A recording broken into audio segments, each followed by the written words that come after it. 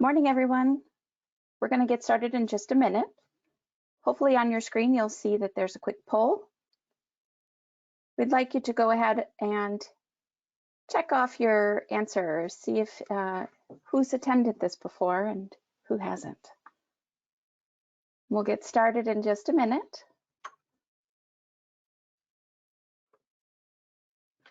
All right, I see everyone has found out how to answer those polls.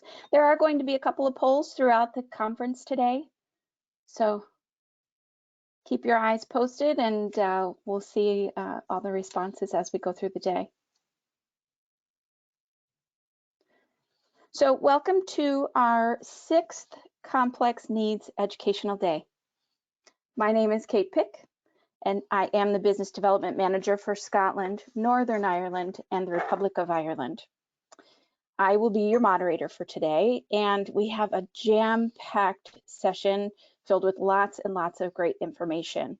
We're going to encourage questions, but we're going to ask that you utilize the chat function over on that right-hand side, right where you found that poll. Throughout the presentations, we're going to try to answer as many of those questions as we can. There are a couple of recorded sessions within this presentation today. For those, we will be posting email addresses for you to be able to present those questions to those speakers directly. I see that there are a few people that are brand new to this seminar. Thank you for joining. We're pretty excited to have you here. And then there's some seasoned veterans on the call. So thank you for coming back. I hope you find this one just as informative as before. I hope you find that there's going to be a little bit for absolutely everyone today. So before we get started with the conference, I would like to introduce Paul Daft, our Managing Director for Northwest Europe, to give a little welcome greeting. Paul? Thanks, Kate. Thanks for the intro. And hello, everybody. Thanks for coming today. As Kate said, it is 6 years of Complex Needs. It would have been great to have been with you in person today in the same space, but virtual is the next best thing. For those of you that are new to Complex Needs, just a short introduction. So when we started this 6 years ago, it was very clear that we actually wanted to make this about education. So this is a day where there is a vast amount of content that is educational content. So it's not all about products. It's not about Danalogic hearing aids all the time. So hopefully we really believe that you can take something from today that you can practically implement in your clinic as well. In these challenging times, learning from each other has probably never been more important. And some of the content that we've got for you today is also things that have been really relevant over the last 12 months of way that people can adapt their clinic and new tools that have actually come to the front over the last year or so as well. So hopefully there's something there that you can take away from that. In particular, I want to use my welcome as an opportunity to also say a big congratulations to Adam Beckman. He's one of our speakers today. Adam, as you probably know, won the Healthcare Scientist Award for Healthcare Delivery, which is a fantastic achievement both for Adam, his team, and actually I would also say for audiology, because what Adam's been able to achieve over the last 12 months in his clinic with remote audiology is absolutely fantastic and inspirational for all of us. So Adam is up later on, so just a short advert for Adam's presentation as well. Also, one more short advert. I promise just 1 minute. A quick advert for Danalogic Ambio Smart. It's our new range of hearing aids. It's a full range of hearing aids which is now on contract. So it's available now. It's a full range, superpower hearing aid, moderate BTE, RIC, rechargeable, custom products. It is on contract. We think it's an amazing hearing aid. But as I said, today is about education. At the end of today, Louise at 4 o'clock will be also talking about Ambio Smart. So if you're interested in Ambio Smart, then at the end of the day, Louise will be able to share some more information with you about that. The speakers that we have today are a fantastic range of different speakers from different places. We also have some international speakers. one of the great advantages of having a webinar means that we can actually have all these people together in one space at one time. So there is some great content from people from different backgrounds. It's just a short intro from me. I wanted to say thank you for coming. I hope you can take something from today's talks. I hope you have a great day. And I'm going to hand over to Kate so that she can introduce the first speaker. Perfect. Thanks so much, Paul. We appreciate your time today. So our first speaker today, we have Richard Windle. He's speaking on hearing aid fittings with the elderly. Richard is a senior clinical scientist at Royal Berkshire NHS Foundation Trust and is the lead for research and development and audit. His specialist clinical areas are vestibular science and hearing rehabilitation for the elderly, for which he continues to lead clinical research. Unfortunately, he was not able to attend live today, but he kindly put together a recording of his presentation. If you have questions regarding Richard's presentation, we will be providing his email address at the end, and he is welcoming all questions through his email.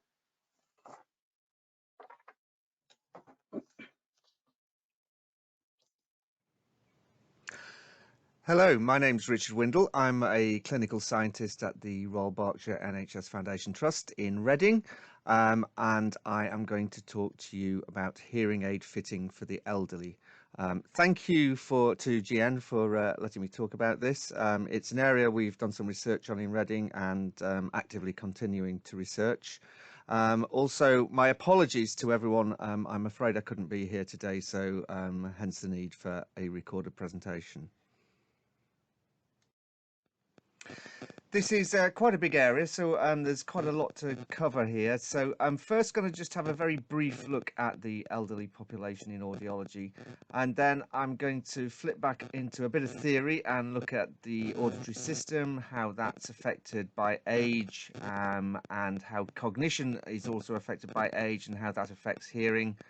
And then we're going to look at some basics of speech perception and look at how the aging auditory system affects speech perception. We'll then eventually get around to hearing aids and just take all of that stuff we've done before and just work out how that affects how we should look at fitting hearing aids to the elderly. So first of all, a very quick look at our population in audiology. I'll start with a statement of what might seem the blindingly obvious, and that is that most of our patients, of course, are elderly. And we did some research on COSY responses over all of our patients over 2 months, which were about 1,000 patients. And it turns out that about 67% of them are over 65 years old. Our study looked at how COSY responses changed with age and, in fact, with hearing loss and gender and hearing asymmetry. And what we found was that hearing problems largely depended on age. If you look at the correlation between age and hearing, it was quite a moderate correlation. So the correlation coefficient of 0.59 means, if you're statistically minded, an R-squared of 0.35, which basically means that age describes about 35% of the variation in hearing between people. So it's not that strong a correlation. And we did some regression analysis and found that actually for the most commonly reported problems, age was by far the more predictive of problems than the degree of hearing loss. So here we have the 3 most commonly reported problems from COSY responses: TV, one other person in quiet, and groups in quiet. And there's a very strong correlation on this graph between the proportion of patients reporting that problem and their age. And in fact, when you do the regression analysis, you find that age is in fact the only predictive factor and that hearing loss has no effect. So obviously there's something going on with age over and above what we see on the audiogram. So that was just a very quick review of some research we've done and just shows that age creates greater hearing problems than hearing loss alone, again, which should be no surprise to anyone. So what I'm going to do now is start to step back into some theory and just look at the auditory system and what happens with age. So here's a picture that many of you may recognize perhaps from your student days. You'll be pleased to know I'm not going to go into this in any great detail, but just highlight a few points. And the main point really is that hearing is a uniquely complex sensory system, far more complex than any of the other sensory systems in the body. It's also by far and away the fastest sensory response, and you can describe it as being something like 10 times faster in responsiveness than vision. And this complicated system has lots of streams of activity. I'm going to list a few here, but it's not by any means a comprehensive list. But this system does the what and where, what is something and where is it. It analyzes spectral detail, it looks at timing details or temporal details, it looks at modulation to the signal, it does some sensory integration, for example with vision when we're looking at people's lips. And then when you start to get to the higher levels in the cortex, there's a hierarchical system of processing, starting from acoustic features, developing responses to phonemes, to words, to phrases, sentences, and then syntax or grammar, and semantics or meaning. So it's a very complicated system from top to bottom. So for the purposes of trying to keep our sanity, I'm going to simplify that diagram into a few blocks in stages of the auditory system, from detection at the ear, attention, which directs where the system is processing which sound, analysis from acoustic features up to words and sentences and meaning, association in terms of auditory objects and other objects, and finally integration into sort of conscious awareness. So, as we know, age affects this in lots of places. Of course, there's a peripheral hearing loss we all know about. There's peripheral auditory neuropathy and synaptopathy, which is sometimes called hidden hearing loss because it's a loss that affects people without it being on the audiogram. And the neuropathy basically refers to loss of neurons or connections from neurons. Synaptopathy refers to the loss of synapses connecting to the cochlea. There's more general neuropathy at all levels of the brainstem. So again, in some places there are less neurons, and in some places there's the same number of neurons, but a reduced number of connections to and from them. Another important point is that there's reduced neural inhibition, and this is really important actually in terms of what happens to the auditory system. This is when we say inhibition, we mean basically the input to a neuron that modifies the behavior of that neuron. Our vision is affected, as are our other senses. In the cortex, there's general decline in terms of neural connectivity, cognitive resource, the processing speed, our working memory, and executive function, which allows us to organize and attend to things. And then importantly also, there's a decline in efferent control.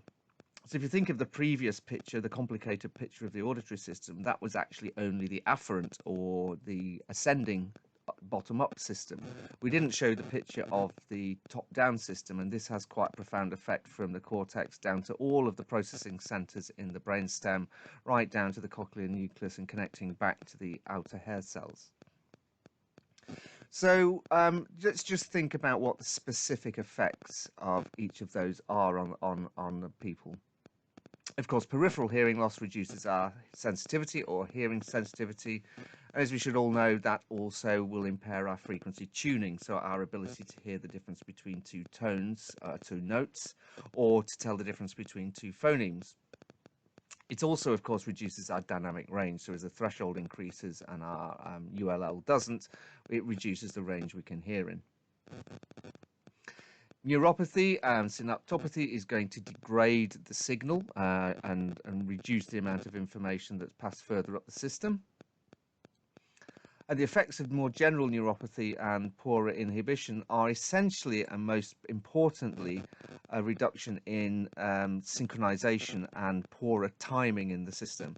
That means we can't deal with quite as fast gaps and times. We're going to lose timing or temporal detail, and it's going to affect our localization.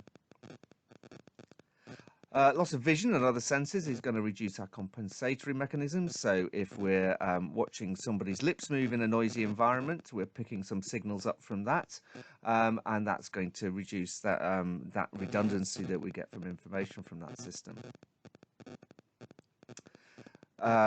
Reductions to the cortex are going to basically generally affect our ability to process fast speech, or to process speech at all, actually. So as things are happening, our system can't keep up, so we're going to start losing things, or the thing will actually crash. It's also going to affect us in terms of understanding unfamiliar accents, and again, our ability to hear things in noisy environments. Efferent control will actually also have an important effect. So because at the top of our system, our brain is deciding what auditory object to attend to and what's important, and what sounds or auditory objects are not important, that actually informs the lower parts of the auditory system to process what we've decided is the important part to process. So a loss of ability at the top is actually going to profoundly affect the system all the way back down again, because the system will now be processing things it shouldn't be processing, or less efficiently processing the things it should. And indeed that reaches all the way back through the cochlear nucleus to the outer hair cells, and that will potentially reduce our ability to be sensitive to different intensities of sound. So as you can see, although I would describe this as actually a simplistic picture of what's happening to the overall auditory system, it's a really complicated thing with an awful lot of things going on. But that isn't all, unfortunately. Another effect of age outside of hearing is the impact on our cognition. So what we find is that there is a persistent decline throughout life, certainly from the 20s onwards, in our processing speed and also in our working and long-term memory. Now, if you do psychometric tests on people of different ages, generally speaking, throughout middle and later age, except for the very, very much elderly years, people tend to perform equally well on psychometric tests. But the processing speed is offset by what we call increasing world knowledge, certainly until about your mid-60s. And this is demonstrated quite nicely in this graph. There's a reference on the bottom if you're interested in this. Now, this graph largely shows two things. If you look at all the blue and purple lines, they represent fluid intelligence, and they're all lots of different measures of different types of fluid intelligence, but this is representing processing speed, working and long-term memory. And you can see basically fluid intelligence peaks about 20, and very depressingly for anyone like me halfway along this graph, there is a persistent and long-term decline throughout life. And I'd remind you all, this is not a pathology. This is just a normal process of normal aging. The good news is, as I said, we can compensate for that with what we call crystallized intelligence or world knowledge. And the red, yellow, orange lines there are different measures of crystallized intelligence. Essentially, we can think of this in several ways. In simple terms, you can think of it as stored knowledge. So you jump to an answer because you know the answer straight away. Or you could think of it perhaps slightly more technically as your brain has learnt some neural or neuronal short circuits. So you can short circuit to an answer quicker with a learnt response. And that increases throughout life up until about mid-60s. So when people perform equally well at a psychometric test at different ages, they're doing it in different ways. In simple terms, for a young person, we could think of them as maybe operating from first principles, but going from first principles, they can get to the answer very, very quickly. Older people will process things a bit more slowly, but will be depending on knowledge and learnt short circuits along the way, so they can get from the problem to the answer using those short circuits, even though their processing is a bit slower. The important thing to remember about this graph is that when we're talking about hearing and cognition related to hearing, the important elements that affect the auditory system, unfortunately, are the fluid intelligence elements, particularly processing speed and working memory.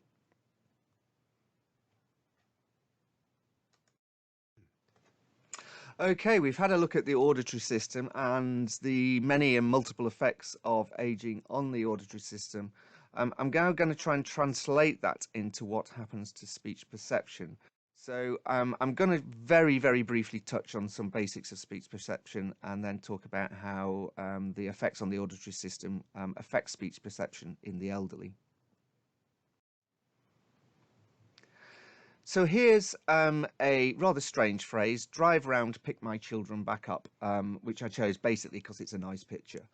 And there's only really two elements I'm going to focus on from that speech signal. Those two elements are, the first is the speech envelope, or ENV, which you'll see as the orange line, and that's just a variation in the total amplitude of the speech signal. But underneath that, you'll see there's lots and lots of really fine temporal structure, which gives us all the richness of the signal and spectral detail. And these two elements are used differently by the auditory system.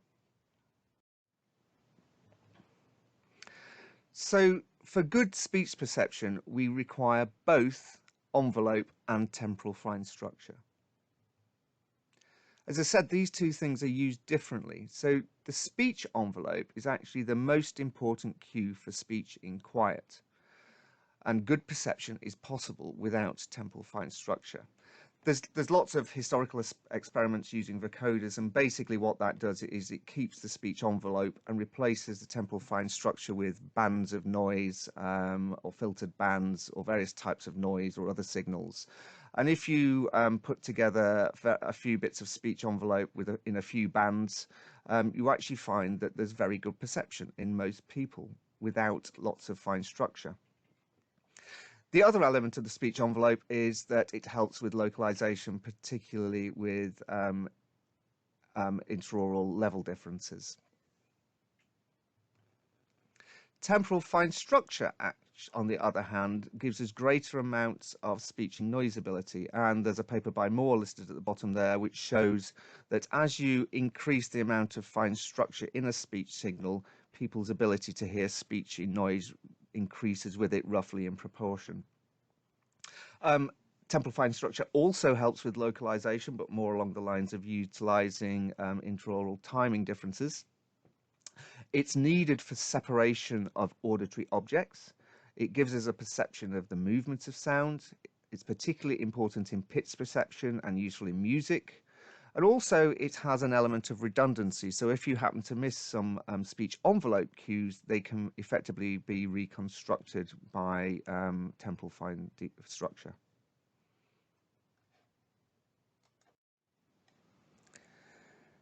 So considering all of that, now we can just have a think about what actually happens to speech perception in the elderly and start to think about things that are relevant when we move towards thinking about hearing aid fitting.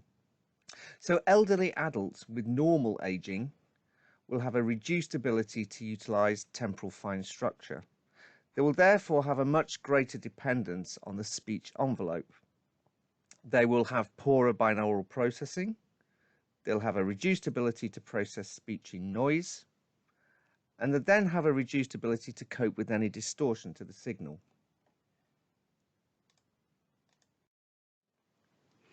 I was trying to find a way to perhaps put that in a more simple way. So what I'm going to do now is just give an example of one of the elements of auditory processing that is impaired and how that has an effect. And the element I'm going to look at is gap detection. So if we think of two words, dish and ditch, phonetically we can say they're very similar. So dish is essentially di and sh with no gap or very little gap, and ditch is essentially di and sh with a longer gap. So if you take young and old adults who have normal hearing, you'll find that when you change the gap between the di and the sh, the young basically change their perception from dish to ditch at a relatively small change in gap. However, the older people with normal hearing need a much longer gap before their perception changes from dish to ditch. And this is just a demonstration of fast temporal processing being impaired in the elderly. So the temporal processing is impaired. It makes it hard to spot a gap between two sounds, and that impairs your ability to tell the difference between these two words. So we've had a look at the auditory system and how that affects speech perception, and now we're going to move on to talking what I should be talking about, which is how that affects our considerations for fitting hearing aids to the elderly. So first I'm just going to go back to a few basics, and apologies if I'm teaching you to suck eggs here, but I think it's worth just revisiting a few principles. So Shum said that the distortional aspects of hearing loss does not correlate well with measured hearing thresholds, and this just reinforces the point that the audiogram isn't really telling us anything about the decline with age of the auditory system. There's also some fairly old papers, but good stuff, that says, you know, really when you're doing a hearing aid fitting, you should really focus on both the attenuation and distortion aspects of hearing loss. And I think sometimes we can get distracted by fitting lines to targets during our REMs, which is fitting the gain or sorting the attenuation, when really we should be spending just as much effort and time thinking about the distortional aspects of hearing. There was a good paper by Genstad about 10 years ago now that reviewed how to fit older adults, and the real main point from this is that what you should be aiming to do is restore audibility, but with the minimum of distortion to the speech signal. Of course, you should also be trying to improve the signal to noise ratio and other considerations about variation in handling, ability, cognition, and binaural interference. So now I'm going to spend a bit of time looking at one of the main features of the hearing aid that we change when we're doing a hearing aid fitting. Either we're doing that explicitly or we're effectively doing it implicitly by setting the different gain targets at G50, G80 and G65, and that's hearing aid compression. So this sometimes is something I know that certainly amongst the student population causes a lot of headaches and confusion, and there's all kinds of wonderfully different and alternative descriptions of compression out there, including people on gondolas ducking under canal bridges and all sorts of stuff like that. Personally, I find some of that quite confusing. So what I'm going to do really is just focus on the pictures we're seeing as we fit a hearing aid and relate compression to that. So hopefully we're all familiar with this picture, which is the real ear aided response plotted in dB SPL. And at the bottom there, we've got a grey area where we can't hear anything, which is underneath the quietest audible sound or the threshold. And at the top, we've got something that represents the loudest comfortable sound, or ULL. And everything above that, presumably, is uncomfortable or intolerable for the patient to hear. And then we've got in the middle a nice wide white area, which describes the dynamic range of hearing for that particular individual, in this case, with normal hearing. Of course, what happens when somebody has a hearing loss, or a severe hearing loss, as in this case, the threshold moves up, but the loudest sound, or the ULL, doesn't really change that much. So effectively, we've got to cramp everything into a smaller range. And it's in this case, you can see the aided sound needs to be compressed into a smaller dynamic range. So that was it for my description of compression. Hopefully that works. Of course, the way we describe compression in a hearing aid fitting and the amount of compression we apply is through the compression ratio. So a compression ratio of 1 is a linear aid, which means it doesn't matter how loud the sound is coming into the microphone of the hearing aid, we're going to apply the same amount of gain. We could apply low compression, which means for loud sounds is a bit less gain, and for quiet sounds is a bit more gain.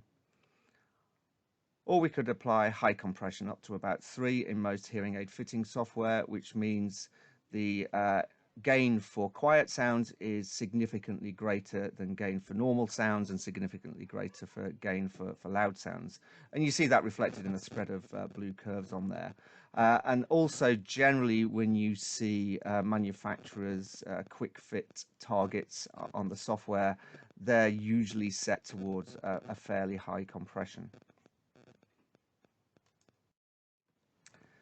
The way I like to think about compression really, or to visualize it, is simply to look at a speech signal and see what happens to it. And as you'll see in this example, the greater the compression or the higher the compression ratio, the more you change the speech envelope. So on this picture, you see two pictures. One at the top is an unprocessed speech signal, which is the input to the hearing aid. And at the bottom, you see a compressed signal, which is the output to the hearing aid. Now, if we start to look on this picture and try to find an element of louder speech, you'll see here there's quite a strong amplitude part of speech. And if you move to the bottom, you'll see that that piece hasn't been amplified much. It actually looks less on this picture, probably because the scale's not quite the same. However, if you compare that to a quiet element of speech, then you'll see that on the lower picture, that's being exaggerated by quite a lot. And in fact, if you also look at the gap between words, you'll see that there's some noise that has been amplified in that gap. And if you go back to the example of gap detection and the difference between dish and ditch, you can perhaps think that maybe this compression might actually add some impairment to that gap detection. Compression, of course, isn't all about how much compression we're doing or the size of the compression ratio. We need to think also, and quite importantly, about compression speed. So I'm just going to try and visualize that and just show what a hearing aid does by using a simple input signal. So if we think of a sound that's off and then turns on for a while and turns off again, we have a nice simple input to a hearing aid. Of course, fast-acting compression will react fast to that change, and we'll see that when the input signal turns on, the output from the hearing aid goes up, and this is spotted very quickly, and the gain is readjusted down to create a stable level of output during the ongoing sound. And when that sound goes off, the output from the hearing aid drops and the gain is readjusted back upwards, back to a stable level, and that happens quite quickly. So the important point to think about is how quickly does that happen? There's attack and release times in compression speeds. I'm not going to focus on that. The important point to note for fast-acting compression is that these times are in the order of milliseconds. Of course, exactly the same thing will happen when we're applying slow-acting compression. There'll be a sound input to the hearing aid, so the output amplitude goes up. This is spotted, and the gain is reduced again, although this time it's just reduced more slowly down to that level. And the same happens in reverse when the sound turns off. There's a slow adjustment back to a constant level.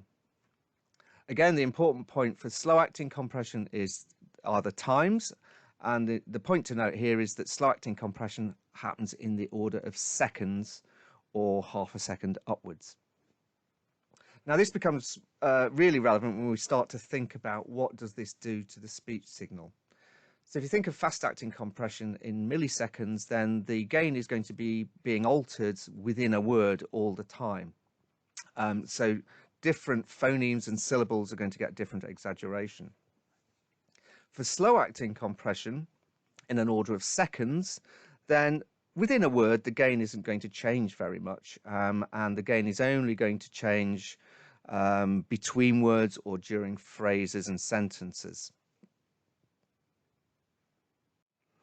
So again, the best way to visualize that, I think, is actually to look at a speech signal. And we find, of course, that faster compression changes a speech envelope more. So here again, we have a speech signal at the top, which is unprocessed as the input to the hearing aid.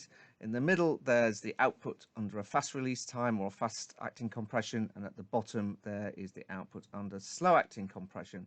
And we can do the same comparison we did before and look at what happens to different elements of the speech. So again, if we find a louder element of speech, so at the top, and track that down in the two curves below, we see that that is changed actually during a short time in fast-acting compression, but looks pretty similar under slow-acting compression. And again, if we find a very quiet element of speech, then we see in the fast-acting compression that's been exaggerated quite a bit, and it's been exaggerated a little bit in slow-acting compression. I remember that you know, we've also set the gain for the hearing aid, and that has a frequency dependency, so there's still a frequency-dependent gain going on. So there's a bit of amplification under slow-acting compression. The main point here, of course, is not looking at the temporal fine structure, but looking at the speech envelope. And as you can see, under fast-acting compression, the speech envelope has been changed considerably, whereas under slow-acting compression, the speech envelope actually looks pretty much the same. So what does all of that do to the output of a hearing aid? Well, it introduces distortion. And just to be simple about it, distortion we can define as any change in the signal or the output signal compared to the original or the input signal. So the faster the compression, the greater the distortion to the speech envelope. And under fast-acting compression, the distortion applied will be roughly proportionate to the compression ratio. So the higher the compression ratio in fast-acting compression, the higher the distortion. Not quite the same when you're using slow-acting compression, because the gain is changed so slowly, the distortion is relatively small whenever the compression ratio is less than 3. The problem with distortion is that there's lots of types of distortion. So if we were to take our hearing aid and stick it in a test box, we would measure total harmonic distortion, and all that's doing is inputting a sine wave and seeing what the distortion is to the sine wave coming out. That doesn't measure realistic distortion in terms of temporal fine structure and the speech envelope, and actually that's quite a complicated subject to try and come up with a unified number for distortion. But essentially anything we're doing to the speech signal input to the hearing aid is creating distortion.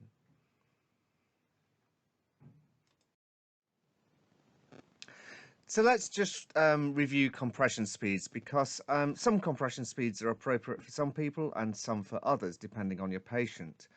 So I've done it as a pros and cons, and to summarize, the pros really for slow-acting compression is that predominantly it preserves the speech envelope, and that's really important in the elderly population who depend on the speech envelope predominantly for speech in quiet. It's generally reported that this has a more natural sound quality and preserves ILDs for localization, and preserves the relative difference in levels between speech and noise. So generally it's reported as having a better response in mildly noisy environments. Of course, slow-acting compression loses some enhancement of temporal fine structure, but in the elderly they may not be able to take advantage of that. But they may notice there's a momentary loss of sounds after a loud sound. So if I'm talking to you and somebody slams a door, there may be a couple of seconds where the gain's gone down. Fast-acting of compression, of course, the pros are that it enhances fine structure and weak phonemes are more audible, and it restores missing consonants by compressing at syllabic speed. And that's great if you've got a patient who has the cognition to be able to take advantage of that. But largely that isn't the case in most of the elderly. The downside of fast compression is that it increases distortion. It may be a less natural sound. It impairs ILDs for localization. It enhances the noise in between speech and the noise in gaps, and so it may be poorer in mildly noisy environments. So what shall we do when we have an elderly patient in clinic? So what all of this suggests is, going back to Jenstad's base aim, is we need to restore audibility but with minimal distortion, and we should do that really with slow-acting compression with a compression ratio up to 3.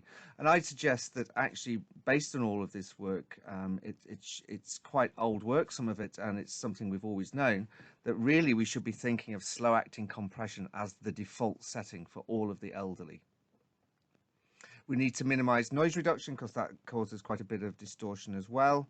In fact, we just need to think about reducing overall processing to minimize distortion as much as possible. We should try to increase signal to noise ratio with directionality and other devices.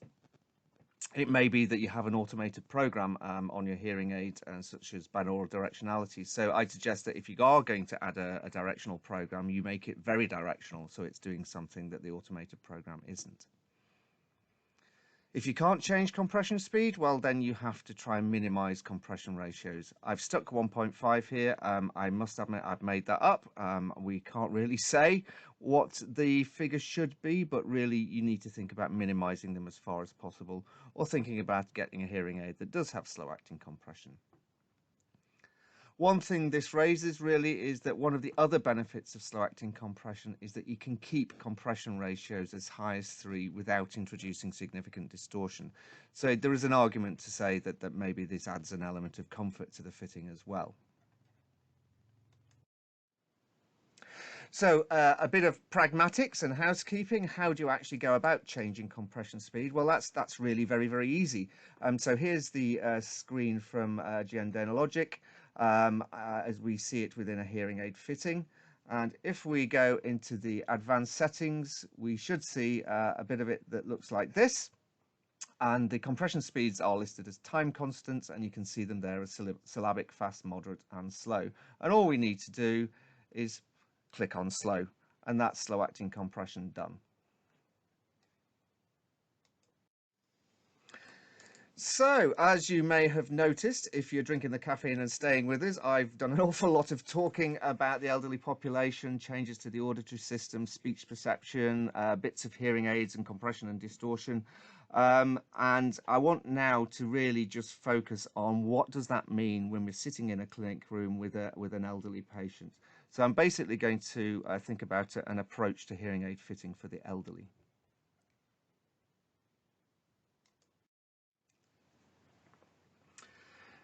So there's a lot of complexity that we've talked about, and I doubt very much we're all going to be thinking about neural inhibition and cochlear nucleus and efferent control and such like as we're looking at a patient across a clinic room.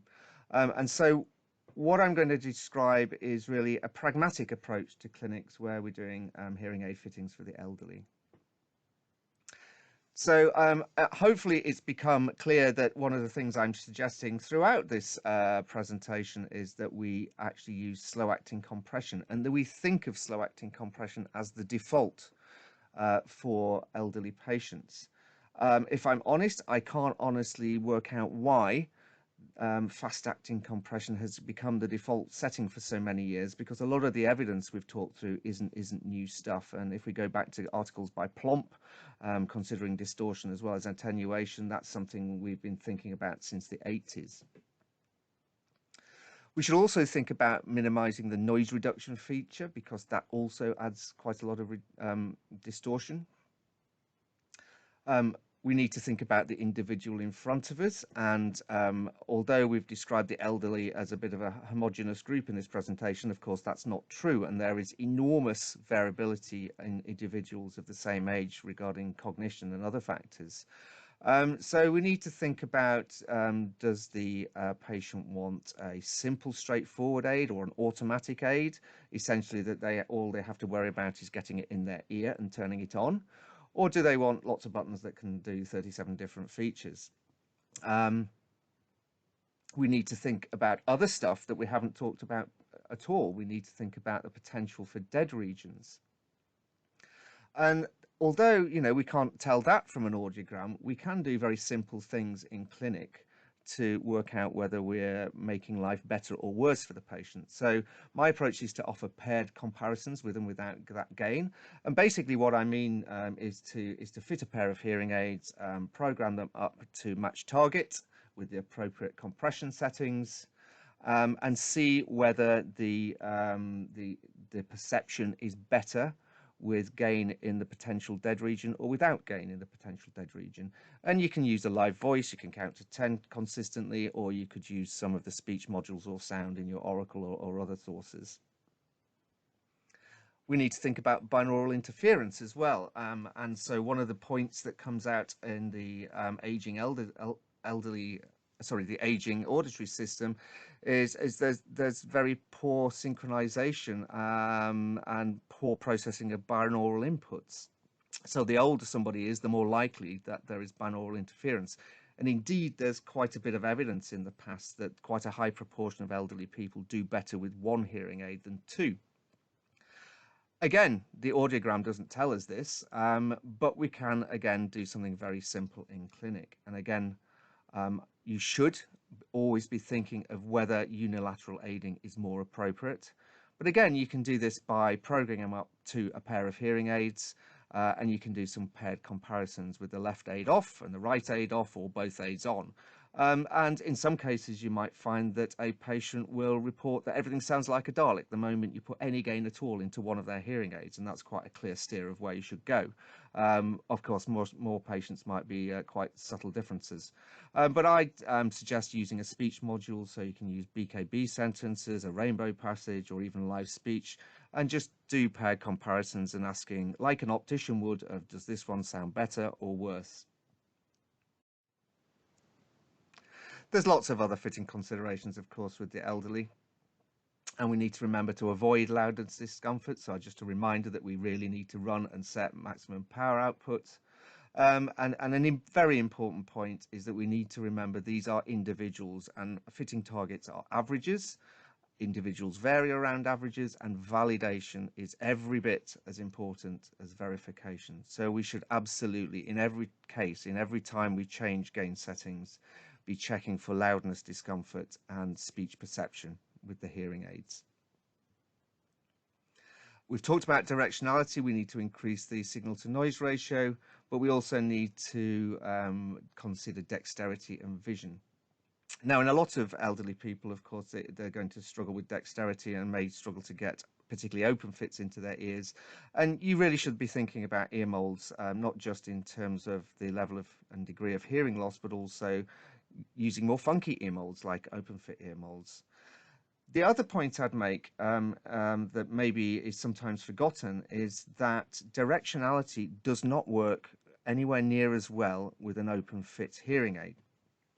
So if you have an open fit, most of the sounds, certainly at the lower frequencies, will be getting into your ear without any processing via the hearing aid. And so there is no directionality for those sounds. And if you read the literature, there's a kind of rule of thumb number that an open fit hearing aid will provide about 50% of the directionality of an ear mold. So again, if you're really needing to improve signal to noise ratio for a patient, you really should be thinking of ear molds rather than open fits. And again, this is particularly relevant to the elderly. Another thing that is almost an aside sometimes in clinic is earwax. I mean, we can fit the most expensive hearing aids in the world with the best audiologist in the world, but if your ears are plugged up with wax, it's not going to be a lot of help. And of course, we all know that this is particularly a problem in the elderly, and particularly a problem now in primary care where doctors aren't doing much syringing. So also, I think we need to think about advising our patients about earwax management and prevention. And so maybe think about olive oil eardrops as a preventative measure once or twice a week. We also need to think about particularly the very elderly, and certainly when we start getting into patients with cognitive decline and dementia, about their entire quality of life and levels of stress. And new things like hearing aids can cause a great deal of stress in these patients. And you really need to consider is whether a hearing aid is really going to help overall quality of life. In some situations, you might find that a personal listener is better because it gives the patient a bit more independence to use it and not use it. Or you might have to accept that the patient really doesn't want to go down this route, or think about allowing time to build acceptance and motivation before they go down the road of a hearing aid. And of course, engagement for particularly very elderly people and again, people with cognitive decline is engagement with the family and carers, be it a caring family or a partner. And whatever we do with the hearing aid, it isn't going to cure all of the impairments to the auditory system. It's only really dealing with the peripheral hearing loss.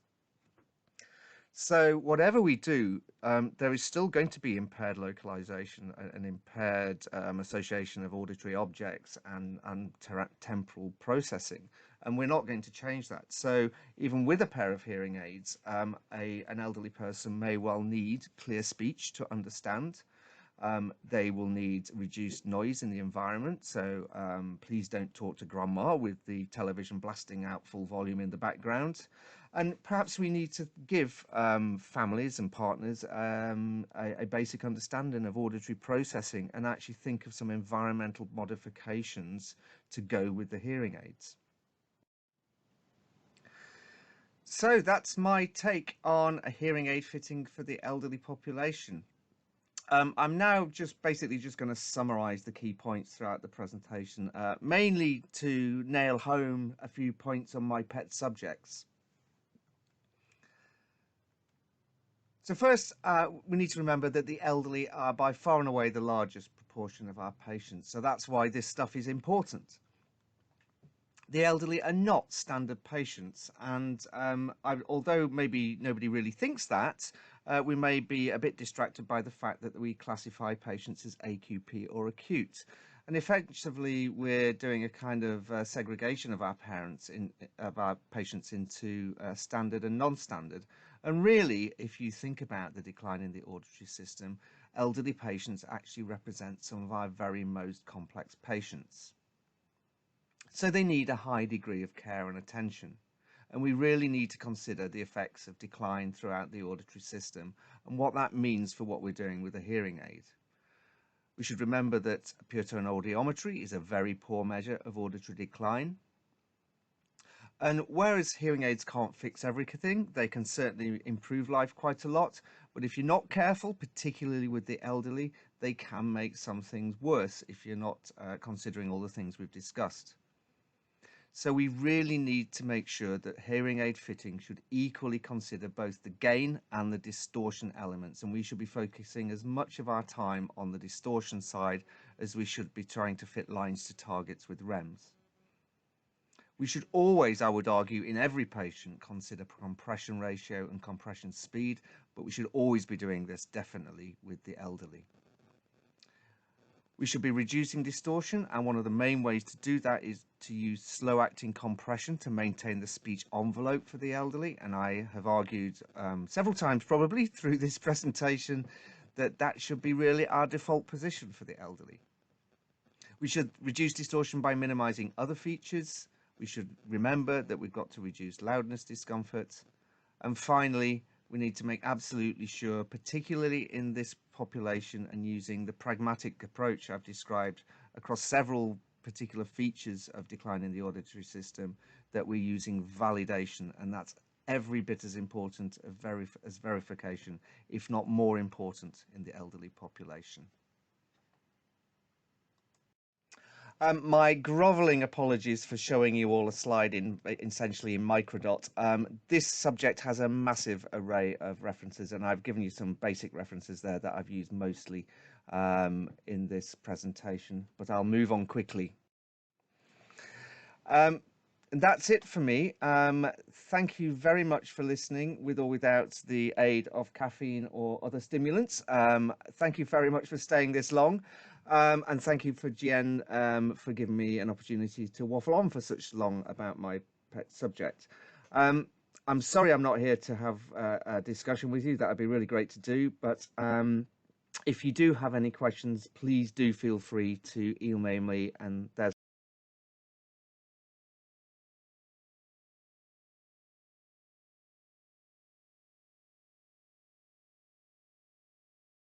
All right. So that was some really great stuff. We're off to a really great start. I just wanted to make sure everyone knows that as soon as we finish our session today, we will review everything, make some edits, and send out a link to the recording of all the sessions. So if for some reason you had to pop out real quick, or you got a phone call, or for some reason your audio isn't working, just know that we are going to send you on that link as soon as we're all done. So now we have the pleasure of welcoming Heather Dauber. Most of You probably have had the pleasure of working with Heather in the past.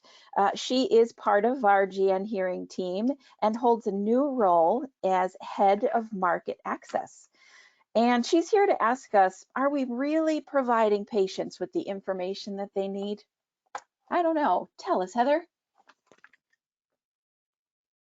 Good morning, everybody. I hope that you can hear me well enough. I am well known for my poor internet speed here in North Wales. So both Vic from a BAA perspective and the lovely GN team have many times struggled to hear me. So I hope that I'm coming across loud and clear today. Well, thank you so much, colleagues at GN, for giving me the opportunity to talk to you today about a subject that I've been pondering for a short while and doing some work within my job at GN. And as those of you who know me will expect, I'm doing this presentation because I actually want something from people today. So today I would like to talk about, just making sure that my presentation is up on the screen. Yeah, is that? I'm sure that is there. I can see it on mine. I wanted to talk about patient information today, and are we really giving our patients the information that they need, and are we giving them the information that they need at a time that's convenient and works for them? I think going out and about and visiting clinics, as I do regularly in normal life, not so much lately, I'm visiting people virtually, I see a huge range and an awful lot of effort goes into producing written materials for patients and supporting documentation. Throughout the pandemic, we've seen a plethora of video-based content for patients in ways trying to reach out and support people. So there's a massive range of content there, but a question sometimes the consistency of that, and certainly from a manufacturer's materials perspective, sometimes the quality of that. I think moving on. So what we're going to try and cover today is, from my point of view, what I'm going to try and cover is a focus on hearing aid information. And that's the most commonly provided information that we give out in clinic. So I'm going to look at that, and that's actually something that I can do something about. Also in this presentation today, I'm going to try and focus on the specific needs of the patients, so different patient groups, what they might need. I'm doing a review on what currently is available and a great piece of work that was conducted up in Leeds. I have a little bit of information around what patients think, and I've done a small amount of exploration there, and then some ways forward, so perhaps some next steps that we can take.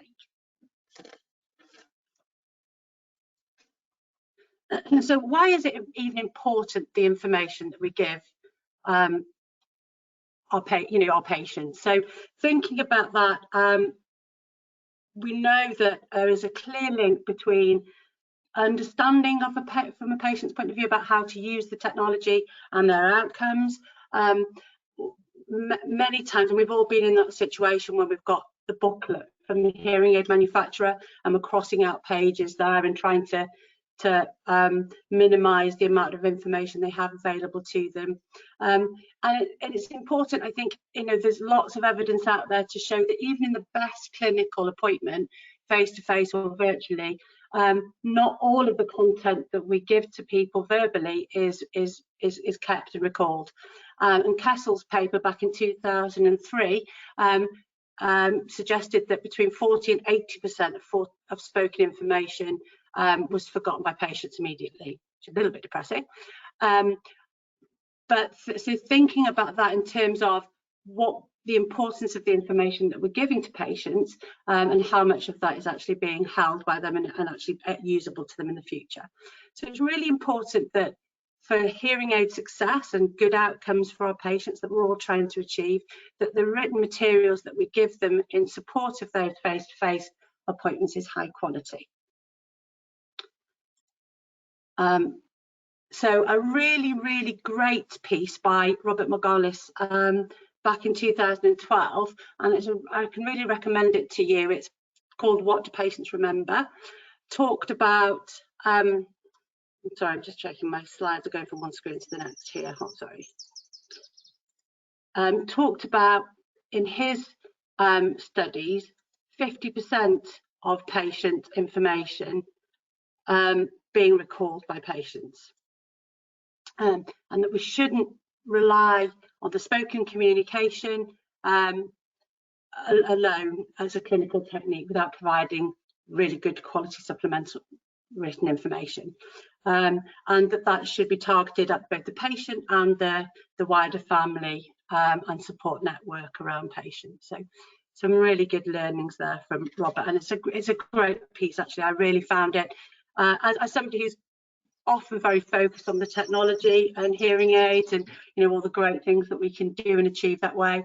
I found it a really helpful and kind of reminder of some of these extra pieces of work that we should and can do. Okay, next slide. For some reason it's not working on both of my screens. I do apologise. I'm obviously overcomplicating things here. So this is a picture that I can identify with directly myself. Over the years I've had many televisions in my home, and each time I get a new TV, the remote control seems an awful lot bigger. The current one resembles the flight deck of a 747 actually. And actually in terms of the buttons that I use on the remote control, that hasn't really changed over time. I'm really interested in what channel I'm on, volume up and down, and switching it on and off, which has become increasingly more complex over time. I'm sure my teenage children use many more of the buttons on the remote control, and I'm not actually sure what for.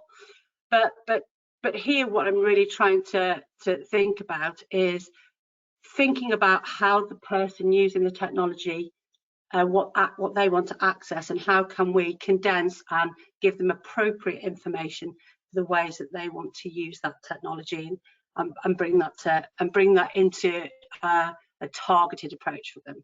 And as I said earlier, we've all been there where we crossed out pages in the instruction booklets, and the instruction booklets seem to be a catch-all these days, and we're desperately crossing things out, trying to help focus the information on the right bits for that particular patient. Sometimes I wonder whether that actually can be perceived as negative by a patient or their support, if we're actually saying that these elements aren't relevant to you, and that's something that I'd be interested in exploring further. Just going to make sure that I do this on both ends, so because I'm not actually sure which one you're seeing. If we think then about the information that we're providing and think about it in context of the specific needs of patient groups that we serve. So the great presentation previously from Richard looking at the elderly population, their specific needs, but widening that out and thinking about learning disability, dementia, language requirements. So we know that people in cognitive decline may lean more heavily on their first language, pediatrics and family-centered materials as well. So really thinking about the materials that we're producing and the hearing aid information that us as manufacturers are delivering, and making sure that it's relevant to the patient groups, or there's options within that to help give accessibility to all these different patient populations, of course, and individualizing that where possible. There is lots of good advice out there in terms of developing materials from scratch, and I can cite certainly the Alzheimer's website, and some of the nice information on learning disabilities has been really helpful to me in the early stages of the materials that I've been working on. I think a key thread through each group is and a recommendation wherever you look in terms of producing good quality materials is to employ co-production and target group engagement. So in terms of generating materials, what's relevant and what's interesting to your target group, and also then sense checking that by making sure that we present these materials to the population that we're trying to target, and make sure that we are delivering on the quality and the understandability and the usability of the materials that we're delivering. And this is something I'll come back to at the end of the talk today, if that's okay. I'm going to move to the next slide. I feel a little bit like Chris Whitty here. Next slide, please. Although obviously I'm nowhere near as important as Chris Whitty. But it does, I have got a mug with next slide on it in my kitchen somewhere. I should have had that ready for today. Okay, moving on now, I wanted to talk a little bit about currently the information that we provide.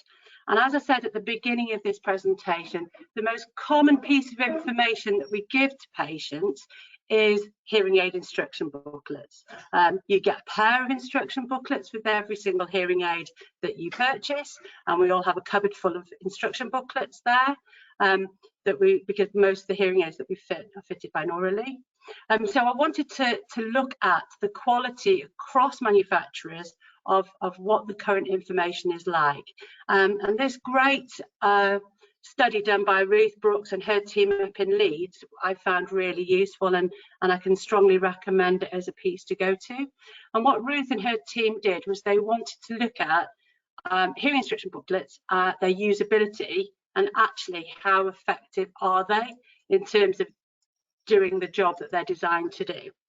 And I'm sure most of you would not find the findings of Ruth's work in any way surprising if you're fitting hearing aids on a routine basis.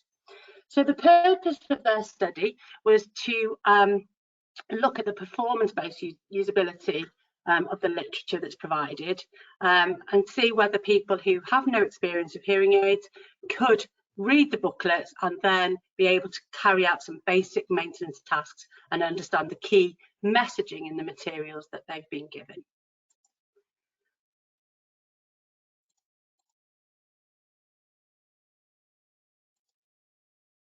The method they used was that they took a group of 40 participants, so 25 were women, 15 men. They had no experience of hearing aids or audiology services at all, and they simply gave them the information booklet. So one was a Danalogic one was a Unitron one, 20 participants for each, and they were asked to follow the instructions, so read the booklet, and then they were asked to complete a range of tasks, so cleaning the hearing aid and mold, changing the battery, and they were interviewed to see how well they'd understood the information that was delivered via the booklet.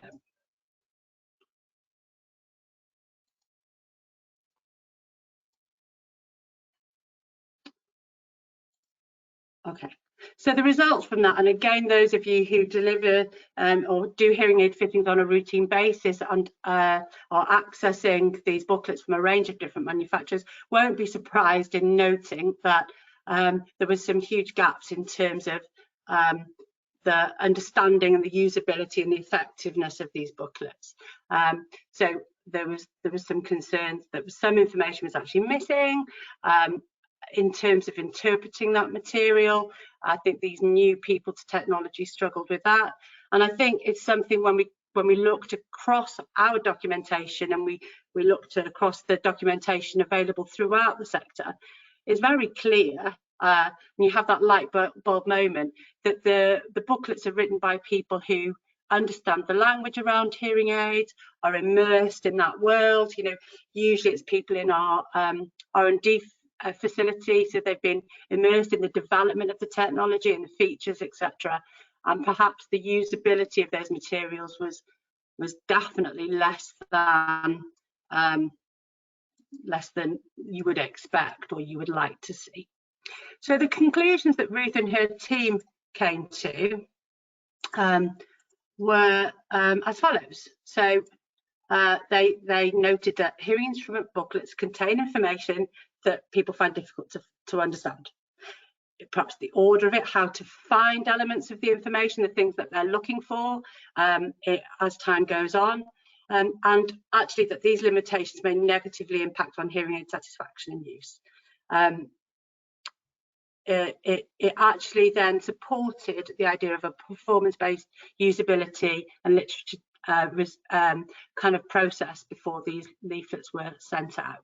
So once this was brought to my attention through Ruth's great paper, I thought, right, well, I really have to do something about this, because the thing that motivates me to get up in the morning is to try and make sure that the people who use hearing aids do so well, and that we can continually improve the quality of the services that we offer within audiology. So that was something that I thought I really couldn't live with.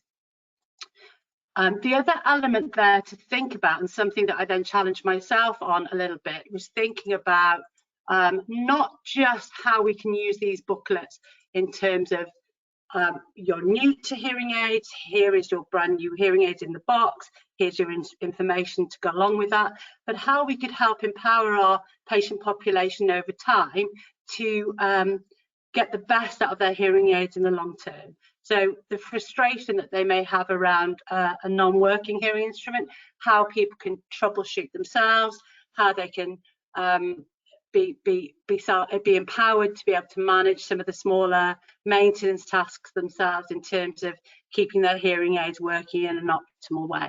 I think the pandemic has definitely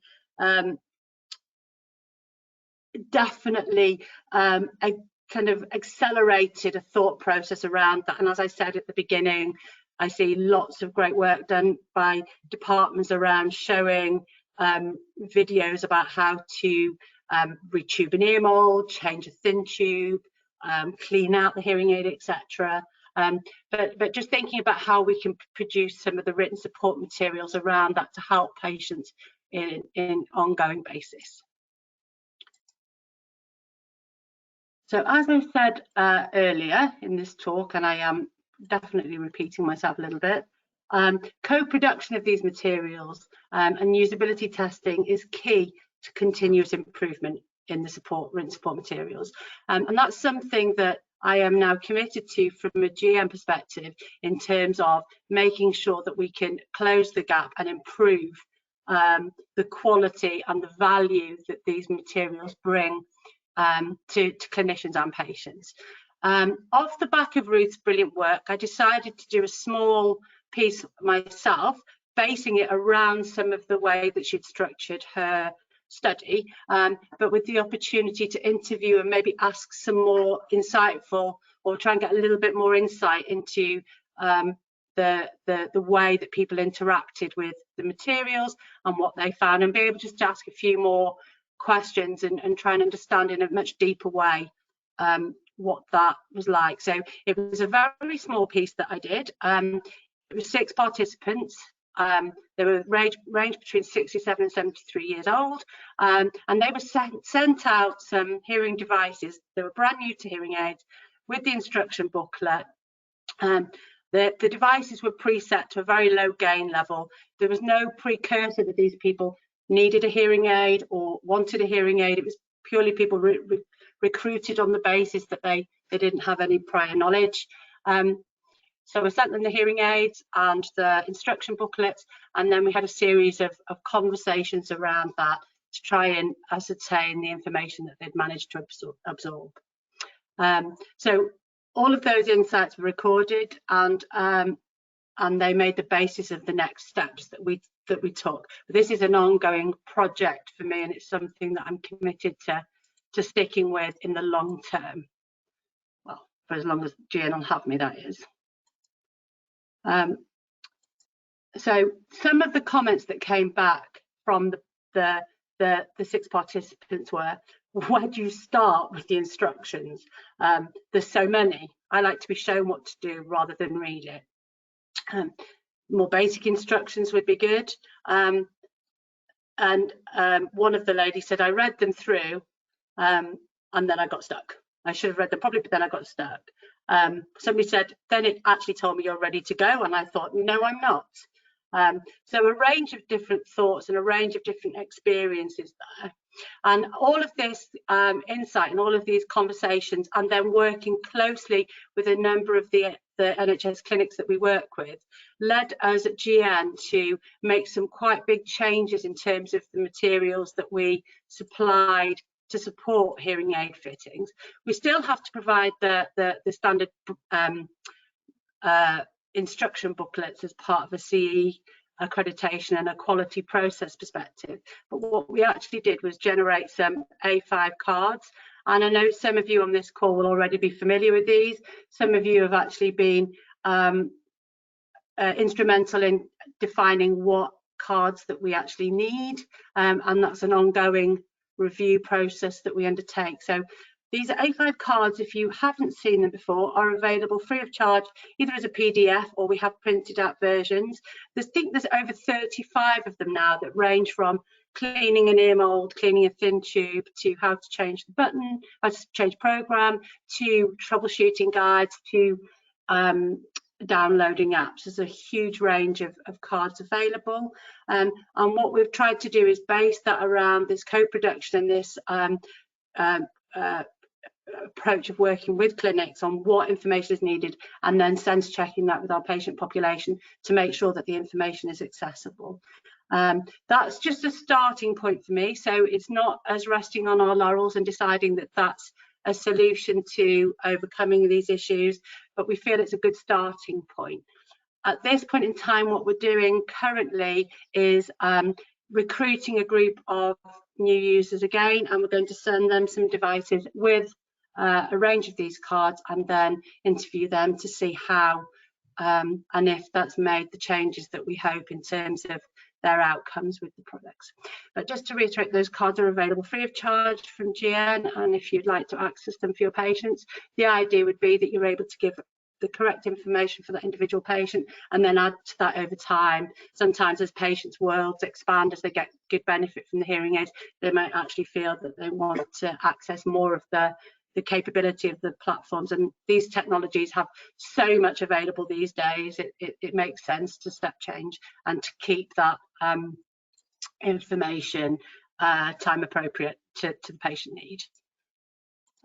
Okay, so a couple more resources just to point out here. So we produced, well, that's the royal we, the NHS team, predominantly the fabulous Nadine, produce some great videos for patients. They're instructional videos, and they're in fact to be found in the patient area of the Danalogic website. They are also available if you wanted them for your own departmental websites, if that's helpful. I just think at this point here I should send kind of signpost those. I'm sure everybody here has been using the See2Hear online facilities over the last couple of years, but there is some really great resources to signpost patients to there. And actually on the IDA Institute website, in their tools section, there is some really useful information there too.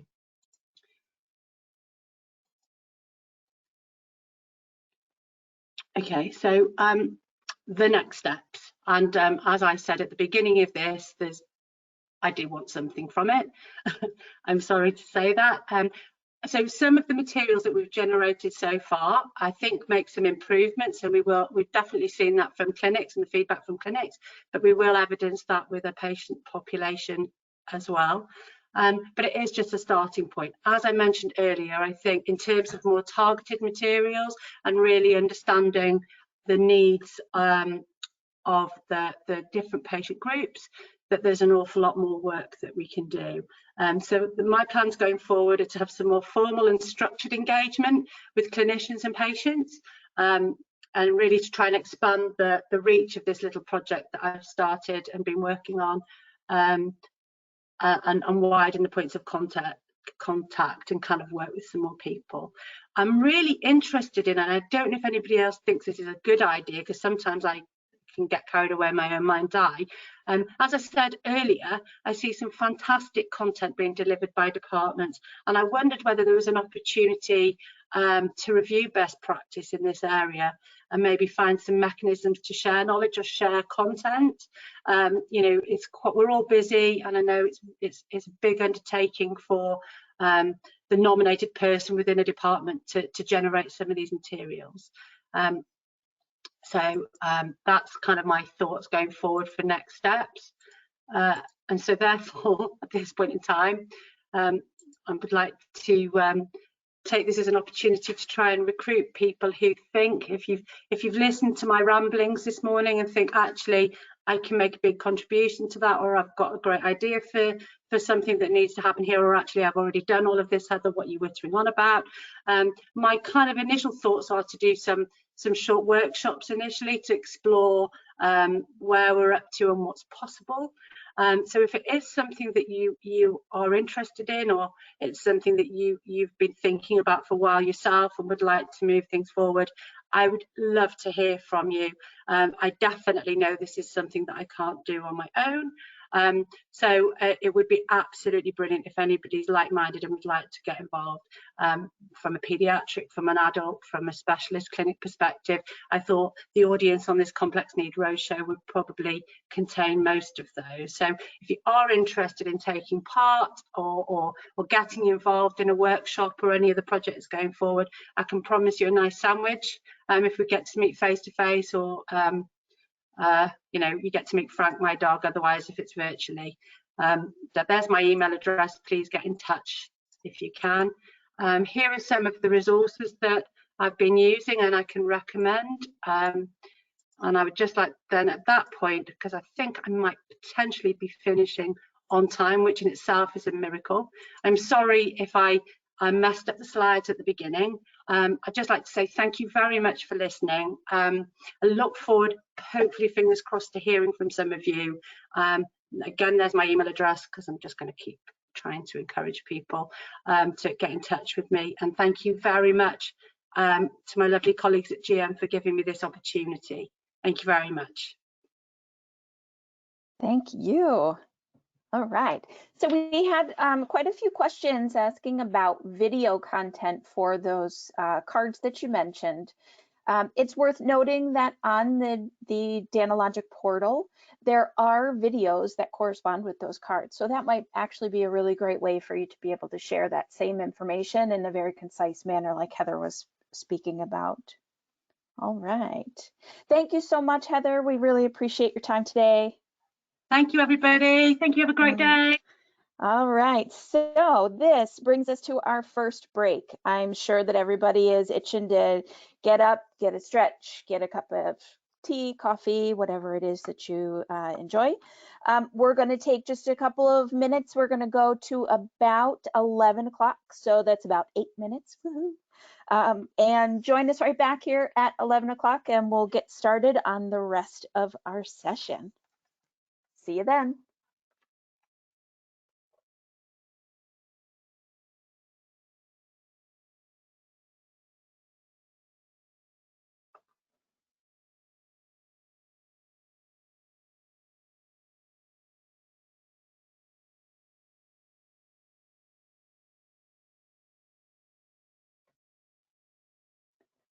All right, for everyone that is back on with us, listed on the screen is the address, the website address for the Danalogic website.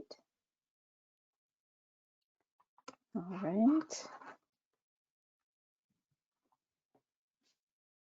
We'll give everyone just another few seconds to join back up.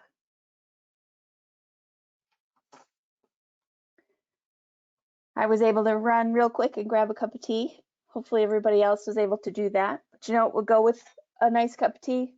A Jaffa cake. But as you know, I'm definitely not from these parts, and I don't quite understand the dilemma with the Jaffa cake. So is the Jaffa cake a biscuit or is it a cake? Let's go into our poll and see what everybody says.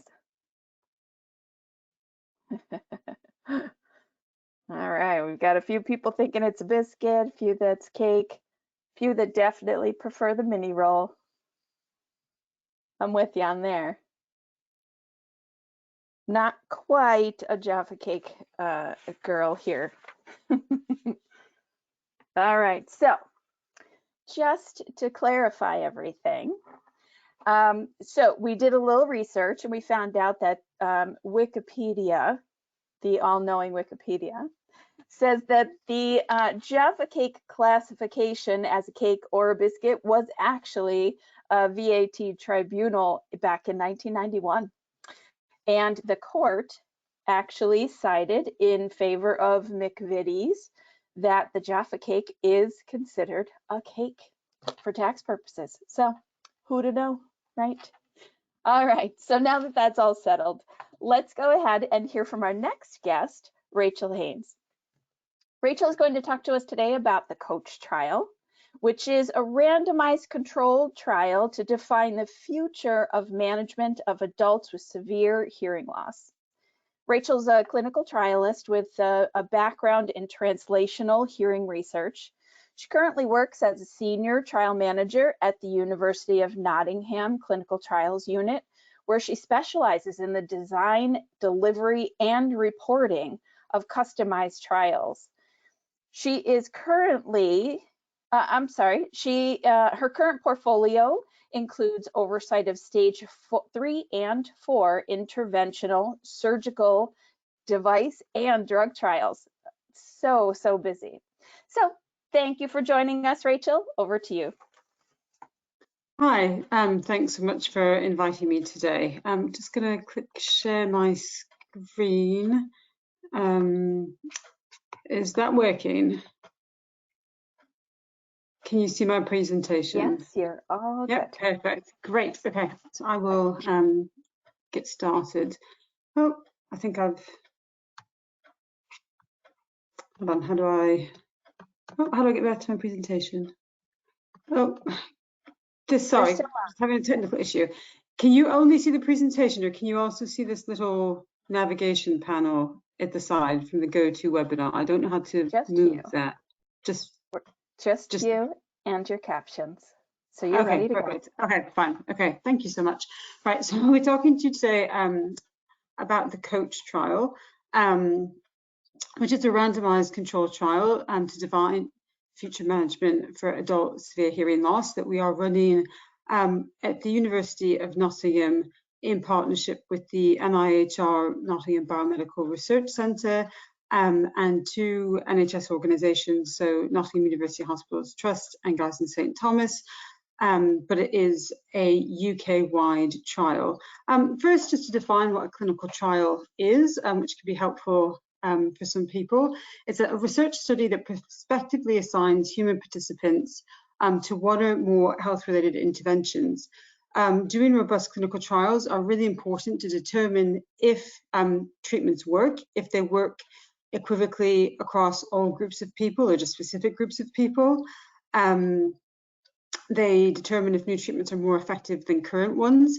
And essentially, they really help doctors and patients make informed decisions about the most appropriate healthcare, and it helps NHS and other worldwide funders decide what is worth spending or investing money on.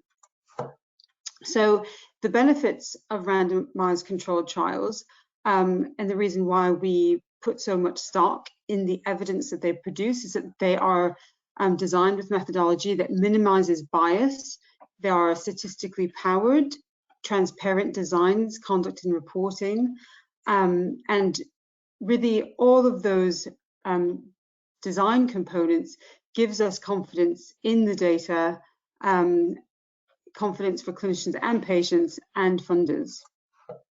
So if you look at the level, the pyramid of the level of evidence, you see that trials, the randomized controlled trials, are really near the top of that pyramid, and then it's systematic reviews and meta-analyses of randomized controlled trials that just come one level up from that. So within the field of cochlear implantation, this is really a landmark trial that we're running here, and it was funded by Cochlear Limited to create some of the first evidence based on a randomized controlled trial design for the use of cochlear implantation. The trial is not being run by Cochlear. It is completely sponsored by the University of Nottingham, being conducted independently by a group of academics and delivered through local NHS audiology and cochlear implant centres. So just to reiterate, the Cochlear Limited plays no part in the conduct of the study, the analysis, or the interpretation of the results. So what is the COACH trial? in the COACH trial, we're investigating the efficacy of unilateral cochlear implantation compared to acoustic hearing aids in improving speech understanding in adults with severe hearing loss who are outside current candidacy criteria for implantation. The current criteria are as outlined in the NICE guidance TA 566, which currently state that in order to be eligible for a cochlear implant on the NHS, that a patient must have a bilateral profound deafness with a pure tone audiometry of 80, greater than 80 dB at 2 or more frequencies, and a phoneme score of 50% or greater on an AB word test, showing that they would receive significant or sufficient benefit from the implant, as the hearing aids aren't enough for adequate speech understanding. So those criteria recently changed to open up cochlear implantation to people with hearing losses of 80 dB and above, and that it wasn't, the criteria weren't extended any further because there's actually clinical uncertainty around the necessity or the clinical appropriateness of offering cochlear implantation to patients with a less severe hearing loss. It is offered in other parts of the world, but there's no evidence to show whether cochlear implants are superior or even as good as hearing aids in this clinical population. So part of the exercise for expanding the evidence was a consensus exercise conducted with the British Cochlear Implant Group, where professionals were asked what hearing levels they felt cochlear implantation was appropriate for based on the evidence, and there was really good consensus at the time showing that professionals and patients felt that cochlear implants were appropriate for hearing losses above 80 dB, but there wasn't yet the consensus or the evidence that the people in the range of 70 to 80 dB should be offered cochlear implantation. So it's really this grey area, which is the lower end of the severe hearing loss, which we just don't have the evidence to show if CI is appropriate. The need for unequivocal evidence in this population is important because with each expansion of criteria, it decreases the scale of benefit. So there's going to be more subtle differences in outcome, which mean that we need higher scrutiny. People who had, traditionally were implanted had profound hearing losses with no other treatment options. So it was easier or more appropriate to offer a surgical intervention, which is implanting a device for somebody because hearing aids, had very little benefit or no benefit for them. Again, people who are at the higher end of the severe hearing loss, who don't have good performance on speech assessments, also stand a chance to greatly benefit from cochlear implantation. But as we see patients with more residual hearing or better speech outcomes, it's there's some trickier questions to answer about, will these patients really benefit? Is surgical intervention needed? And are we designing trials and studies that are describing the true differences between cochlear implants and hearing aids?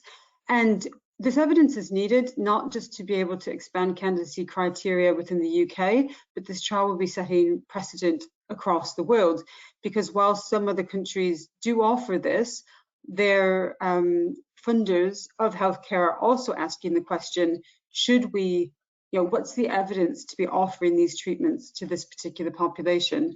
And really the NHS is in a unique position to be conducting the COACH trial, not just because of our relatively strict criteria compared to other countries around candidacy, but we truly do have the best infrastructure to do clinical trials of this nature in a really joined up, cohesive national fashion. So the COACH trial design is a two-armed, multi-center, parallel group, open randomized controlled trial with a blinded primary outcome assessment. So that blinded primary outcome is really novel in this field, and I can explain a bit of that later. But so we're going to be looking at 130 adults with severe hearing loss who fall close to but outside current guidelines. And that's the patient population. The intervention is cochlear implantation. The comparator is acoustic hearing aids. Our primary outcome is phoneme score and AB word test at 60 dB at 9 months post-treatment onset. And the setting is in UK cochlear implantation centres, but we will also be using general NHS audiology services to act as participant identification centres, which I will also explain a bit more about in a bit. Secondary outcomes range from substance perception and quieting and noise, device usage, to tinnitus severity, different aspects of quality of life, patient lived experience, and adverse events. To reiterate who's eligible for this trial, so here on this diagram, you see who's currently eligible under NICE TA 566. So it's anybody with hearing loss in that 80 or greater range with an AB phoneme score of less than 50%. And for the coach trial, those who are currently ineligible but become eligible to participate in the coach trial are people who then either have a hearing loss of 80 dB or greater, but have a phoneme score that's between 50 to 60%, or people who have a mixture of hearing levels and AB phoneme scores that currently have them just edged outside eligibility. Participants must also be capable of speaking and understanding the English language, as our outcomes are English language outcome measures and validated for the English language, and willing to provide written and informed consent. And our main exclusion criteria are around falling outside the instructions for use for the device CE marking, as we are following the CE marking in this trial, or any contraindications for cochlear implantation.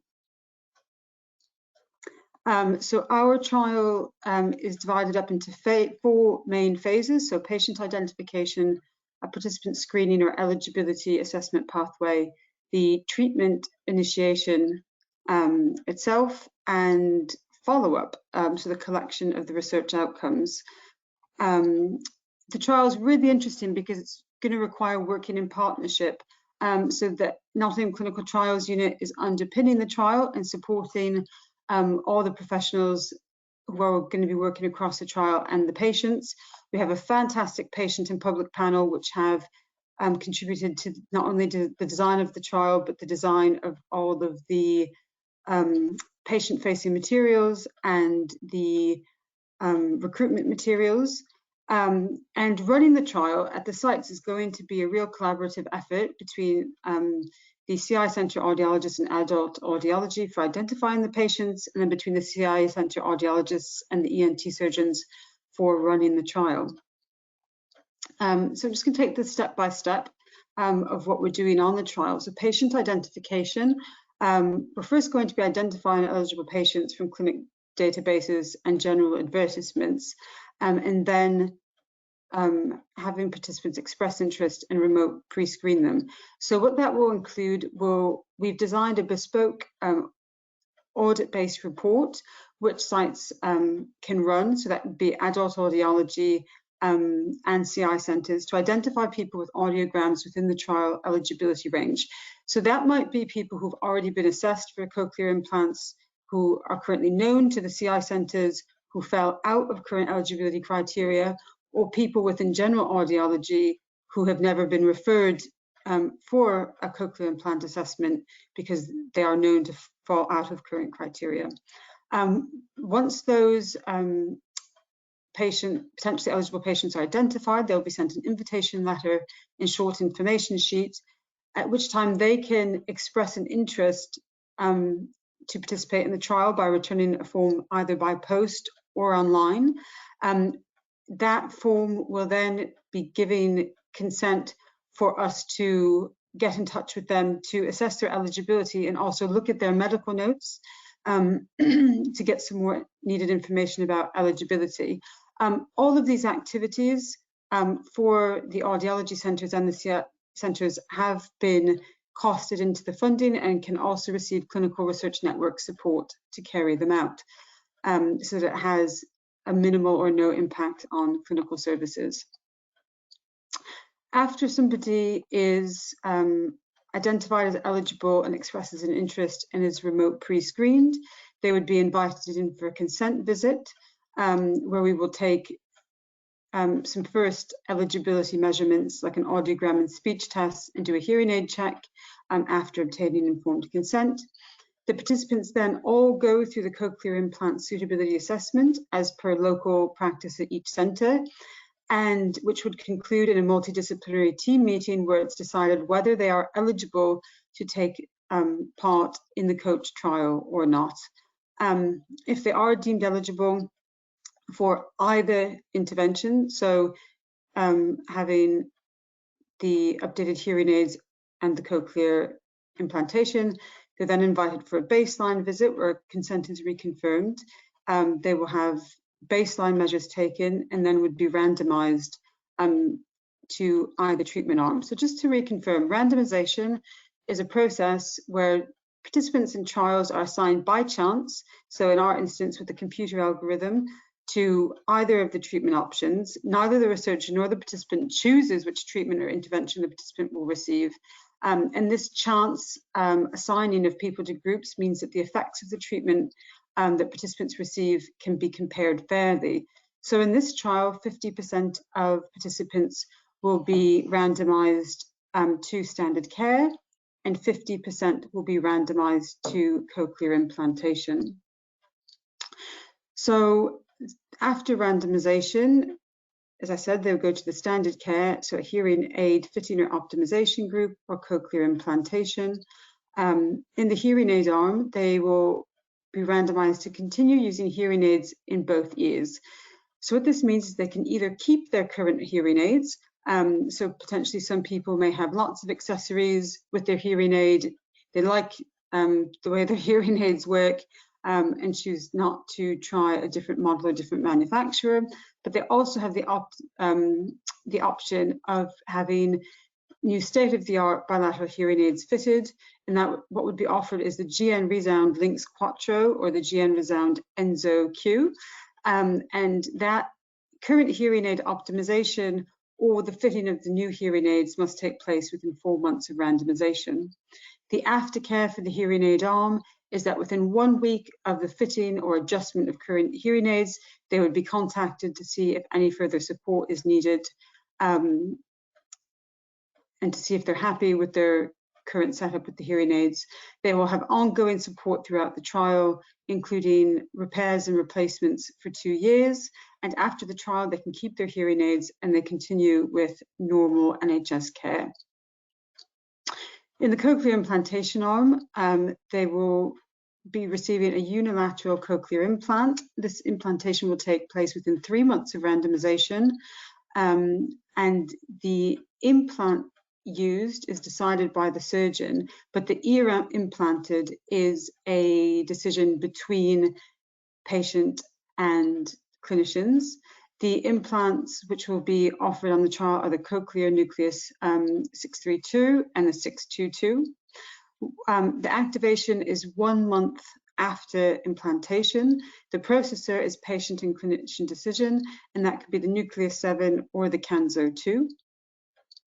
All participants in this arm will also be offered a hearing aid in the contralateral ear, so they can choose again either of the GN hearing aids that are being offered in the hearing aid arm, or they can have the keep their current hearing aids and have them optimized. They would be offered this prior to implantation, and then after the implantation it would be set up to be a bimodal fitting between the implant and the hearing aid if they do take up the GN hearing aid. The aftercare for the implant is that all programming and follow-up care continues as per local routine post-cochlear implant care at that centre where they are implanted. And for their hearing aid that they will be provided, it would be the same process for the hearing aid arm.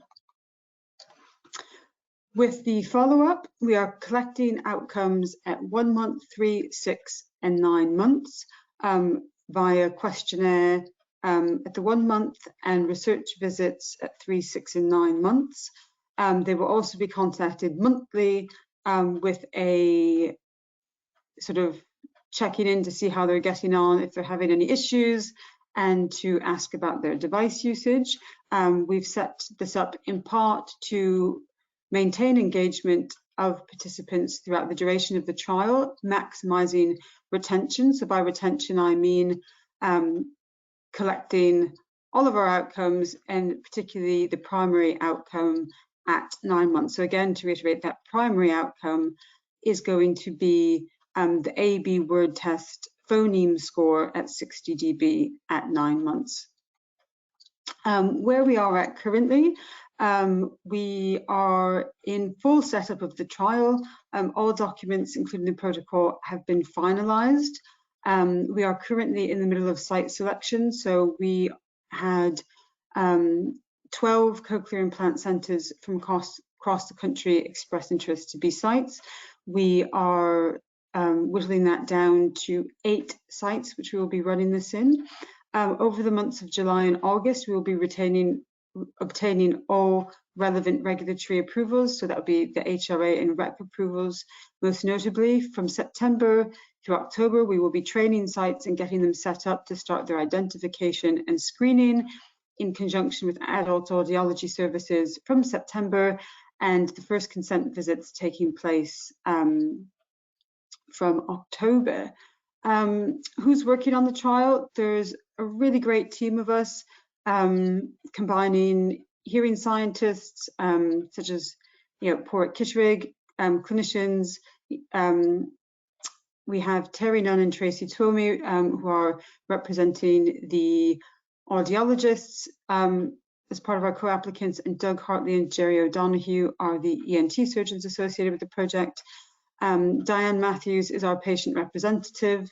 We have a whole host of other clinical trial methodologists with specialties from trial management, statistics, data management, and QA, who are also working on the trial. So there's a big team to offer support to all the sites who are running the trial, and we're really excited to be running the trial with the sites nationally. We do have an email address if there's any questions you have on the back of this presentation today, or if you start hearing about the COACH trial and your centre would like to know anything more about the trial, please do feel free to email us. We also have an Instagram and Twitter feed which have recently been set up, and we will be very active as the trial receives REC approval and opens. I think that is all from me for now, so I'm happy to take any questions if anybody has anything they would like to ask.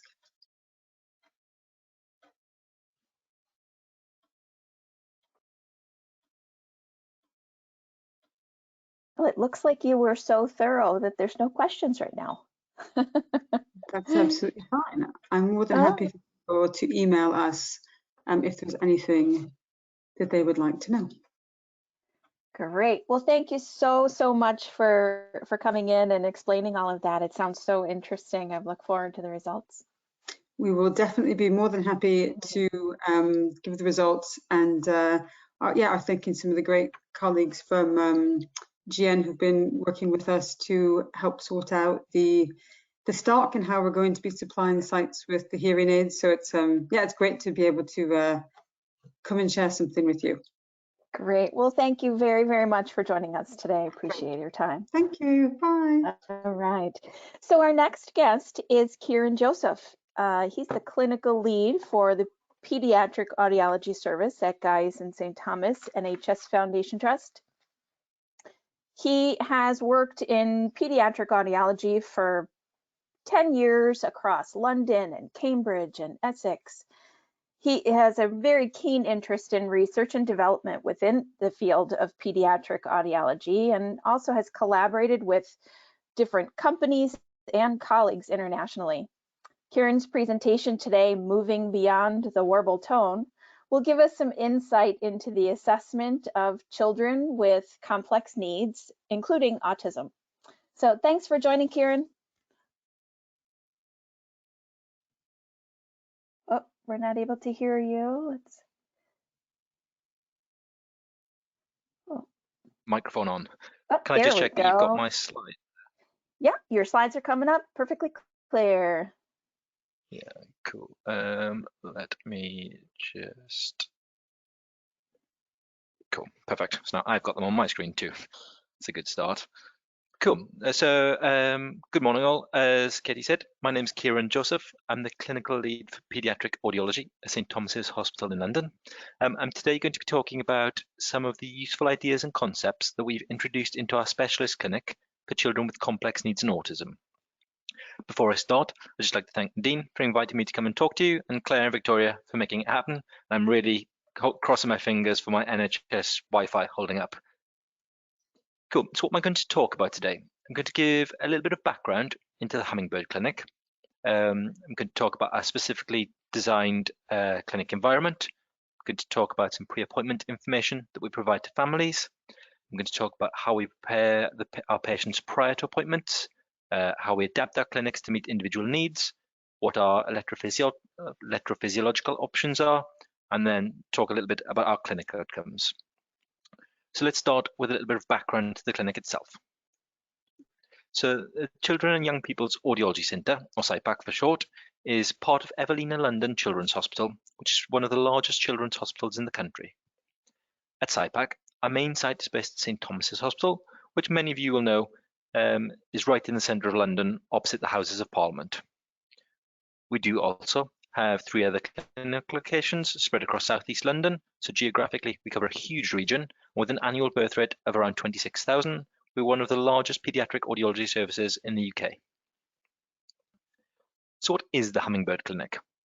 It's well known that children with complex needs or social communication disorders, such as autism, can require a number of appointments to establish conclusive hearing thresholds in a traditional audiology test environment.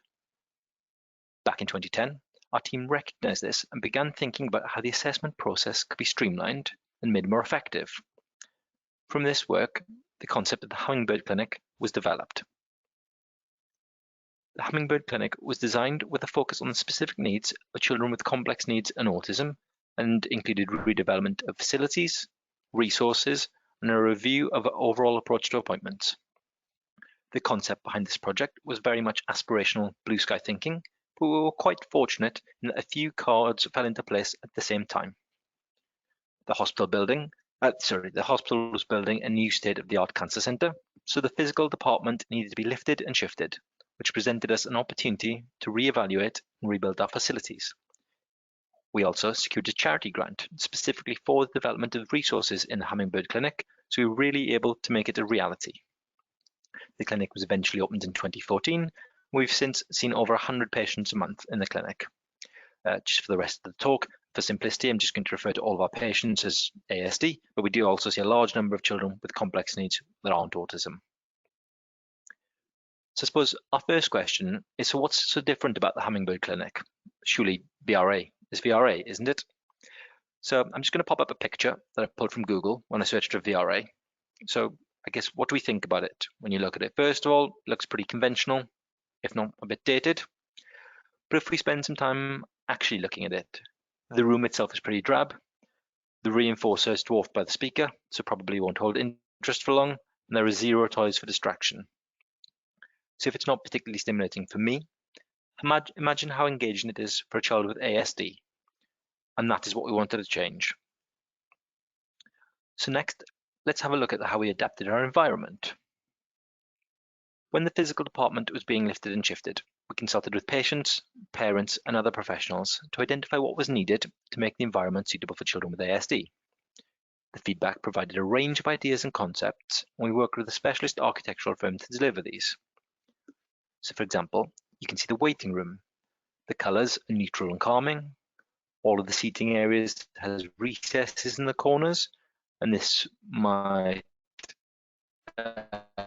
look like it's there for comfort or to look nice, but actually these are dedicated self-calming areas that a child with ASD can back into if they're feeling overwhelmed.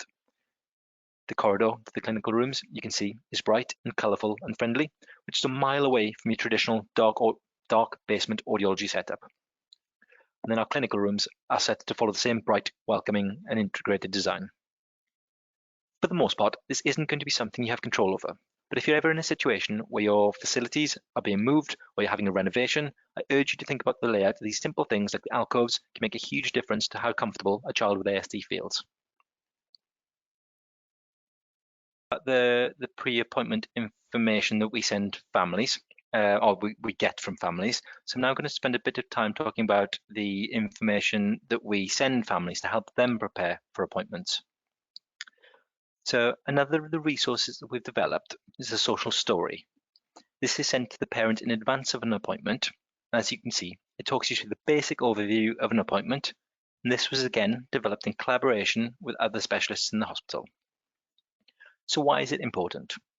We know that a child with ASD can be ruled by routine, and any changes to this routine can be challenging for them and their family. The idea behind the social story is that the parent reads it to the child in the weeks leading up to the appointment to prepare them for this change. The child is then aware of a break in their routine, and when the change happens, it's less traumatic. The concept's widely used outside of audiology, so why don't we adopt it too? The social story is also supported by a picture-based version and an easy read version to accommodate to a broader range of children. So the social story was developed 10 years ago, and while still useful, we've moved on a little bit from this. In the world we live in, children are becoming less and less familiar with paper. I'm sure we've all seen toddlers trying to swipe books. Digital media is definitely the new normal. Reacting to this and realizing demand had changed, we again secured some charity funding to develop some video tools to support our patients and their families. And this included the social story in this video. This young man is called Noah, and he's going to talk us through his visit to audiology.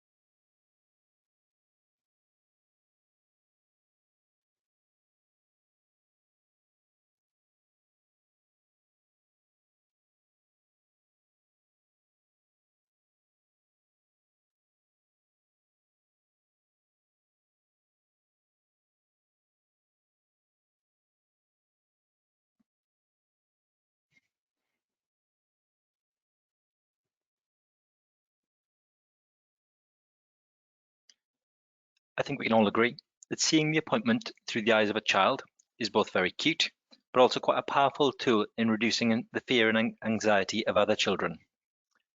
Whilst you might not have the resource to put a video together, putting together a short written story with some of the images of your department is really straightforward and again, hugely beneficial.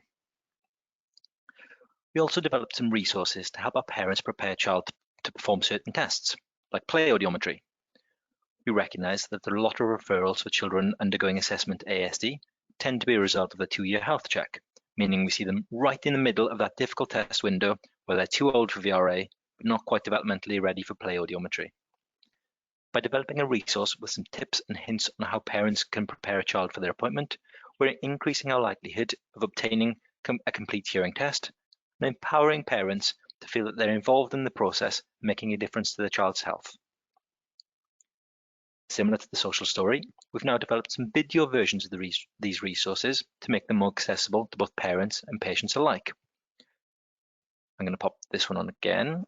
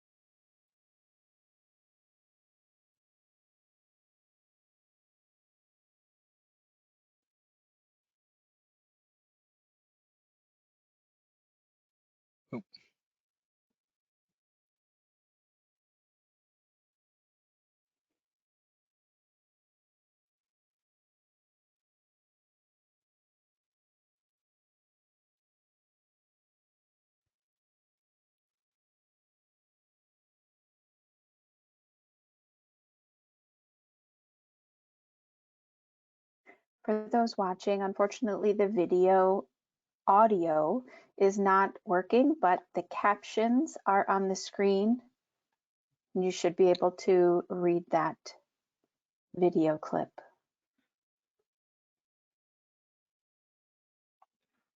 Yeah, sorry, this has been a bit of a technological nightmare, hasn't it? Thank you for letting me know.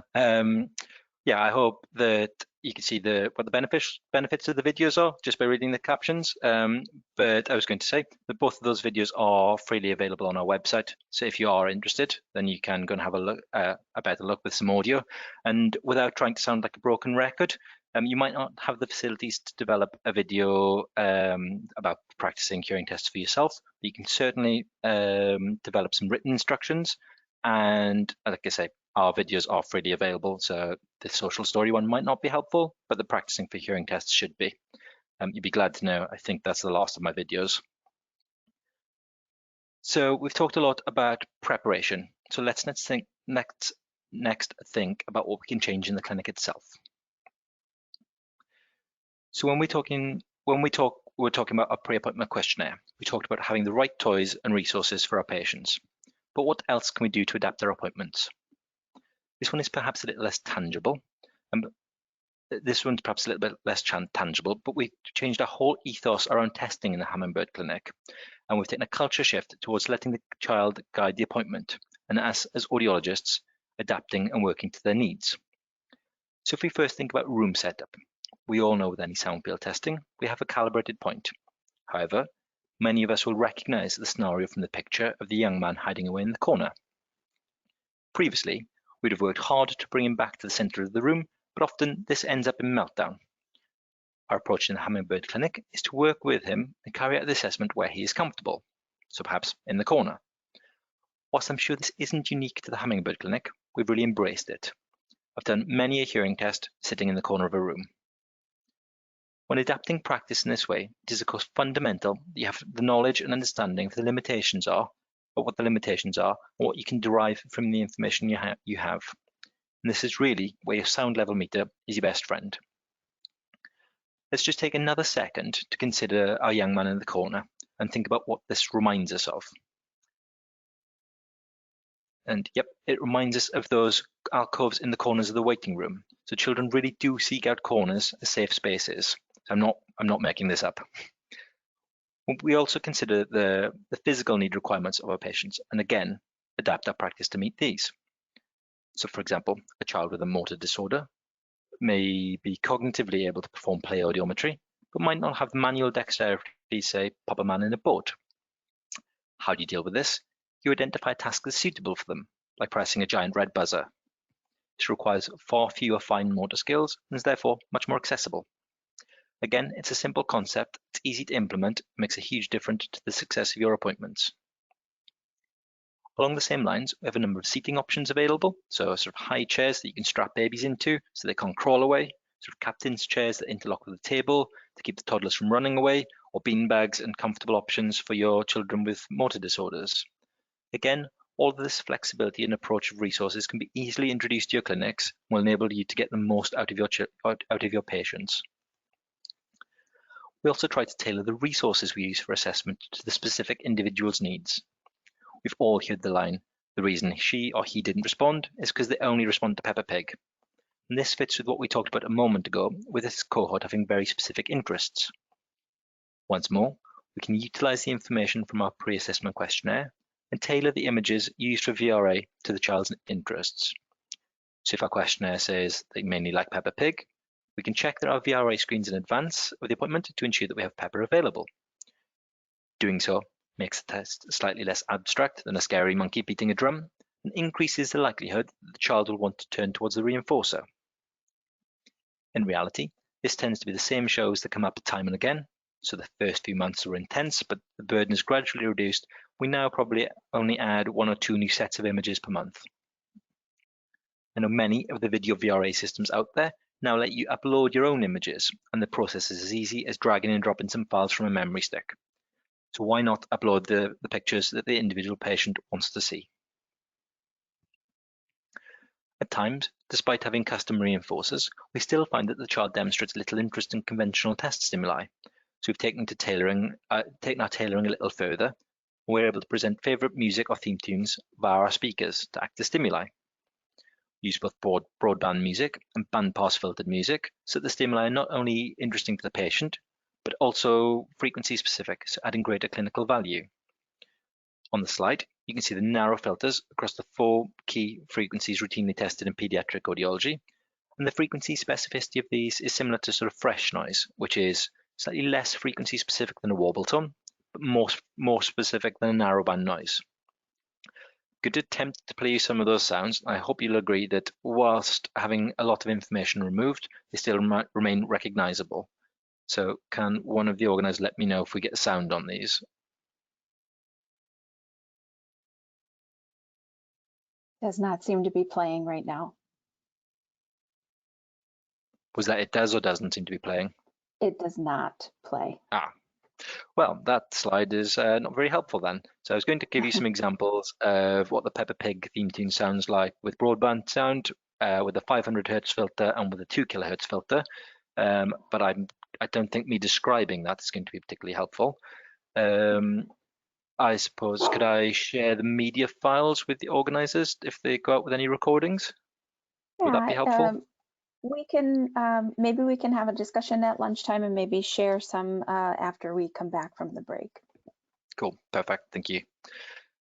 So carrying on the same theme then, we typically use sort of this music for VRA, but if they're developmentally not ready for VRA, we'll easily slide into sort of behavioural observation audiometry and use non-conditional responses such as eye widening or stilling to get an indication of hearing if needed.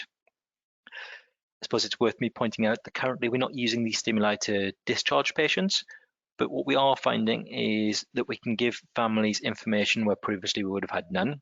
They're also a very useful conditioning tool. So if we can't condition to a wobble tone, we find that we can condition to broadband music, We can then sort of phase back through filtered music and back to more conventional test stimuli.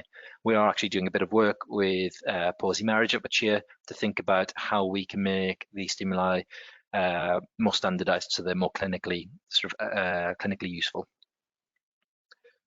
Of course, there will be some children where behavioural testing is not possible, however much tailoring and prepping and bespoking you make your clinics. So for these cases, we have a number of electrophysiological options available. We'll base our testing here based on the individual's needs.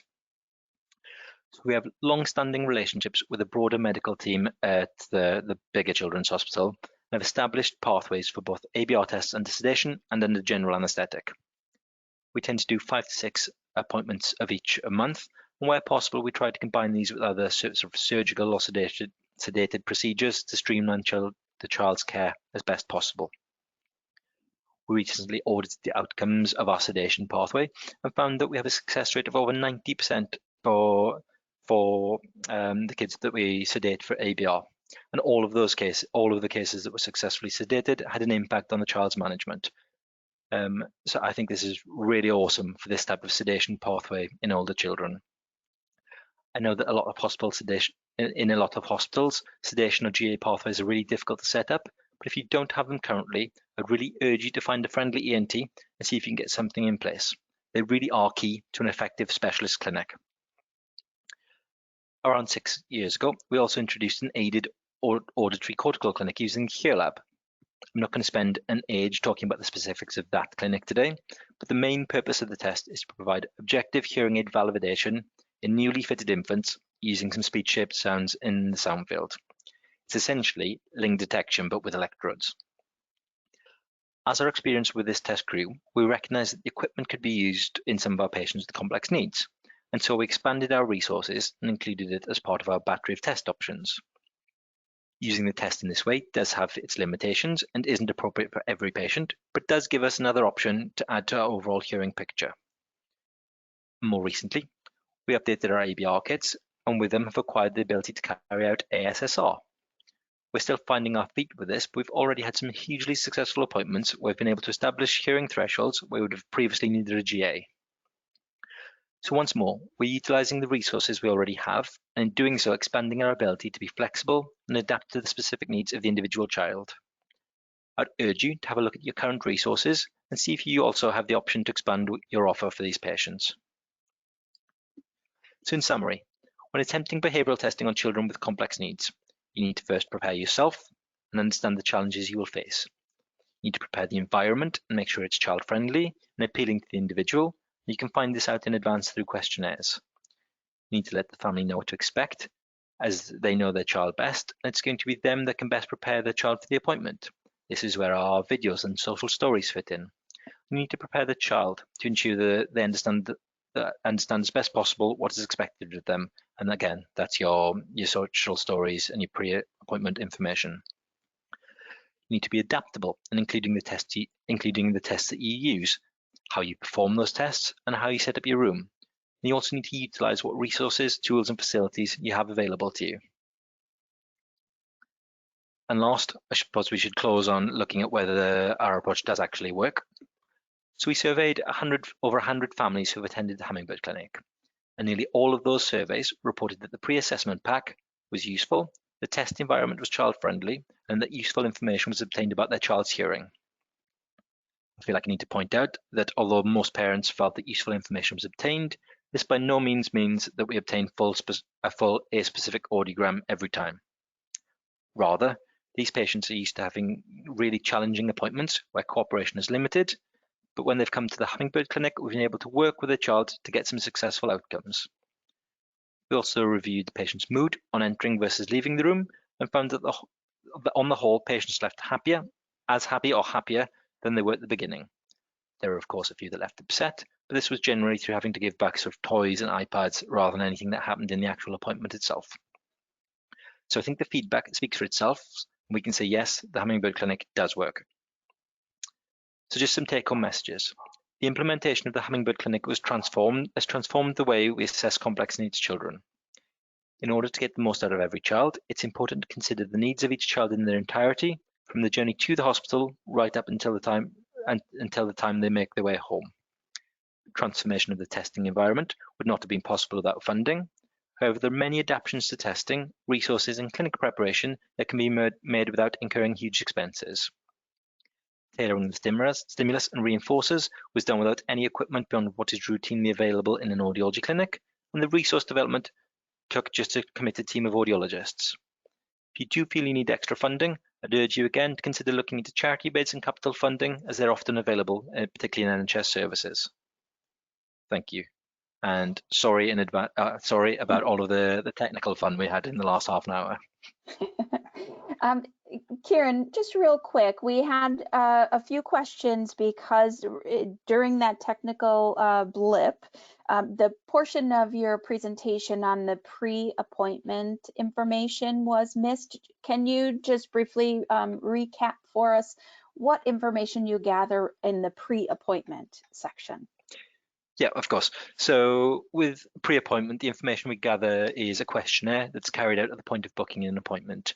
That questionnaire consists of 9 questions, which explore the child's likes, interests and hobbies. So what they like to play with, what they watch on TV, what nursery rhymes they listen to, and also the things they don't like. Sort of, do they get upset if they see bubbles? Do they get upset if the toys they're playing with are made of rubber? Are there any particular sounds that are overly distressing to them? We then use that information to A, tailor our appointments with our images, with our sound files, with the toys we have available, but also B, if they've got big sensory aversions, to remove anything from the clinic space that might set off those aversions and cause a meltdown, essentially. So yeah, the pre-appointment information we collect is all in the form of a short questionnaire, which takes about 5 minutes. Great, great. And I think there was only one other question that asked what is the name of the software that you use for your sound passing or filtering? It's just one of the Adobe ones. It's Adobe. Good question. Can I get back to you at lunchtime? So I personally don't do this stuff. We've got an administrator set aside that does all of the filtering for us. I can find that out for you. All right. So for any questions that we might have missed, in the interest of time, we will go ahead and get some answers for everyone and post them out. Thank you very much, Kieran. And I know that it was probably some sweat-inducing times there, but some great information. So I really appreciate your time today. Thanks so much. Thanks, Kate. All right. So we have heard a lot of interesting stuff from the clinical perspective. So we're going to switch gears a little bit now and actually hear from our next guest, who is, we're very excited to share, broadening our international reach by joining us all the way from Spain. So I'd like to welcome Carly Sygrove. Carly is a writer and a hearing loss blogger with a background in teaching in the early years in education. In 2016, she experienced profound sensory neural hearing loss in her left ear. Subsequently, following that loss, she was also diagnosed with Meniere's and vestibular migraines. Carly is here today to tell us her personal story about her journey. So I want to thank you and welcome. Hi, I'm just going to turn my video on. Can you see me? Now we can. Okay, thank you for the introduction. I'm just going to share my screen. Bear with me. Is that okay? Looks great. Great. Well, hello everybody. My name's Carly and today I'm going to tell you my hearing loss story. While sitting in a school auditorium, listening to a guest speaker giving a presentation, I put my head up from writing some notes, and out of nowhere came a loud screeching sound that filled my head with pressure. This is how I lost the hearing in my left ear. I wasn't ill at the time, and I didn't have a known virus. The sound to the left of me just fell into silence. So this is a picture of Madrid, which is where I was living at the time of my hearing loss. I was living there with my partner and I was teaching children who were 3 and 4 years old. My hearing loss, I remember that day so clearly. So it happened August 29th, 2016. It was a normal day. I was just writing some notes. I lifted my head up. My head was full of pressure. I had a screeching sound. I was dizzy, and I knew something wasn't quite right. Yet I didn't know I'd lost my hearing in that moment. I remember turning to the colleague to the left of me. We were sitting in an auditorium at the time. And I asked her a question, and I remember seeing her lips moving, but I just couldn't make out what she was saying. But when I spoke to the person to the right of me, I could completely understand, and I remember feeling really disorientated. Later in that day, I remember being in the toilet in a break time, and I was holding my nose and blowing to try and pop my ears like when you do on an aeroplane. I felt really sensitive to noise, so anything like a hand dryer or loud voices, they felt almost uncomfortable. I continued with vertigo, and although I was disorientated, I wasn't really worried. I was so busy with work that I didn't really feel that I had time to be ill, and I thought, oh, it's probably just something that's going to go away and I'll be fine tomorrow. I didn't know I'd lost my hearing at that time. So I continued going to work. I greeted the new children into my class. It was the start of a new school year. I continued life as normal, yet living with pressure in my head, difficulty hearing, which I realized later, and also vertigo. It wasn't until a week later where I went to see the doctor. Now, I didn't see the emergency in the situation at the time, and looking back, I know that's crazy. I always think if I lost the sight in one eye, of course I'd see somebody straight away. I'd go and see a specialist to get treatment. But somehow my hearing didn't seem to be as important. When I went to see the doctor a week later, she looked inside my ears and she said, everything looks fine. Everything looks normal. I'm sure it's just some inflammation. She gave me some ibuprofen and some nasal spray and told me to come back in a week if things still weren't any better. Within a week, I was still the same. I realized I could hear nothing out of my left ear. I was still having vertigo, and things had been the same since the day in the auditorium. So I went back to the doctor, and at that point, she referred me to an ENT specialist. It wasn't until 18 days following my sudden hearing loss that I went to see a specialist. And on that day, I had my first audiogram. After having the audiogram, I remember so clearly, there was a Spanish lady, she was really small, she took me by the arm and she looked really worried and she said to me, it's an emergency, you need to go to the hospital. I was shocked. My hearing loss had happened 18 days ago. This hadn't just happened. How could this be an emergency? And I also was thinking I needed to get back to work. It was a Friday and I'd taken some time off. But anyway, I followed her instruction, and as the day went on, I actually started to get more and more worried that this was something really serious. Once I got to the hospital, I was so happy because the specialist spoke in English to me. I was still in the early stages of learning Spanish, so somebody speaking to me in English was fantastic. She was really kind and she did a hearing test with a tuning fork on my head. And that's when I was diagnosed with sudden sensorineural hearing loss.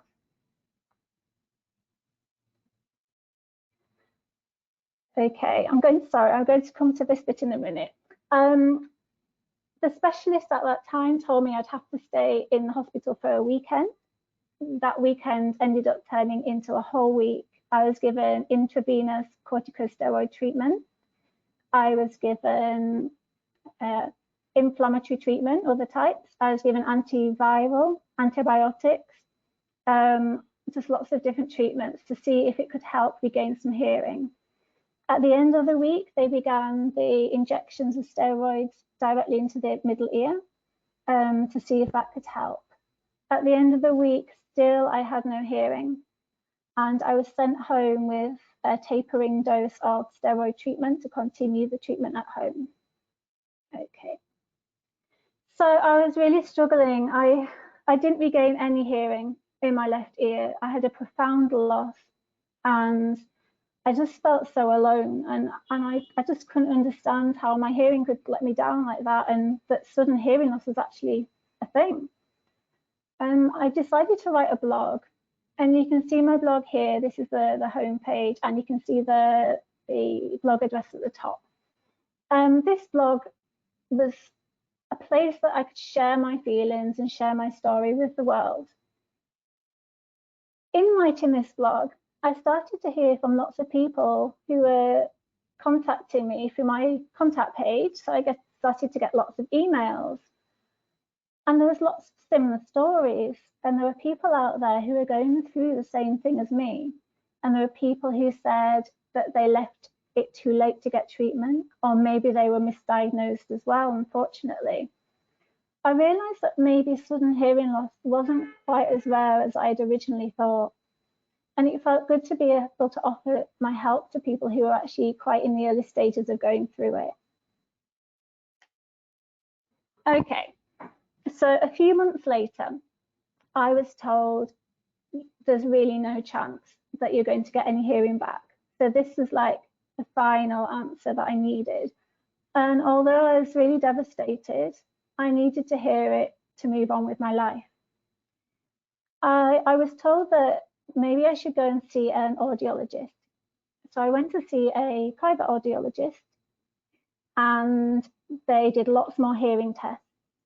And they said to me, my only option would be to try a cross hearing aid.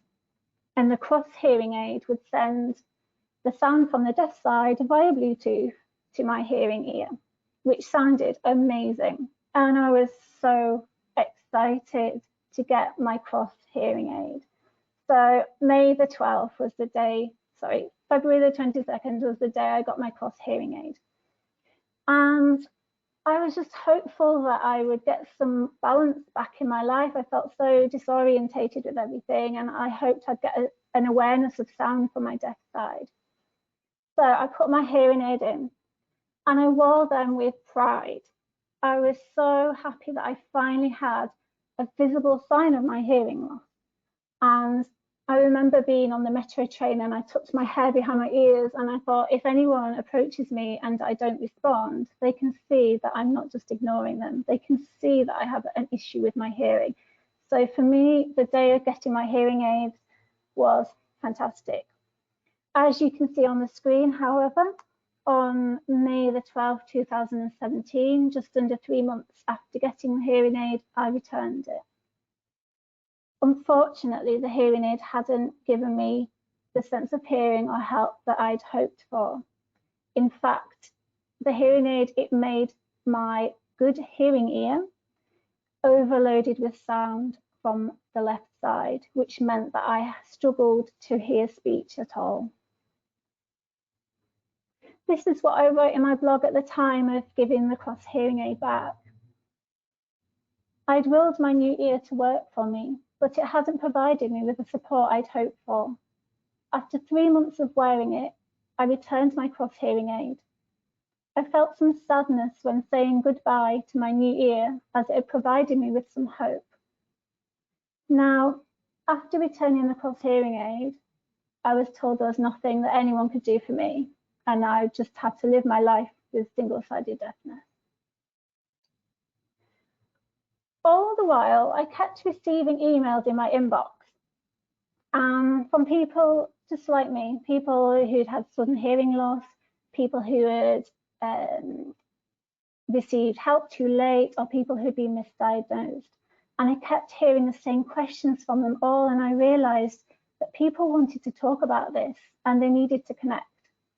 So November 28, 2019, I created the My Hearing Loss Story Facebook group, which it's a place where people share their hearing loss stories.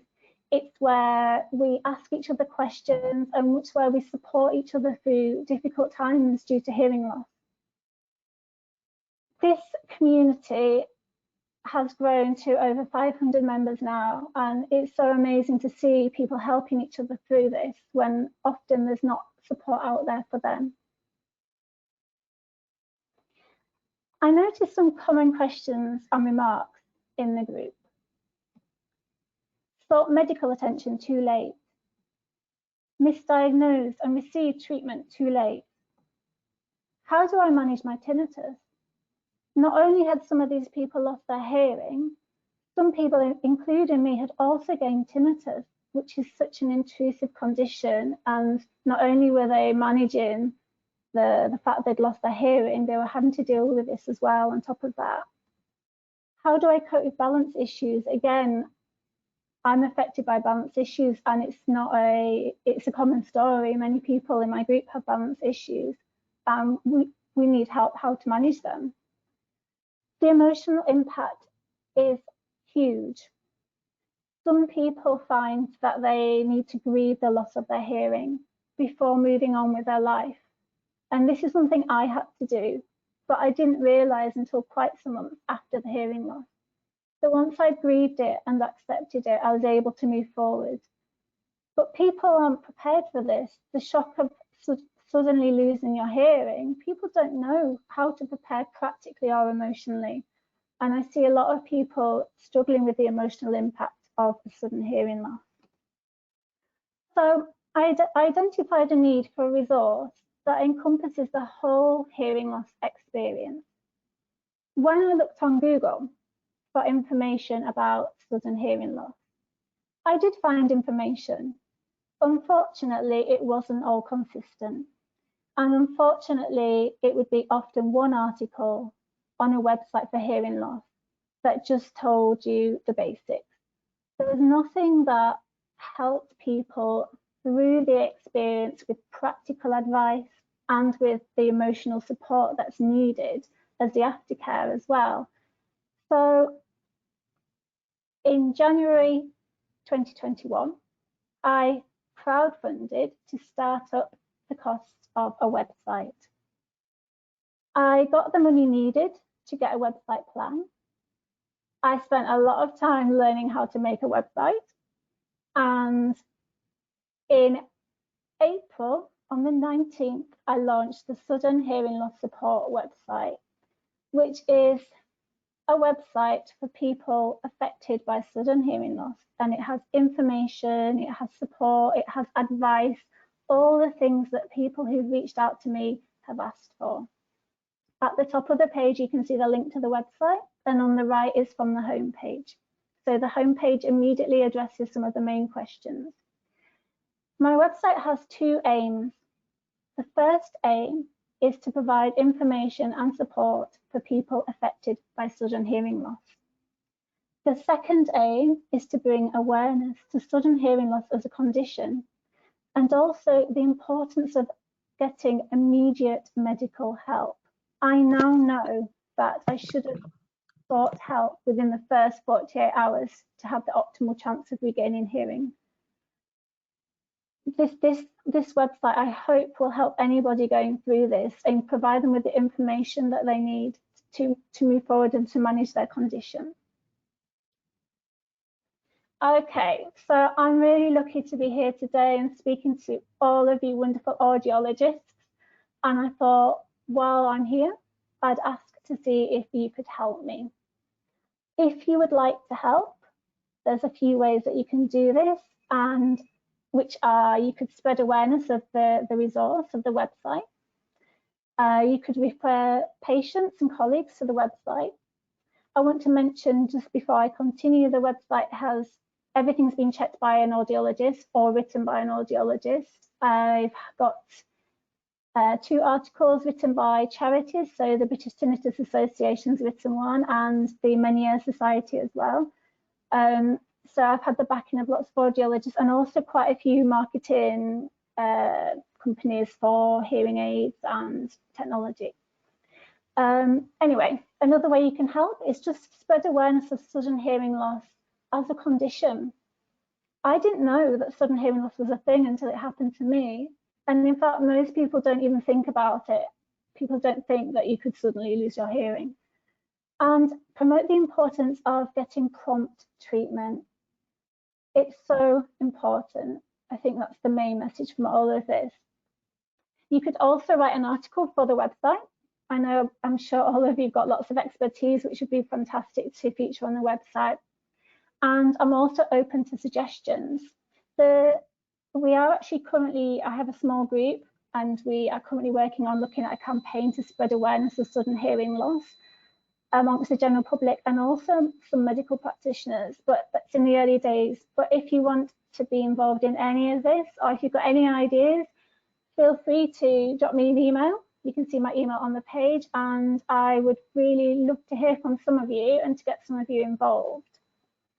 Before I ask about if there's any questions, I'm just going to go to the last page where you can see all the contact details and everything. Okay, so that's my hearing loss story. I hope that you all enjoyed listening, and I wonder if you've got any questions. All right, so we do have a few questions. We have one that someone asked if you had ever tried a BAHA. Have you ever used a bone-anchored hearing assistance? No, I've never been offered one here, and I'm not sure if it's because in Spain they have different system. I've never seen anyone in Spain with a bone-anchored hearing aid. I've read a lot and I've heard from lots of people who've experienced with them, but never myself been offered one. And how is it that you're managing your hearing loss now? Is there anything that you have encountered that does help? Really, I'm living with single-sided deafness. My left, I'm wearing my headphones today. This is just for symmetry. My left ear is completely, well, almost completely deaf. I can occasionally hear the high pitch of an emergency siren, for example, an ambulance. In terms of managing it, I do have some sensitivity to noise. So I do have some like acoustic filters that if I'm in a loud environment, I will wear them to protect my hearing, but also just to help me with the noise. But in terms of actually managing the hearing loss, I'm living with single-sided deafness. Okay, we have another question here that says your website has already given some guidance to a number of people already. People are referring people over to your website, and they're asking if there's any posters that you have that they could put up in their waiting room to advertise for some of your information. Well, there's not a poster yet for my website. I'm going to write that down because it's a fantastic idea. Just 1 second, but on the homepage of the website, there's an infographic from an independent audiologist called Aston Hearing. I'm sure some of you have heard of them. They've been pioneering the sudden hearing loss awareness for quite some time now. Now the infographic on my website was given to me by them, and they're happy for anyone to share it, anyone to print out, and it's a really visual visual information for anyone who has sudden hearing loss, just to follow it step by step, the things that you should do. So I'd suggest you can all print it out or even contact Aston Hearing, and Kate, who is the director there, she would more than happily, I'm sure, give posters because she's already offered them for me. All right. So we have another great question. How have you adapted your school setting to accommodate for your hearing loss? And how do you share your experience with other teachers, or how do you integrate your experience to maybe instruct the other teachers on how to work with children with hearing loss in a different way? So, interesting question. Unfortunately, I ended up leaving my job last year as a teacher, and I've been teaching for 14 years, so it's quite difficult for me to leave. But following my hearing loss, I went back to school in a reduced position. So I went back as a teaching assistant to see if I could manage in the noise. I was working with really little children, 3 and 4 year olds. Working as a teaching assistant was hard. The noise levels were so difficult. I couldn't hear children amongst the background noise. And for me, I also developed vestibular issues, which meant that visual stimulating environments and noise were really difficult. And also the the activity of children moving around me even was so difficult to manage. So in the end, ultimately, I left the profession because of the vestibular issue.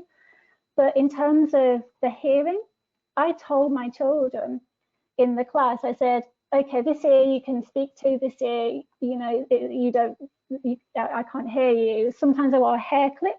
Sometimes you have a sticker on that side. I had lots of little tips. I also used visual cards that I'd hold up if I wanted them to be quiet. If I needed them to speak one at a time, I had visual pictures, which were also helpful for children learning English as an additional language as well, in fact. I do hear actually from a lot of teachers who have had sudden hearing loss. And I think, well, what I usually tell them is, firstly, the employer really needs to understand your situation and understand the things that would really help you in that setting, so help you function in that setting. So if you need a quiet place to go at lunchtime, for example, tell them. If you need them to address you from one side, explain to them. People aren't going to be able to accommodate or help us if they don't know how to. And I think it can be hard to advocate for yourself, especially when you've not lived with this for a long time. It's something new. But it's really important that we actually tell people how they can help us, because otherwise they're not going to be able to. So yeah, I look back on my teaching days with a smile, but unfortunately my vestibular issues mean it's really not safe for me to be there. But other teachers, there's always a way. If you want to continue teaching and it's a hearing loss that you're dealing with solely, you can definitely continue. Okay. Another question is, although you haven't discussed any of the bone anchored hearing aids before, were you ever introduced to possible CI or cochlear implant? This is something I'm really interested in. I haven't, nobody's introduced it to me, but I hear from people in my group, my Facebook group, that have had cochlear implant treatment, especially in the States and Germany, who have had cochlear implant treatment for single-sided deafness and who are doing fantastically with it. A few months ago, I saw my balance specialist and I asked her, I said, would there ever be an opportunity for me to be offered the cochlear implant, because the hearing in my deaf ear, there's nothing really left, And she said, if it was up to her, she would have had it fitted years ago. She said that at the moment in Spain and many other countries, the research still isn't there to completely back it up, but she thinks it's a therapy that would really help. So I feel like we're kind of on the edge of it maybe being a bit more available for people with single-sided deafness, but maybe there needs to be some more research before it's offered. But it's definitely an area I'm interested in, and in fact I've written an article recently about it as well. So yeah, very interesting, especially for tinnitus as well. I've heard people having success with their tinnitus not being as noticeable as your brain gets used to hearing again. Okay, and you made reference to your vestibular therapist. How often are you receiving vestibular rehab? At the beginning, I had vestibular rehabilitation when I first started seeing her, which was a few years ago, and I had 2 weeks of that. And then generally I see her every 3 months or so. I'm also seeing a neurologist who is helping me with the vestibular migraine, which is quite recent. I'm actually going privately with a neurologist because it was something that wasn't offered to me and something that I thought would help. So I'm getting quite a lot of support here, which is good.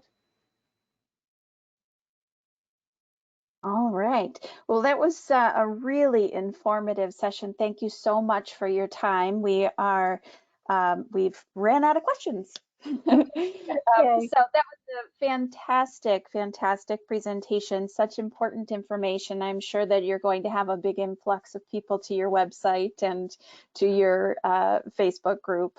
So thank you very much for joining today. Thank you very much for having me. It's been really great being here. All right.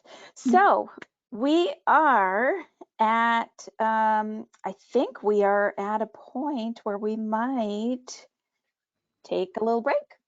So before we have you skip off, I just wanted to remind you that we do have a really great action-packed session for this afternoon. We're going to be hearing about self-testing kits. We're going to be hearing about some remote fine-tuning options. We are also going to be talking about our Smart Hearing Alliance with our partners in the Cochlear Corporation. And then don't forget, we also have some really great highlights on the new Danalogic MBO Smart, which is now available to the NHS supply chain for purchase.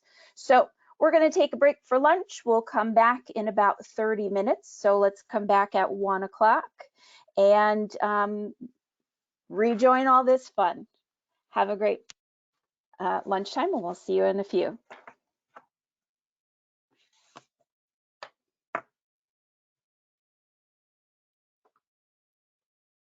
All right.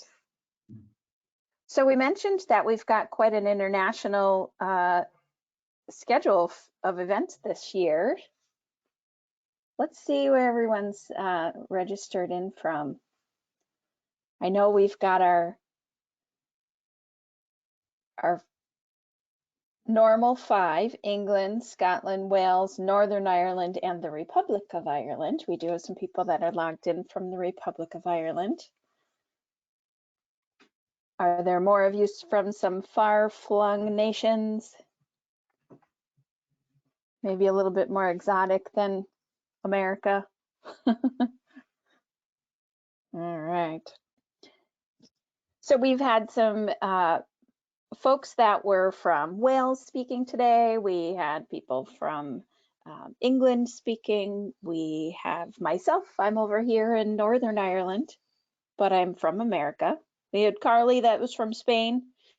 We have people probably from about 10 to 15 different countries that have actually joined us. So I know that there's something far more exotic in there than Washington, D.C. And as I say that, our next contributor is joining us all the way from Pretoria, South Africa. So who's got somewhere that's farther than Pretoria, South Africa? You can message me in the chat window. All right, so I want to welcome Dr. Devet Swanepoel, who is the professor of audiology at the University of Pretoria in South Africa. He's also an editor-in-chief of the International Journal of Audiology, and his research capitalizes on digital health technologies to explore, develop, and evaluate innovative hearing services for greater access and affordability. He is also the founder of a digital health company called HearX Group. And today he'll be showcasing the HearX Self-Test Kit. Thank you so much for joining us, Dr. Swanepoel, and I hope I didn't butcher your name too much. I've been practicing.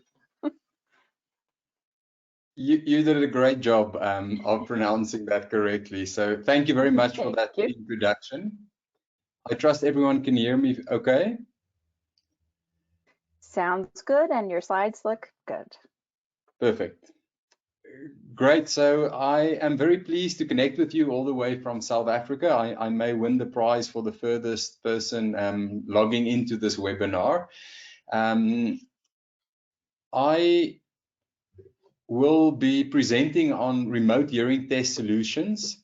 As was mentioned, I am a founder and a scientific advisor to the HearX Group, and I'm talking in that capacity today.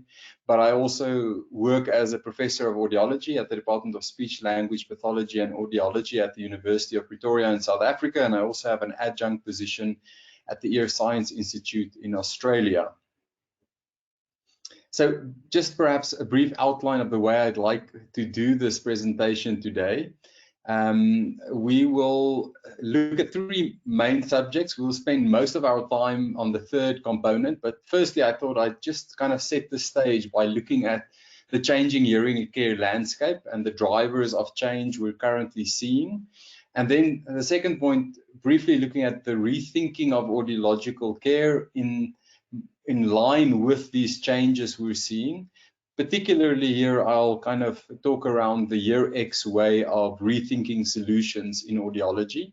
And then finally, I'll share two brief examples. Well, the first will be brief, and the second we'll spend some more time on how digital technologies can ensure that our care becomes more remote and that we can provide care to patients in alternative ways and new service delivery models. So this report is from the World Economic Forum. It's an excellent report that came out in 2019, and it considers how the fourth industrial revolution is changing health and healthcare generally. Now, this report identified three major influences that are changing healthcare more generally. The first is a rise in costs. We're seeing an older world population, higher costs, and inequality of access. And this is one of the important drivers of this fourth industrial revolution. And we're also seeing digitalization, and the fact that apps and wearables and even social media and big data and analytics are becoming an important part of our healthcare delivery trajectories. And then thirdly, there's a rapid evolution of science and medicine, precision medicine and regenerative medicines and genomics, and that are supported by AI and machine learning and other big data and analytics components. So there's this general trend that's been ongoing as part of this fourth industrial revolution, but we've also seen this little guy come along 18 months ago, and COVID-19, of course, swept across the globe and changed everything, as Richard Horton, the editor of Lancet, said last year in a book he wrote. In one way, it's an impermeable boundary between one part of our lives and the next. And in one way, it's the same for audiology and many other healthcare professions. And then there's been another big event in hearing care globally this year. This is the launch of the World Report on Hearing, which was launched on the 3rd of March on World Hearing Day this year. And this influential report was produced by the World Health Assembly with recommendations to the 194 member states of the world of this assembly to see how they can drive global advocacy, recommendations and guidance to make hearing care accessible to all. And this is a very influential report because governments have to put action plans in place and demonstrate how they're actually working towards these goals. And then finally, I thought it's probably just fair to also introduce another one of the big trends is consumer trends for more affordable and accessible hearing care. And I'm just putting one of the most recent trends in here, which is Bose launching their hearing aids recently. But we know Apple, Samsung, and many of the other consumer electronic brands are also starting to play in this hearing care space. So that's definitely also going to be an influential factor in the way hearing healthcare is rolled out. So briefly on the World Report, just saying one or two things about each of these trends. So this World Report has this goal of hearing for all across the life course. And they highlight the fact that 1 in 5 people globally live with hearing loss, and that by 2050, it's estimated that it's going to be 1 in every 4. So that means 430 million people who require rehabilitation services, hearing aids, currently, 700 million by 2050. We also know from this report that 80% of these individuals reside in low and middle income countries, where most of them have no access to care. But even in high income countries, we also know that the penetration rates of assistive devices is extremely low in many countries and regions. So the costs of unaddressed hearing loss is a staggering $1 trillion every year. And this report calls for innovation and telehealth as one of the main strategies alongside things like task shifting and community-based models of care to really make hearing care more accessible. And this is much along the lines of what I'd like to share with you today as well. And then this digital transformation has really changed the world we live in. People around the globe have access to a mobile phone signal, 99% of the world population, in fact. But what's amazing about this is that it's not just mobile phones. It's actually, as this economist said a few years ago, it's supercomputers that people have in their pocket. So we have these amazing devices that are connected to the internet and that can be utilized for healthcare purposes. And then COVID-19, we're all kind of hoping things are moving in the right trajectory at the moment. But COVID-19 over the past 18 months has really catapulted digital hearing health transformation around the world. Audiology, as you can see with this picture, is traditionally a high-risk setup. This picture, if I showed you 2 years ago, you would have seen nothing wrong with it. But now with COVID, it almost looks unthinkable that this is the way in which we delivered services. No personal protection, in a small confined space, lots of equipment that we put on and off someone's head and ears, and our test appointments are long duration. All of those things are contribute to the high risk nature for infection.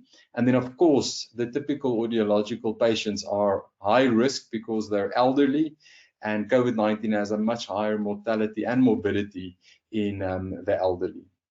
But COVID-19 has also changed perceptions. So consumers now see virtual appointments as a normal way of engaging with your healthcare provider. In fact, a survey conducted last year by the Ericsson Mobility Division reported that in the UK and the US, 6 out of every 10 persons in the public predicted that virtual appointments with their physician will become more popular than face-to-face visits. And that, of course, holds true for hearing healthcare as well. But it also changed the perceptions of professionals. 87, we did an international survey through the International International Society of Audiology. And in that survey globally, we found that audiologists are also now much more positive towards teleaudiology than they were prior to COVID-19. In fact, 87% of audiologists now view telehealth as important or very important, as to 44% who viewed it as important or very important prior to COVID-19. So in addition to this, we've also seen more enabling telehealth regulations and also reimbursement practices around the world that are all creating this environment where it's easier to utilize digital technologies and to provide remote care. So if we then kind of shift gears towards how did these trends help us to rethink audiology as we look forward, these mega trends in hearing healthcare changes are important because we have to kind of think around how should audiology change to be more responsive and provide more accessible care. So the traditional audiological test battery is very traditional, and it's good sometimes to be reminded of that. The test battery typically looks exactly the same as it looked 70 years ago, which was also highlighted in a recent article by Jay Hall.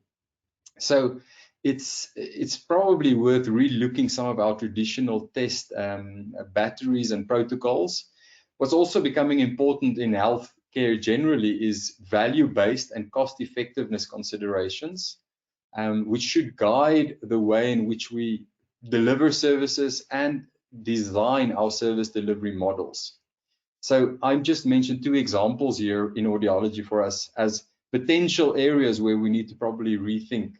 Firstly is bone conduction audiometry. Now this test has been part and parcel of basic diagnostic services in audiology for the last 70 years, but the test itself poses some technical challenges and presents with significant inter and intra-test reliability ranges. But most importantly, it's the primary reason we require soundproof booths in our hearing testing setups, so that we can accommodate unoccluded bone conduction testing. And this begs the question, do we need to include this test for every single patient we see? And I'm talking about adult patients now. Or can we differentiate patients better who require advanced diagnostic services? For example, more than 90% of adult hearing loss will be of a sensorineural nature. And if this can be confirmed without bone conduction testing, it negates the requirement for centralized booth-based service delivery models and opens up the opportunity for decentralized modes of care. The second example is from a recent systematic review of real ear measures in adult hearing aid fittings and the benefit to adult outcomes. And this is from Manchester University.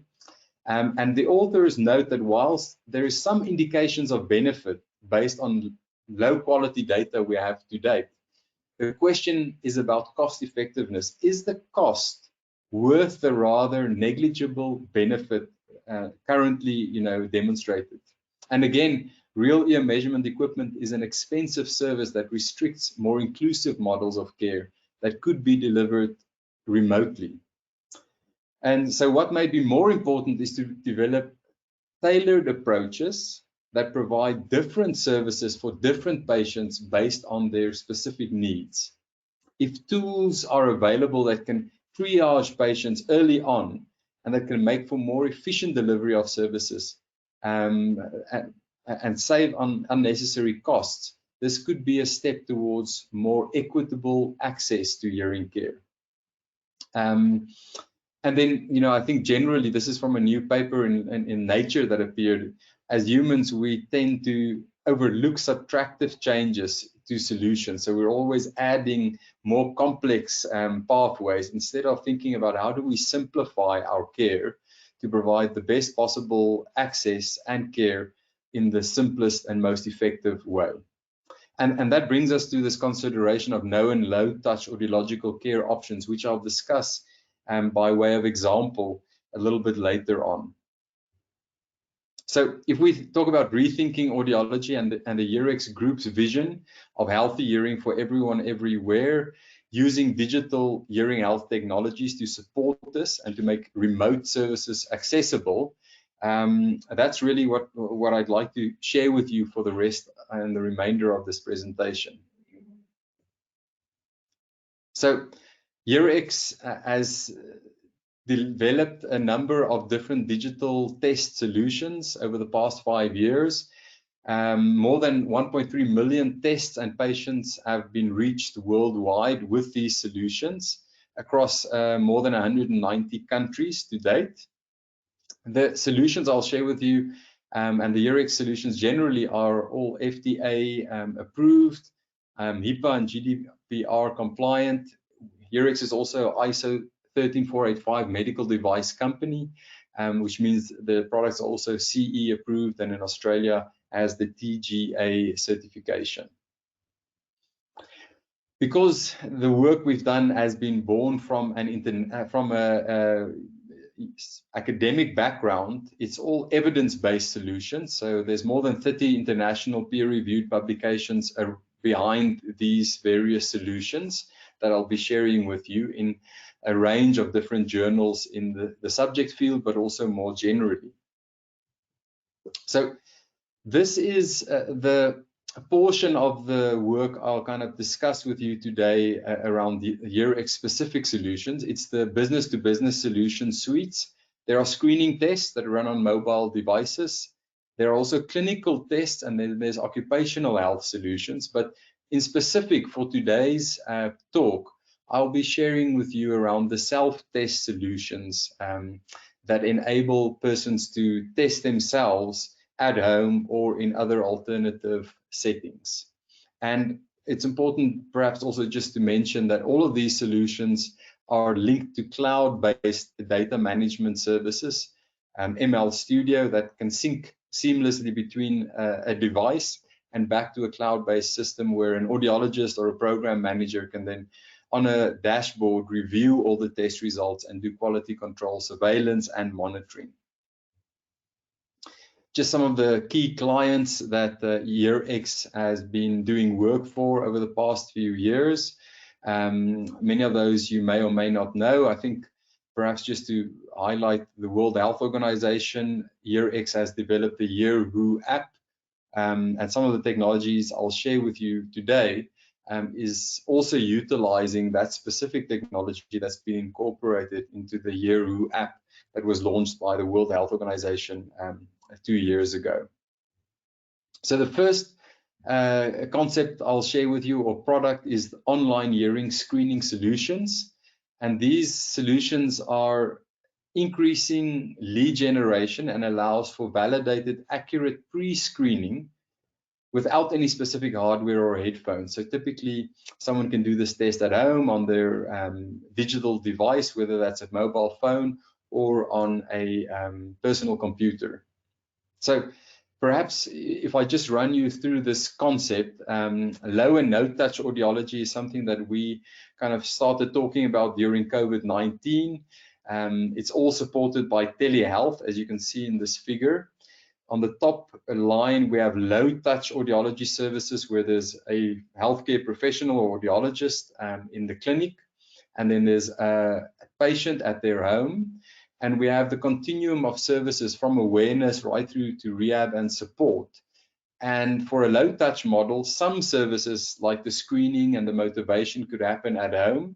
But there could be low touch diagnostics where they come into a clinic or to a counter side engagement somewhere to have some diagnostic testing done. And they could even have a hearing aid fittings done in that kind of low touch environment. And then remote support and monitoring and adjustments and rehabilitation can be provided. We also have a no touch example model here. In this instance, all the services are being provided at home, remotely supported by a hearing healthcare professional using telehealth or teleaudiology. And of course, there's various hybrids and combinations of ways in which these service delivery models could play out. So this first step is around the screening using a remote screening solution. And I'll just show you the example here from the Yeru app as one example, but also the online test solutions that can be used by practices and audiologists. So just one or two more things about this online remote hearing screening technology. We use digits and noise testing. The paradigm that we've developed is a binaural test paradigm.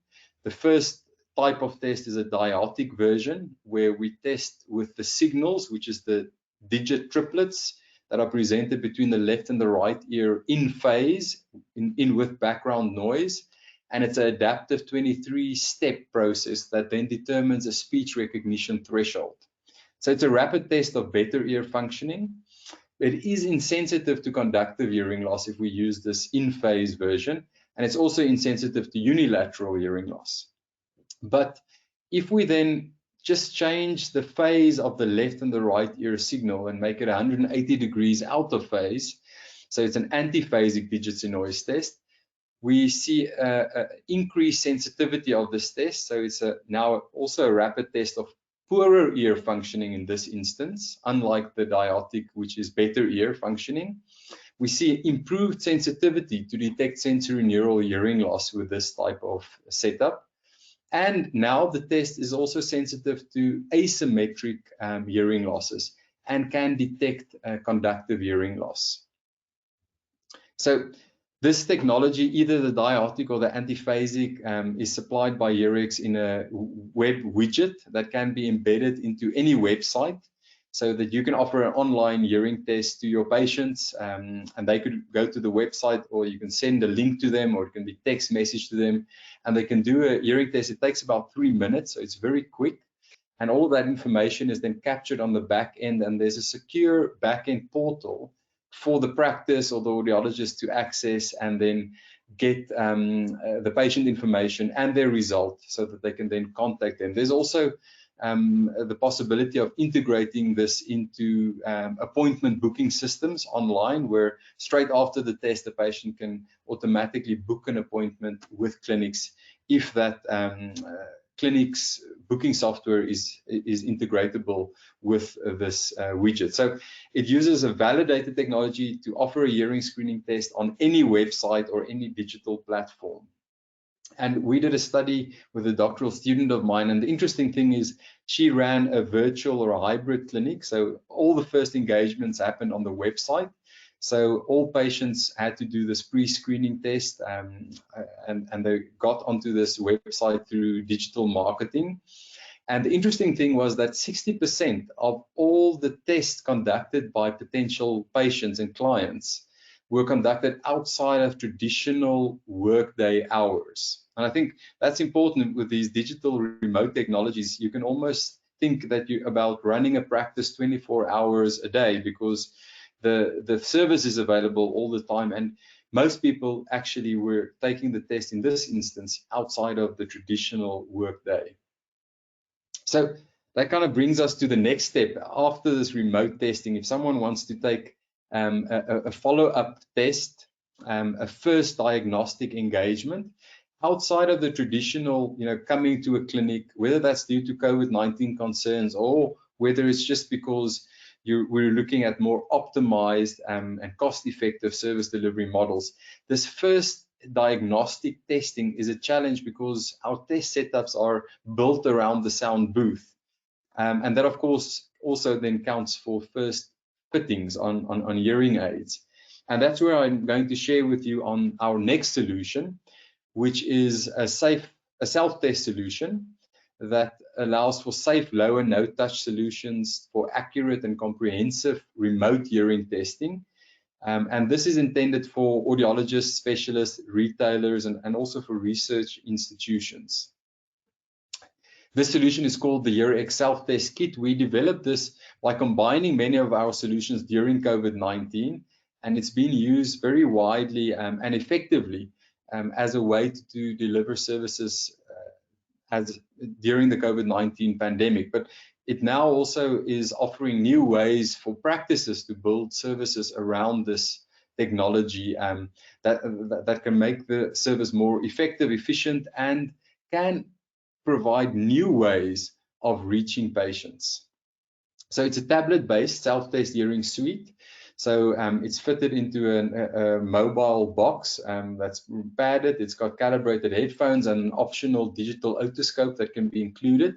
And this can then be either sent to someone's home, or it could be used in a primary healthcare setting or a counter-side setting, usually just outside of the traditional sound booth setting. It could still be in an audiology practice, but typically it's intended not to be used in a sound booth. It offers pure tone audiometry, air conduction, a speech and noise tests, also an ear disease risk assessment, and then the option of an AI video otoscope to include with this technology. So the self-test kit has the test battery that you as the audiologist can set up. It's entirely customizable, and it can be used in an offline or an online state. And the results are stored and encrypted locally until the connection is available if it's not connected to the internet all the time. It allows for anonymous testing. So you could send this out to a client and they can switch it on and put in their code and do the test without having to fill in any personal details. And the testing can be administered by the patient themselves in a secure locked mode, or it could be facilitated by a doctor or any medical professional or assistant, or it could be a significant other could help patients to conduct this test. But it's extremely simple. The UI and UX has been developed with a human-centered design approach to ensure that it's very simple and patients can run through all the instructions and do the testing themselves. And then it can be uploaded, and there's also the potential of having remote support right on the device if it's connected to the internet, so that the audiologist could talk through the test setup with the client or the patient remotely. So it includes pure tone audiometry, as I mentioned. It's a calibrated pair of headphones. It's a rapid automated self-test. Takes about 5 minutes to conduct a full audiogram air conduction. It also includes the speech and noise test, which is the binaural digits noise test, but it also includes uncomfortable loudness and most comfortable loudness measures. And then there's a risk assessment for ear disease, and I'll share a little bit more around that in a minute, and the option for a digital AI otoscopy. So if we look at the pure tone audiometry, first of all, it's a validated ear test solution based on our digital technology for audiometry that runs on a mobile phone or a tablet, but it includes significant quality control measures like real-time tracking of the environmental noise to ensure we know that we're getting reliable results not influenced by the environment. It also tracks false positives. So if someone, for example, only presses the button, we track that and we'll warn and stop and flag the test if it exceeds the normative ranges. It also tracks the response times from when someone hears a tone and when they respond. And then there's a test-retest reliability check included. So when we're testing outside of traditional environments, it's very important that the quality control measures are able to track the reliability of the testing.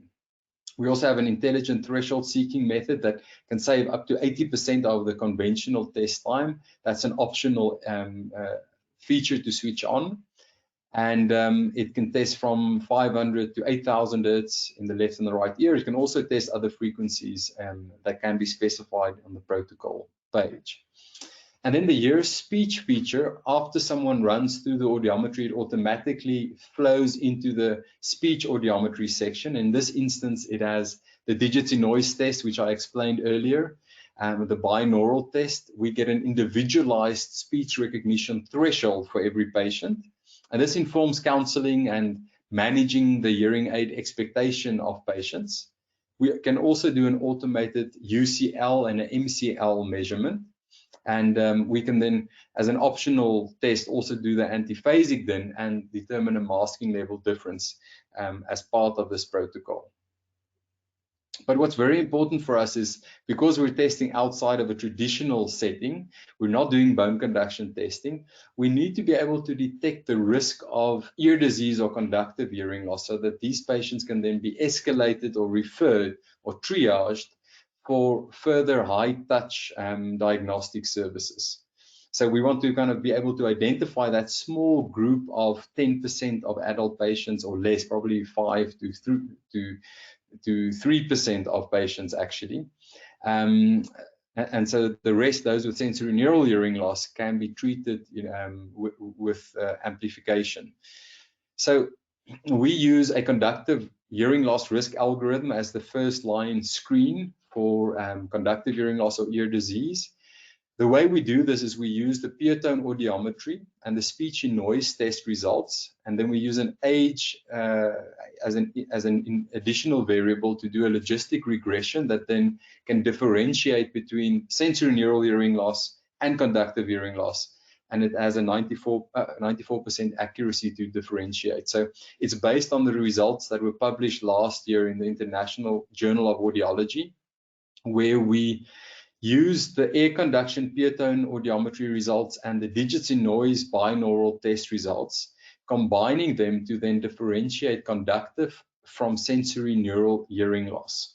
And you can see this ROC curve was 0.98, which is very accurate, and the sensitivity was 97% and specificity almost 94%. So a very accurate way to decide whether someone's hearing loss is conductive or sensory neural. So that's included in this self-test kit, but it also includes a screen for any asymmetric hearing loss. So if the left and the right ear differs significantly from each other, we also flag that as a risk factor for further assessment, potential retrocochlear conditions.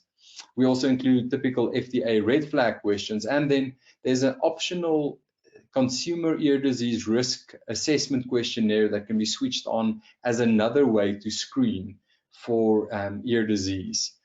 So the test time is usually 1 minute. If you include the CEDRA, it takes about an additional 5 minutes to do that screening. And then it's also important to mention that this test setup also includes the option of conducting a digital AI otoscopy. This product is called the Earscope. It's a small pen-like otoscope that plugs into the tablet and then allows you to visualize the ear canal and the eardrum. It's been developed in such a way that it's safe for laypersons to actually operate. The specula are very short, and it provides a very clear image, a wide-angle image of the ear canal and the eardrum. This typically can be used in a home-based setup, but oftentimes in a counter-side engagement where there's a professional or a nurse who can take this image, it just can support the decisions in terms of the next steps for treatment. It's got features like auto crop and auto zoom to really make it easy to get a good quality picture. But what's really special about this technology is that it's the first technology to include an artificial intelligence image classification tool. And this is based on a large database of thousands of images that we've collected and that have been diagnosed by ear specialists that we've used to train this machine learning algorithm. And that can then provide within seconds a classification of the tympanic membrane in terms of whether it's normal, whether it's a wax impaction, whether it's a chronic suppurative otitis media, or whether it's some other abnormality that requires medical treatment. And we've been working on this digital AI system for the last 5 years. The first paper came out in 2016, one of the Lancet papers, eBiomedicine. At that stage, we had an 81% accuracy for the model. The next iteration was in 2018 when we had an 86% accuracy, and this was for a feed-forward neural network. And then we moved to the third iteration, which was a deep neural network, and we're now at about 94% accuracy in identifying the ear condition correctly. So maybe I can just show you what this looks like. This is on a mobile phone where the ear scope was plugged in. We took an image here on the left top corner, and it classified this as wax impaction with 100% confidence level. The left bottom was a chronic perforation with a 96% confidence level, and then at the bottom right there's an abnormal category with a 97% confidence level. And let me just see if I can show you this video for the top right, which is a normal ear. So I'm not sure if you're seeing this video, but it's now focusing on the tympanic membrane. The picture is taken, and then it gives a normal classification with a 92% confidence level. So if I can just illustrate some examples of where the self-test kit could be used and employed, here is an option where it could be in a clinic or a primary healthcare setting. So an audiologist can see a patient. They can then contact the audiologist for a quick appointment. They can come into the counter side engagement, and the audiologist doesn't necessarily have to be there. It could be facilitated by an assistant. Could also be in a regular office environment where the tablet with the calibrated headphones are supplied, and they can literally run through this test by themselves with this headphone. An assistant could take an image with the ear scope to append that to the patient record, and then either the patient could stay for a consultation, or they could go right back home and schedule a remote consultation with the audiologist, who has then reviewed the test results and can then discuss with the patient what the results mean, but also potential treatment options that they may have engaged around. And the patient could then even make a decision on a potential treatment, for example, a particular kind of hearing aid.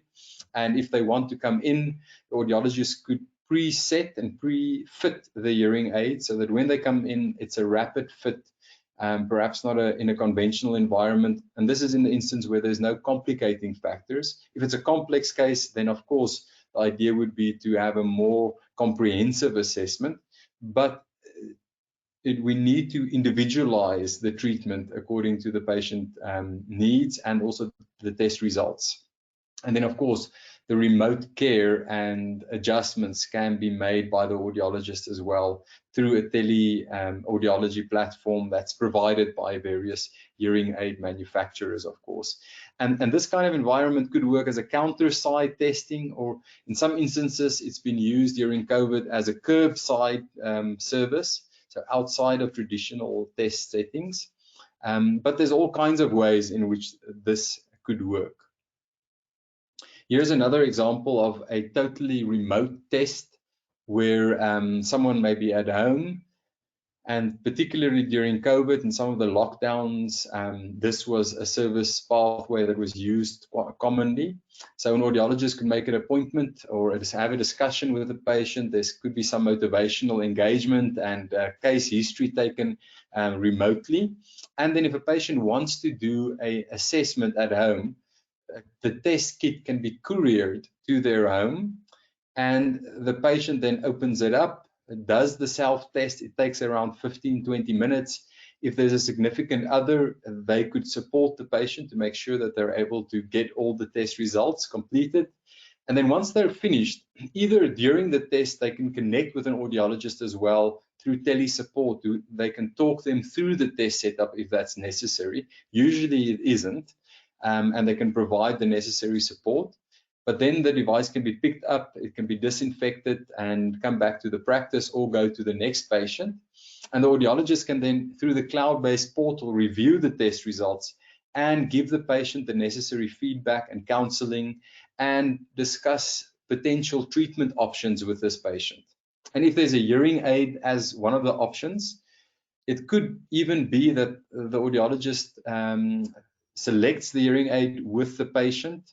They can set it up, do an initial fitting that could be sent to the patient's home, and with a remote telehealth consultation, they could help the patient set up the hearing aids for the initial fit, and then they could make remote fine-tuning, do the troubleshooting, and the potential rehabilitation with the patient in that fashion. So these are just scenarios to give you an indication of how these technologies can be used to support these remote types of and alternative service delivery models. Before we kind of end off with some questions, this is just the future directions slide where I want to kind of illustrate these models and potential next steps that we see coming.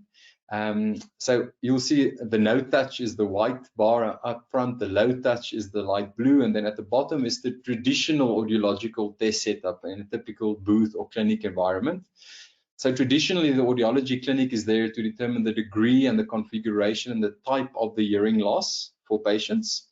If it's a sensory neural hearing loss, they'll treat the patient right there and then, and they can make the necessary prescriptions for amplification. But if there's a medical concern, they will refer them for a medical assessment to have a diagnosis and a treatment prescribed there. If we think of alternative models, there could be a remote screening model where a patient can have a remote detection of hearing loss. That could be an online hearing test. It could be a self-test kit at their home. And this could differentiate whether they need to go directly to an audiology clinic, traditional type of clinic, or to a medical professional for treatment. So here already we're seeing some optimization and efficiency for patients in terms of decision making. And one of the technologies we're currently working on is to advance this online screening tool with an additional test so that we can actually differentiate the type of hearing loss right from this web-based online remote screening tool. Of course, the self-test kit does the same, but that's a device, a piece of hardware with calibrated headphones that have to be sent to someone. And then the next step is you could think of alternative ways where you can provide services to patients who have sensory neural hearing loss. So here we have a low touch environment, very much like I explained to you earlier. It could be a counter side assessment or in a primary healthcare facility where we have something like the self-test kit that determines the degree and the configuration and the type of hearing loss. If the type indicates a risk for a medical condition, they could be referred and triaged to a medical professional. If it's a complex case with additional challenges, they could be sent to a traditional audiological clinic. But if it's a straightforward sensory neural hearing loss case that requires hearing aids and the patients are motivated, in this low touch environment, the hearing aids could be provided right there and then to the patient. And then of course we could add another layer where we have a no touch environment, as I shared with you. Could be at someone's home where some of these services can be provided.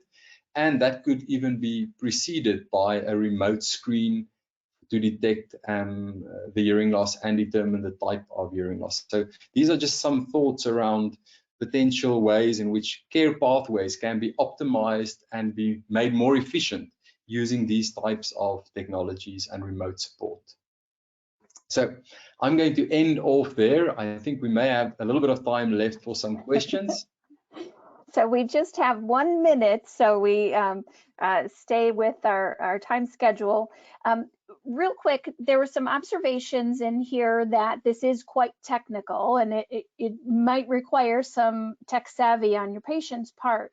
So how are there accommodations made for some of our elderly population, especially in some of these no-touch types of situations? Are you seeing that it's not used for those patients, or are you still using it but having some sort of guidance?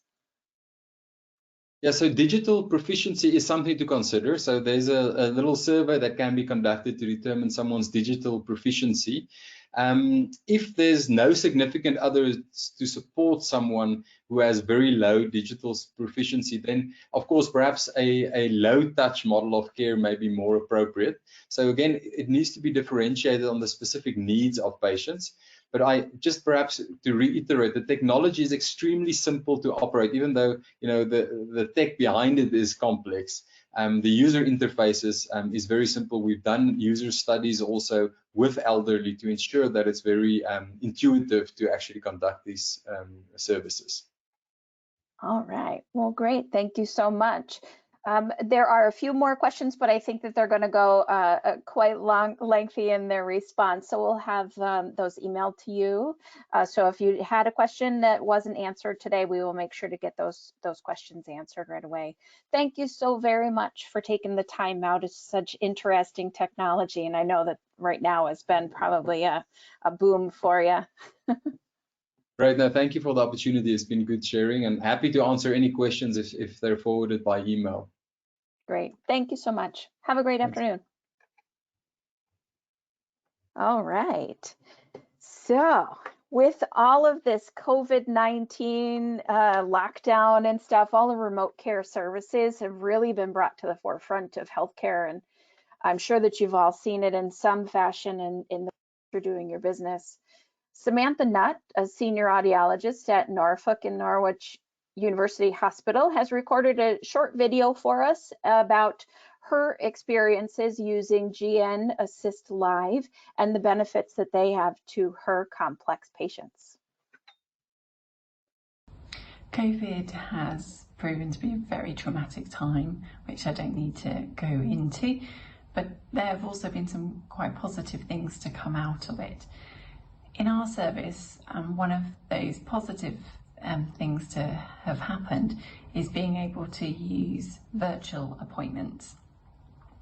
We were very lucky that for some of our complex patients, we were already using GN hearing aids, and it gave us the opportunity to start using a couple of the features that we've never looked into before, the Assist Live and also the Remote Assist.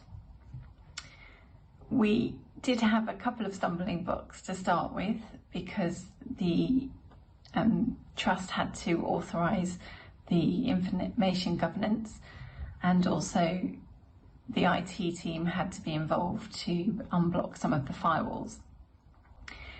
They were very busy, as you can probably understand, during the pandemic, especially at the beginning. So time meant that our service couldn't be prioritised. However, the GN team were really, really helpful and had direct contact with both the information governance team and the IT teams. And this made the process much less stressful from our point of view. But once all was approved, it has worked really, really well. The fact that we can run the feedback calibration whilst the patient is in their own home is great, as it means that some of our patients don't ever have to attend the clinics. Once they've had their hearing tested in the department, all the hearing aid work can be done from the comfort of their own home, which is really, really great. And for a lot of our patients, that has really made them feel more comfortable about having hearing aids during the pandemic, because especially before having vaccines, they've been very reluctant to attend for obvious reasons. We also have found the use of the remote assist really beneficial for a great deal of our patients. For them being able to request assistance in their own time via the app, and for us, we've been able to reply to them, respond to those assistance requests at a convenient time.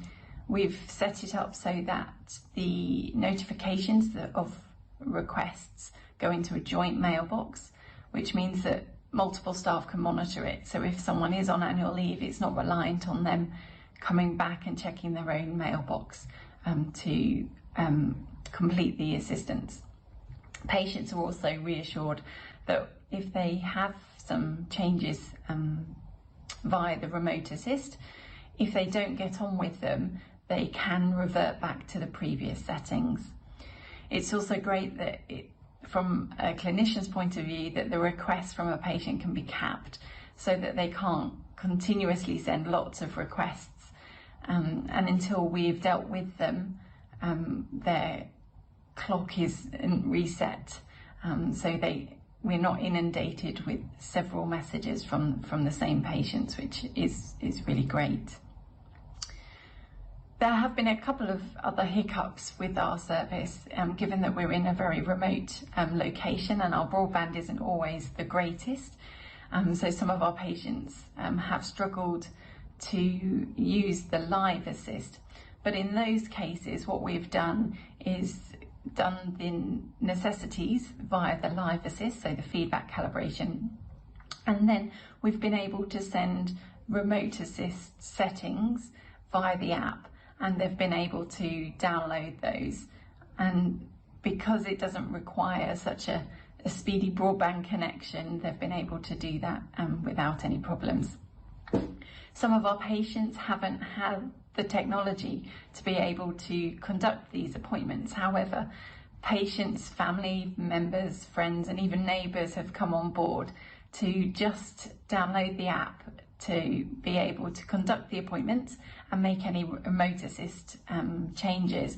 And then the patient can use the hearing aid without that, just using the normal programming button and volume control as they have always done.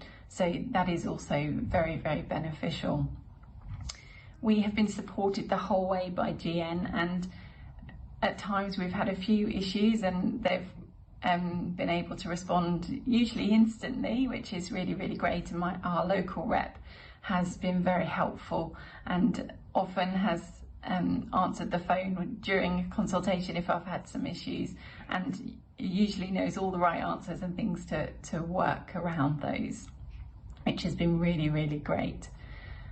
For a lot of our complex patients, there are lots of stresses that have resulted from COVID, and being able to offer them this service has really helped ease some of those stresses, which is great from our point of view, as we're here to help them, and when we've not been able to help, being able to offer something has been great.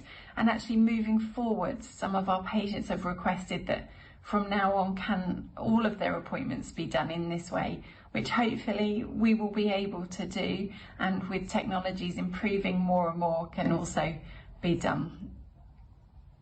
If anybody does want to get in contact with me, please feel free. I'm not sure I'll have all the answers, but I'm more than willing to offer some assistance.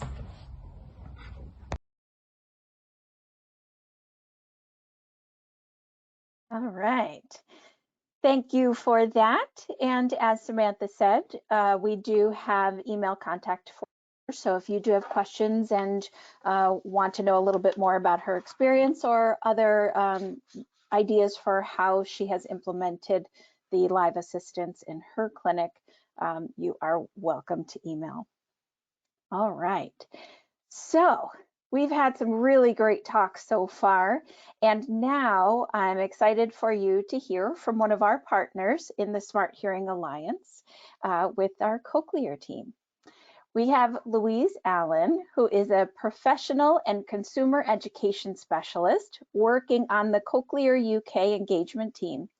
She supports hearing healthcare professionals who might not routinely work with hearing implants. Her presentation today is looking to give some insight into cochlear implants and why they should be considered as a treatment option and not a last resort. She'll also share some updates on our bimodal solution, which I'm pretty excited to hear. So thanks so much. Demi, we are good to go. Thank you very much for that introduction. And a big thank you to Jean for hosting today. I've tried to make today as interactive as possible, so you will have the opportunity to vote and choose an answer from the poll. So this webinar is about introducing you to cochlear implants, and we'll be talking about some useful information that you can have when you talk to your patients about a possible referral. So this webinar is quite introductory and broad in content. So if you would like more in-depth information or resources, please don't hesitate to reach out to us. Our email address is uklearnnow@cochlear.com. I'm talking to you today as part of Cochlear's engagement team, and there are two parts to our role. So one part is the support that we provide to the public when they contact us wanting more information about hearing implants for themselves or a loved one, and are supported by the members shown on the slide. The other part of our role is the support we provide to you, the healthcare professionals who do not routinely work with hearing implants. And this support is provided by the audiologists in our team. And you can see here that the areas that we cover. Suresh is currently on maternity leave. So if you live in the blue shaded area, you will be supported by one of us other audiologists. We provide professional support through our Cochlear Peer Network. So you can see here there are many aspects to the Cochlear Peer Network, such as webinars, events, newsletters, journal clubs, and so on. So if you're interested in joining, you can be involved or supported in as many aspects as you like. And a big part of what we do is supporting the CI champions through their role and responsibilities. So I'm just going to get you to raise your hand now, so you should be able to see it in your toolbar if you are a CI champion for your department. So if you just put your hands up just so I can see how many of there are out there.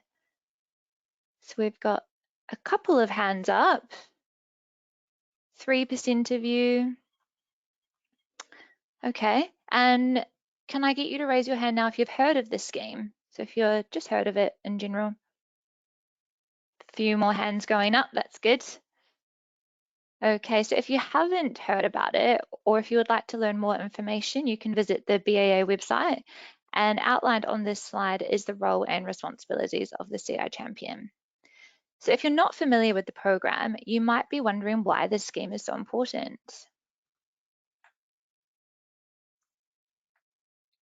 Here are some numbers and context. So the World Health Organization estimates that over 5% of the world's population, so that's 466 million people, have a disabling hearing loss.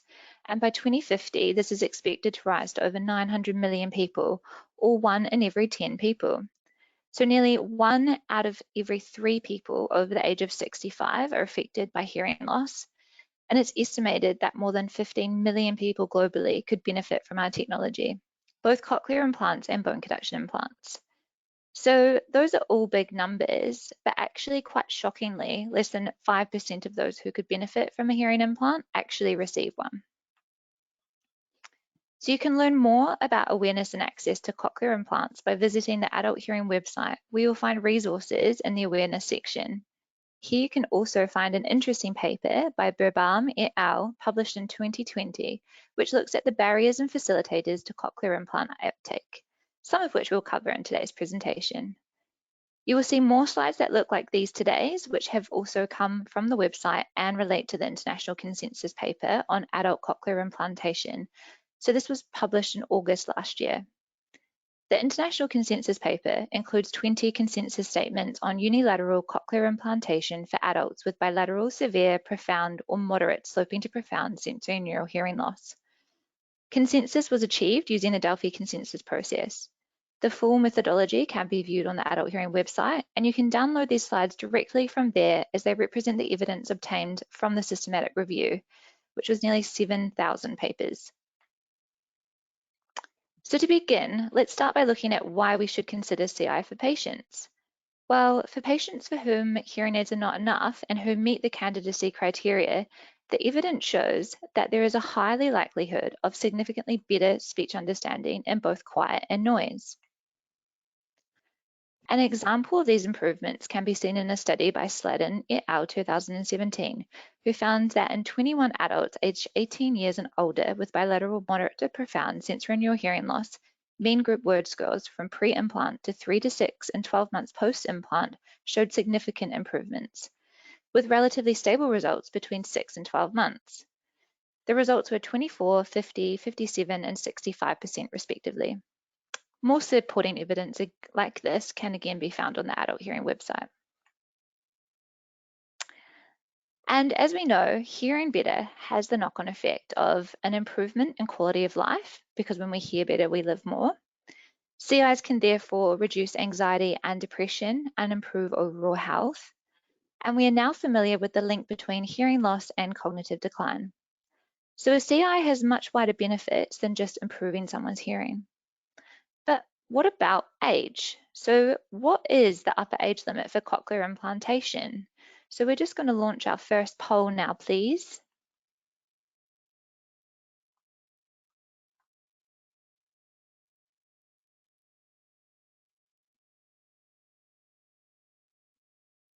So what is the upper age limit for receiving a cochlear implant?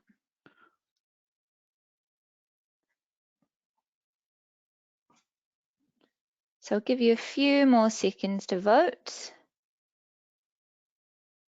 Okay, it looks like a lot of you have voted now, so we'll close that poll and we'll have a look at the answer.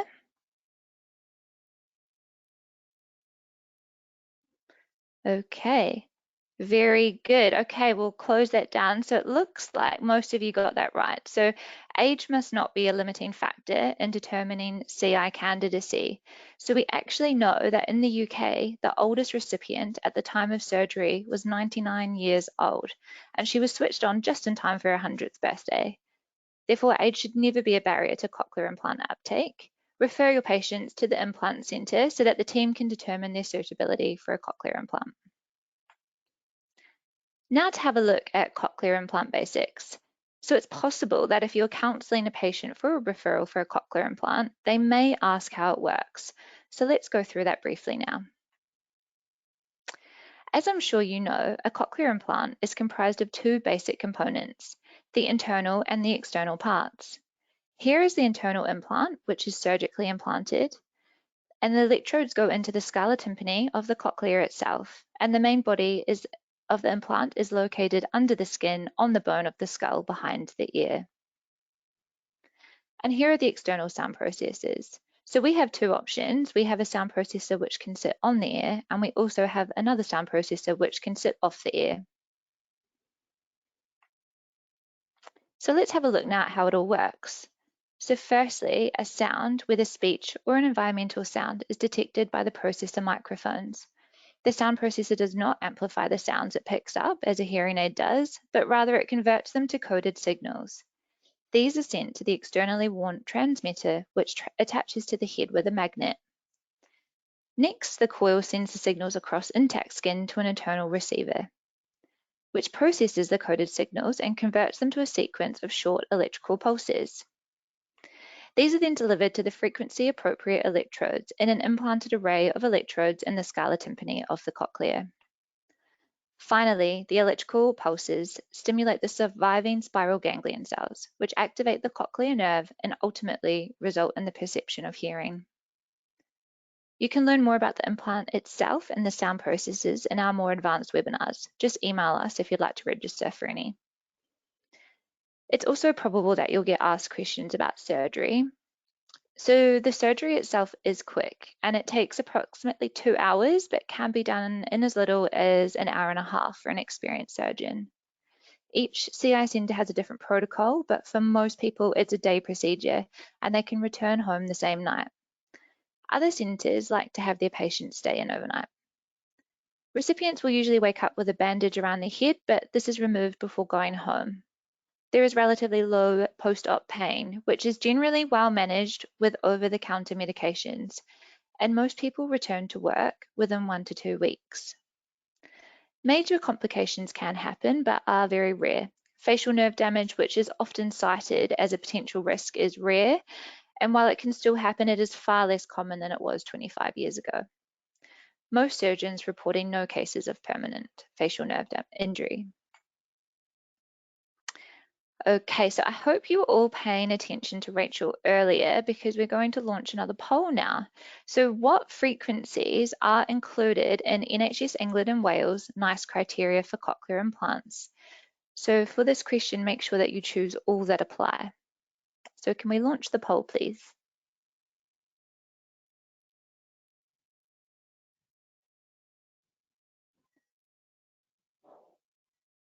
So have a think about what frequencies are included in the NICE criteria. So I'll give you a couple more seconds to vote. Okay, we'll go to the results, please.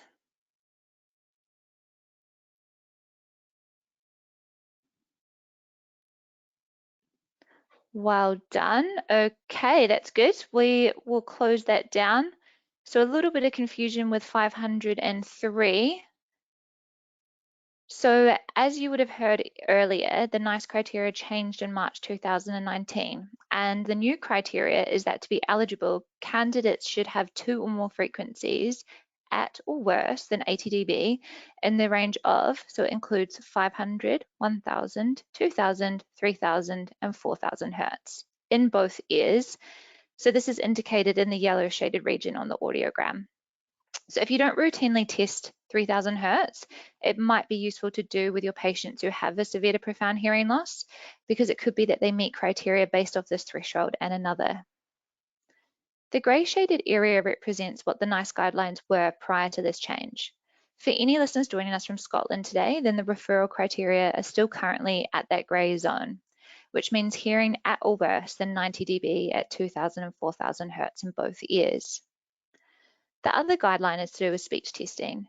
Now, it's not a requirement to conduct speech testing as part of your referral, but if you do routinely conduct speech testing in your clinic, you'll be looking at referring someone who is scoring less than 50% phonemes correct on AB word lists presented at 70 dBA in the best aided condition. You can speak to your local implant centre about whether or not they will accept referrals with slightly better speech testing results. If you don't have access to speech testing, you can determine benefit with hearing aids through self-reported questionnaires and by asking questions about their performance with hearing aids. Ask your patients when wearing their hearing aids, do you struggle to hear on the phone? Do you withdraw from social events? Do you often ask people to repeat themselves? If they answer yes to any of these questions and they are within audiological criteria, they may benefit from a referral to a cochlear implant program. Have a think about when you start the conversation about referral for a cochlear implant with your patients. Do you wait until they are receiving no benefit from their hearing aids? You could, and then you could refer them for a cochlear implant, and we will likely see them benefiting from that treatment. But if we refer them earlier, we see that the outcomes they get could be even better because they've had a shorter duration of severe to profound hearing loss and better functional hearing. So it's important to minimize the effects of waiting by starting to have the conversation and make the referral earlier in this process to get the best outcomes for patients. Sometimes you might wonder when to raise the topics of cochlear implants or ask yourself when you should consider referring them. Should we wait? And I would really encourage you not to. Firstly, a longer duration of severe to profound hearing loss reduces expected performance with a cochlear implant. Secondly, people do better with a cochlear implant when they have more functional hearing, and this is reflected in the gradual loosening of candidacy guidelines all around the world, and that people are now being implanted with more hearing than was possible under previous guidelines, because the results are showing that it is worth it. And as you know, it will be interesting to see the outcomes of the COACH study. And thirdly, as we've already noted, hearing loss is linked to dementia, but it's one of the modifiable risk factors that we can take action on. When referring, you would include recent audiograms and any history of past thresholds. Information on hearing aids and use. If your department does aided speech testing, then you can include those results too. But as mentioned, both hearing and speech tests will be repeated at the CI Centre. If carefully verified up-to-date hearing aids are not helping the patient meet realistic goals and their PTA falls within NICE guidelines, then an implant assessment will be worthwhile. When considering referring someone for an assessment at an implant centre, it is useful to have information to provide the patient on hearing implants. You can ask your local implant centre what they have available, and this slide summarises some of the resources that we have for potential candidates and those gathering information about cochlear implants. Following on from what Heather spoke about earlier, these materials have been written with the patient in mind, and you can have access to both physical and digital copies. You can also connect your patients with a recipient who volunteers their time to answer questions and to share their hearing implant journey. This can be extremely useful for a patient who may have fears or concerns about the surgery and outcomes and so on. There is also a dedicated website, so www.hearmore.cochlear.com, which provides introductory information on hearing implants and useful videos. Submitting queries on the website promotes an engagement specialist to reach out to the individual. Now to move on to bimodal before we will talk about case studies. So a bimodal hearing solution is when you have a cochlear implant on one ear and a hearing aid on the opposite ear. Bimodal solutions are particularly important for our adult populations as funding only allows for one cochlear implant for those aged 19 and older.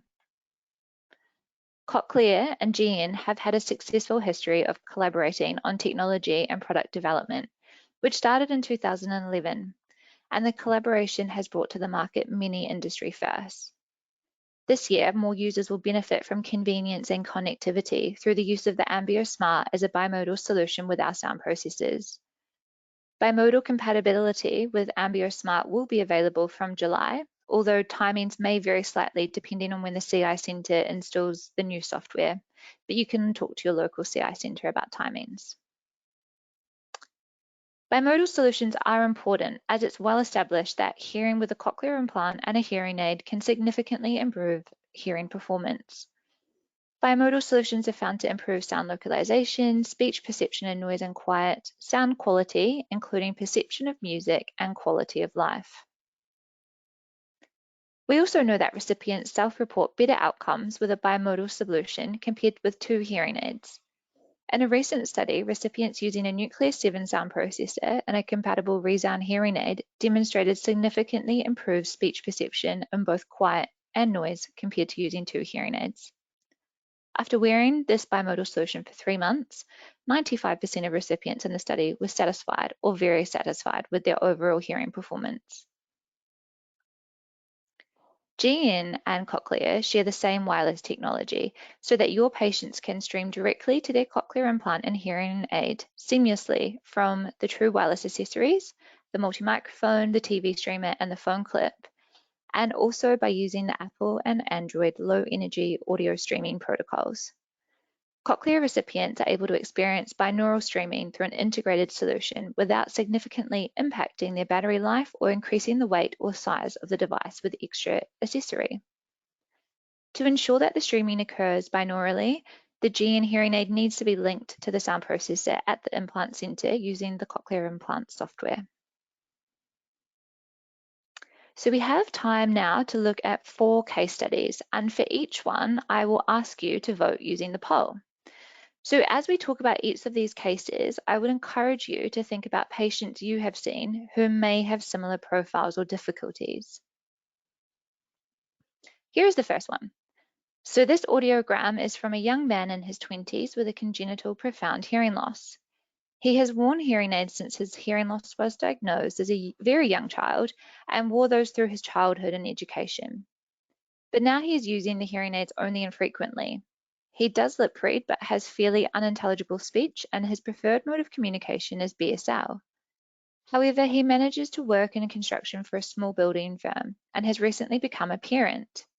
So what hearing options would you consider for this man? So take a look at those details and have a think.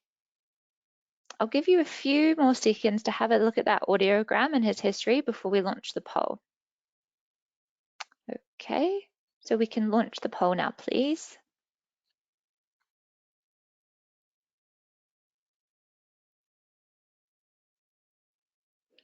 So what hearing option could you consider for that man? So I'll give you a few more seconds to vote. So would you consider hearing aids, bone conduction implants, cochlear implants, or you're also allowed to put not sure? Okay, we'll go to the results, please.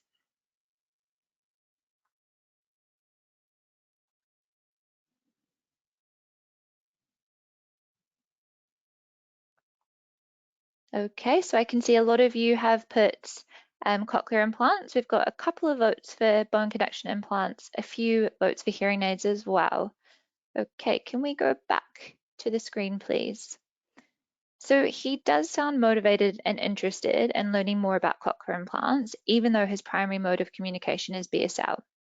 So a referral to an implant centre could therefore be an appropriate next step, considering that his thresholds are within criteria.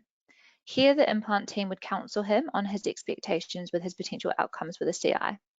It's unlikely he would achieve high scores in open set speech recognition tests because of his long duration of severe to profound hearing loss. But the implant team would be in the best position to advise him of his options. If in doubt about referring, just contact your local CI mentor before referring. Okay, we've got this child now who's 8 years old with a symmetrical sensory neural hearing loss. The cause is unknown. He is a good hearing aid user and has normal speech intelligibility and is fully oral. So what hearing options would you consider here? So take a look at those details and have a think. Okay, we can launch the poll, please.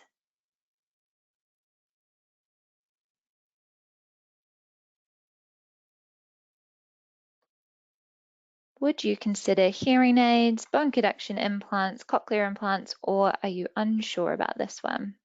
So he was 8 years old, he's not wearing hearing aids, and he has normal speech intelligibility. Okay, we'll go to the results, please.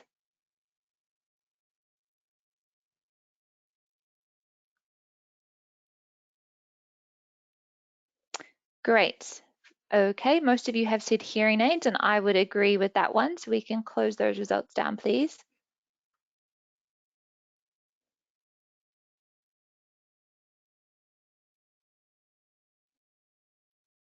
So he's not a BAHA candidate because it was a purely sensory neural hearing loss, and he's not a CI candidate. So this child and their family will need to work with hearing aids. The third case is this man in his 30s with a recent onset single-sided deafness of unknown cause. So there's no hearing in the right ear, and he's got normal ear conduction and bone conduction in the left ear. This person has tried a cross hearing aid for the past couple of months and has struggled with that, and he has normal speech and oral communication. So what hearing options could you consider for a case like this? Okay, can we launch the poll, please?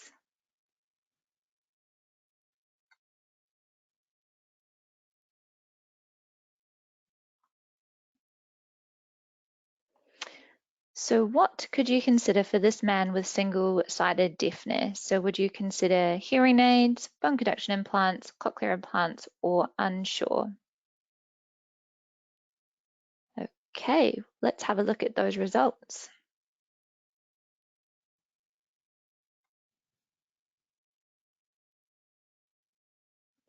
Okay, so it looks like a lot of people have gone for bone conduction implants. A few people have gone for cochlear implants and a few with hearing aids. So thank you for that. We'll close down those results. So he had already tried a cross hearing aid and he was struggling with that cross hearing aid. So it is possible for him to be referred, therefore, for a BAHA trial. Now, as a refresher, for BAHA, there are 3 main categories of patients who can benefit. So those with a permanent conductive hearing loss, and those with a permanent mixed hearing loss, and those with a single-sided deafness. So it helps me remember that with a BAHA, you are bypassing something, whether that's a conductive loss or you're bypassing the cochlea to reach the good cochlea on the other side of the head. I noticed that someone asked Carly earlier if they had tried a BAHA. In the UK, the commissioning policy states that bone conduction hearing devices and middle ear implants will only be available to patients for whom conventional ear conduction hearing aids are not suitable and do not provide adequate benefit. So that means that your patients would need to have completed a hearing aid or cross trial for a minimum of 4 weeks before referring them to the BAHA centre.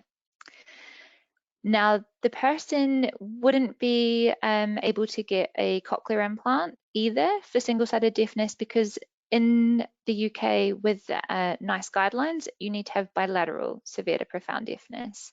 So that's why a cross or a BAHA is your option, unless you're going to look at self-funding for a cochlear implant.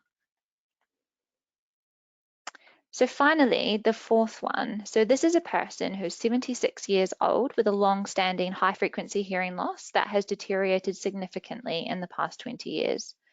This person is a consistent hearing aid user, but getting less benefit over time. They're fully oral and they're good speech, but some areas due to lacking the high-frequency access. So what hearing options could you consider for a case like this? So have a think about your answer, and we will launch the poll now.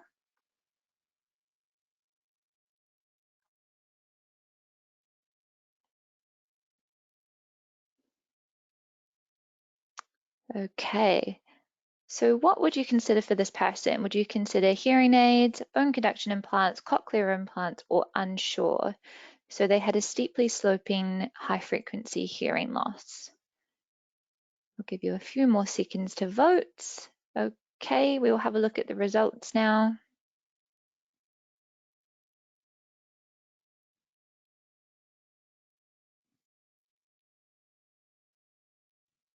Okay, so it looks like a lot of you have picked cochlear implants, and we've got a few people that have picked hearing aids as well.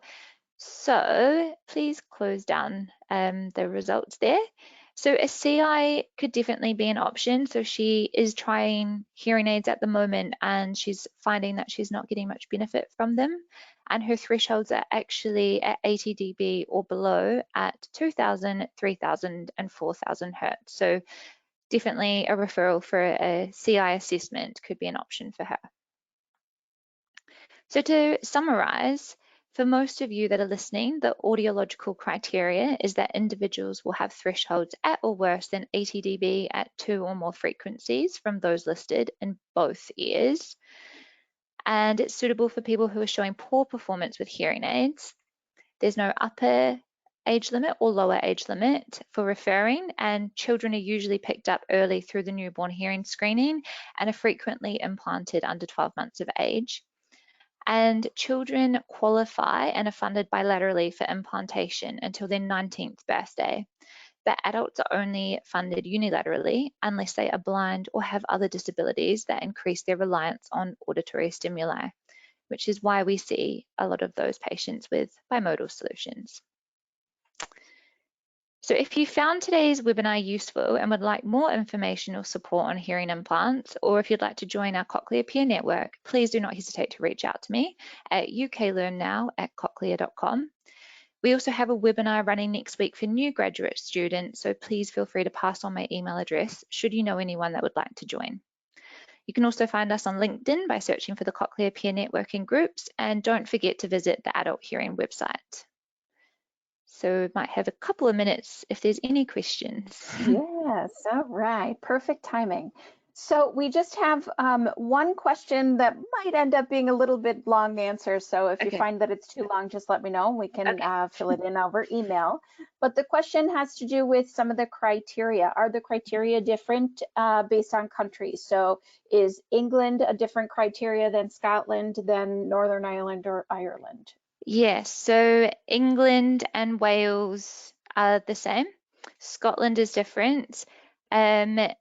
You have the same criteria in Northern Ireland as NHS England, and then HSE, so in the Republic of Ireland, pretty much follow the NICE criteria, but they're not as strict. Okay, what is the main difference about the Scottish criteria? So it's 90 dB at 2 and 4,000 hertz. So it's the old NICE criteria that we had a few years ago, but I know that they are working at changing that criteria to bring it down to be aligned with England and Wales. All right. Well, you were nice and thorough. There are no other questions. So Okay. Thank you very much for your time today. Very informative. Thank you. Have a great afternoon. All right, so we have heard about all sorts of great technology advances in all different types of remote care, and now, of course, all of the criteria for implantation and why it might be a solution rather than a last resort. So things that are going to start tweaking in your mind there. We've also heard about all of the self-testing and remote care.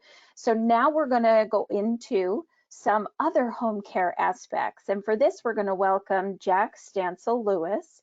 And he's going to speak to us about doing ear checks at home for some of our more vulnerable population, like children and younger people that might have learning disabilities or autism that might live in some residential special schools.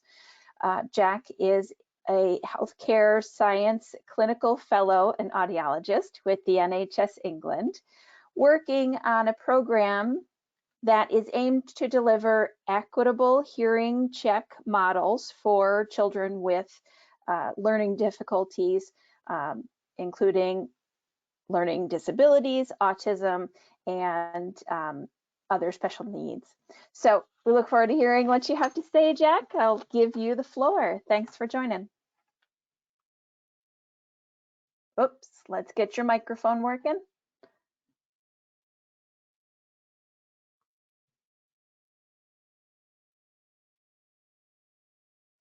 So your microphone is still muted.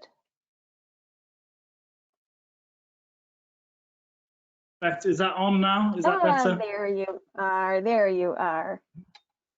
All Perfect. right, Okay. go ahead into your presentation mode, and you're ready to go. And can you see my slides okay? Yes, you're all set. Are you? Brilliant. So yeah, thank you so much for inviting me to talk today. Really what I'm going to talk about is give you a brief overview of the program that I'm working on that's led by Ruth Thompson, and then a feasibility project, service redesign that we ran in collaboration with the Hummingbird Clinic and Kieran's team that you heard from earlier, as a sort of response to COVID to try and enable some access to hearing checks. So what am I going to talk about today?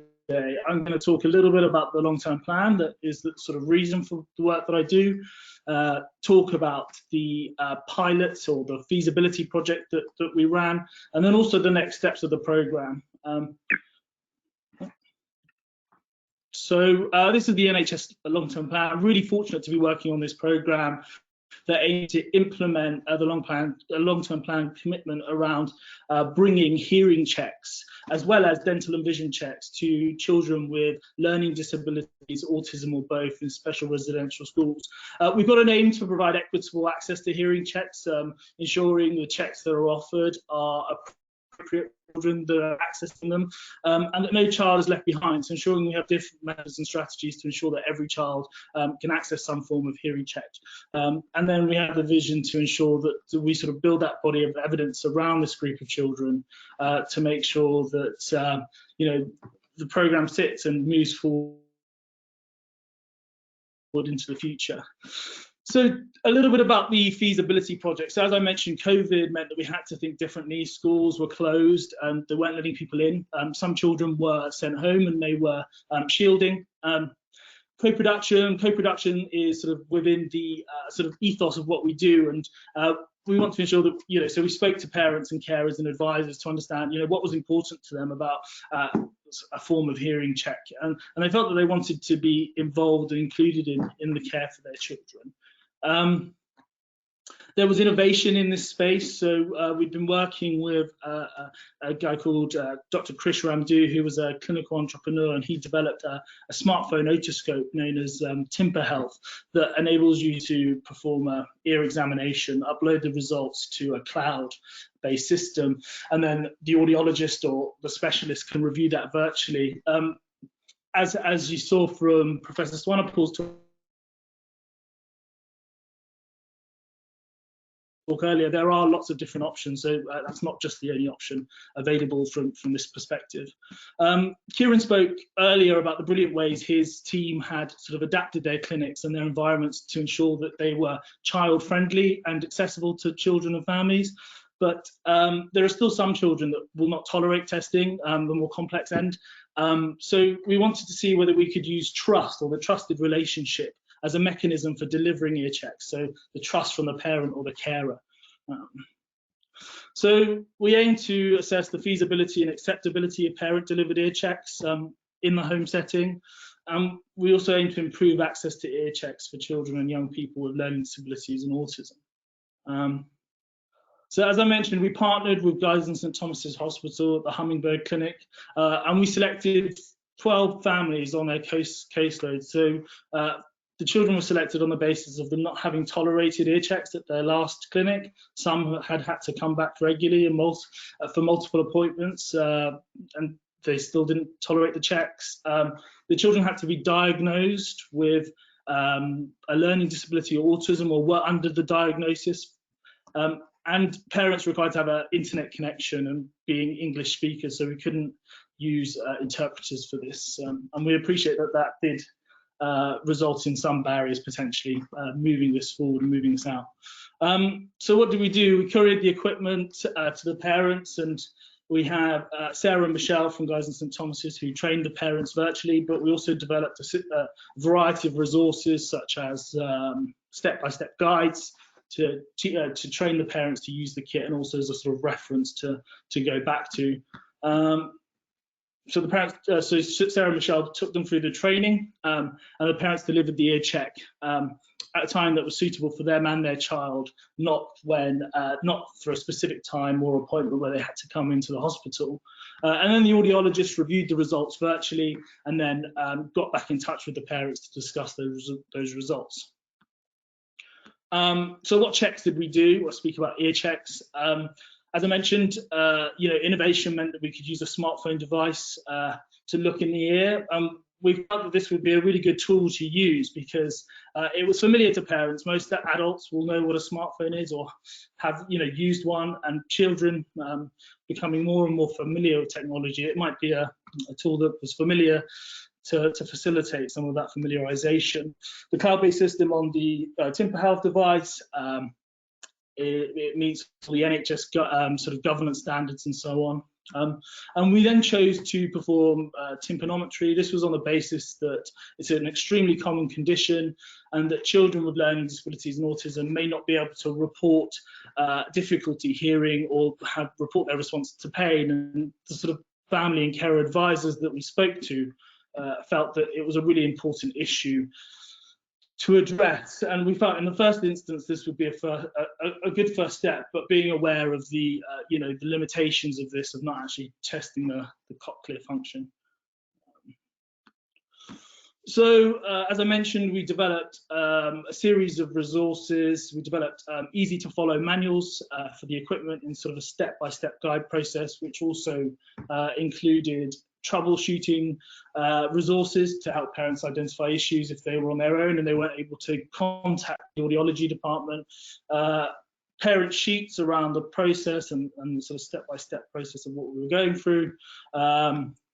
Provided a number and also an email address that the parents could contact the audiologist on if they had any queries or questions or issues.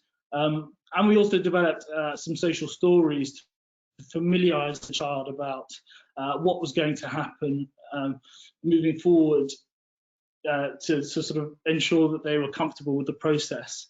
And then, as you can see on the screen here, there's an image of a replica device. So we've got a replica of the smartphone otoscope. This was to aid familiarization or to facilitate role play. The device also had a light on that could potentially act as a distraction tool for some children if they were inclined in that way.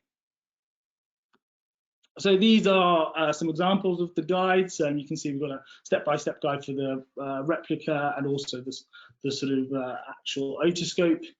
And then for the tympanometer, and this is an example of the first side of the social story. We also had one with images on that sort of showed the process in a more sort of factual way. So how did we evaluate this process? We performed pre and post project semi-structured interviews with parents to understand their motivations about taking part and their emotions. And we performed a thematic analysis afterwards to understand the key themes and issues that came out of this. We developed Likert scale surveys to understand parents' confidence at using the equipment before training and then following the end of the project, and also some Likert scale questions to understand parental perceptions. We also looked at the clinical results. So some outcomes now. So from the semi-structured interview, parents expressed excitement about taking part in the project and also about taking ownership of their child's hearing checks. Others felt a little apprehensive about ensuring that they did the checks correctly and they got the results. Some parents expressed skepticism around their child's behaviour, whether they would tolerate the testing because they were particularly sensitive about people touching their faces. But also parents expressed that it was important to feel empowered because sometimes parents with children with learning disabilities and autism may feel hopeless or even helpless at times. And it was really important to feel that they were taking active part in their child's care. So some of the key part that came out of the pre-project interviews were that a main motivation for taking part were the barriers, and those barriers included, the hospital environment being, techie and not really appropriate for children and young people with learning disabilities and autism. The people and the clinicians that were unfamiliar potentially to the child, which made them feel, uncomfortable. Having to come back for multiple appointments for lots of different things. Often children with learning disabilities may have to do that, and parents had to bring them back regularly. Sometimes children may have experienced, sort of trauma associated to some of those appointments, and then they associated that trauma to the hospital. So before even getting into the clinical setting, they were already upset and distressed. And timing as well, as I mentioned, having to perform a check, having to perform for a clinician when the child comes into a hospital during a set time might not necessarily be the most appropriate time for that child. They may be upset, they've just had a long journey, all sorts of different things, and this is what parents expressed to us. So parents also expressed a greater desire to get greater understanding of their children's needs. And they wanted to understand how to perform the checks and what these tests meant, so that at future hospital appointments they had a greater understanding of what, for example, the audiologist was describing to them. It was also expressed that the parents wanted to help others, so those shared experiences that they'd had with other parents of children who have complex needs really sort of grew that feeling of altruism and really wanting to help others. Oh, sorry. So, as I mentioned, we performed the Likert scale questions to understand confidence at using the equipment. The blue bars are the pre-project and the green are the post-project. We ran some statistical analysis and we found that parents significantly increased their confidence at using the equipment following the training and following the end of the project. So 8 out of 12 children tolerated otoscopy at home. We ran statistical analysis to assess the difference between ears tolerating otoscopy in the clinical setting and at home. And this revealed that there was a statistically significant increase in the number of ears tolerating otoscopy performed by parents at home compared to the clinical setting. And we appreciate these are really small numbers, so we understand the limitations of this.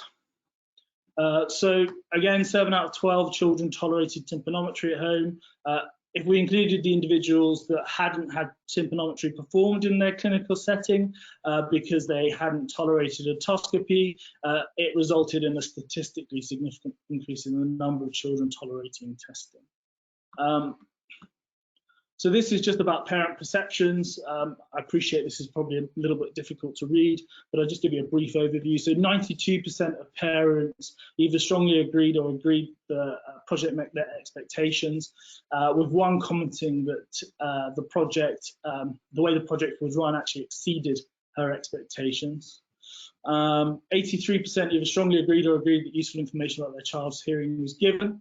However, only 67% agreed that it improved access to ear checks for their children. And I think this was on the basis of some children not tolerating the testing, and therefore they were uncertain whether it actually resulted in an improved access.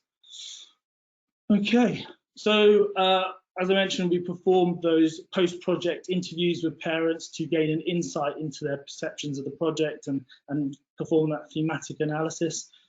Parents reported that trust was a key facilitator for their child, not only just their child trusting them to perform the checks, but also the trust that the audiology department had placed in the parents to perform the check really gave them the confidence to take this on. So it appears that trust was key for all facilitators in this group of children, centered around this familiarity and individualization. And obviously, these are some of the quotes from some of the parents. Parents expressed being able to familiarize their child using replica equipment was important, and also having resources that facilitated this was really key, being able to expose their child to it regularly and continuously so that they felt comfortable. I think it was also key that the parents were familiar to the equipment and also the training process, and that also resulted in them being able to perform the checks more confidently, if you like. We need to think about the resources that we provide. We only gave a replica device and a social story. Some parents reported that they'd like a range of resources because their children may not use a social story, whether that's a storyboard or PEX cards or now Next cards to develop that process. It may be that we have videos that you saw from Kieran's presentation earlier to develop this further and develop that familiarization process. So again, familiarity comes in again. So how the environment was a barrier, it was also a facilitator. Being in that home environment, child felt safe, they felt they were in a safe place, it was a familiar environment.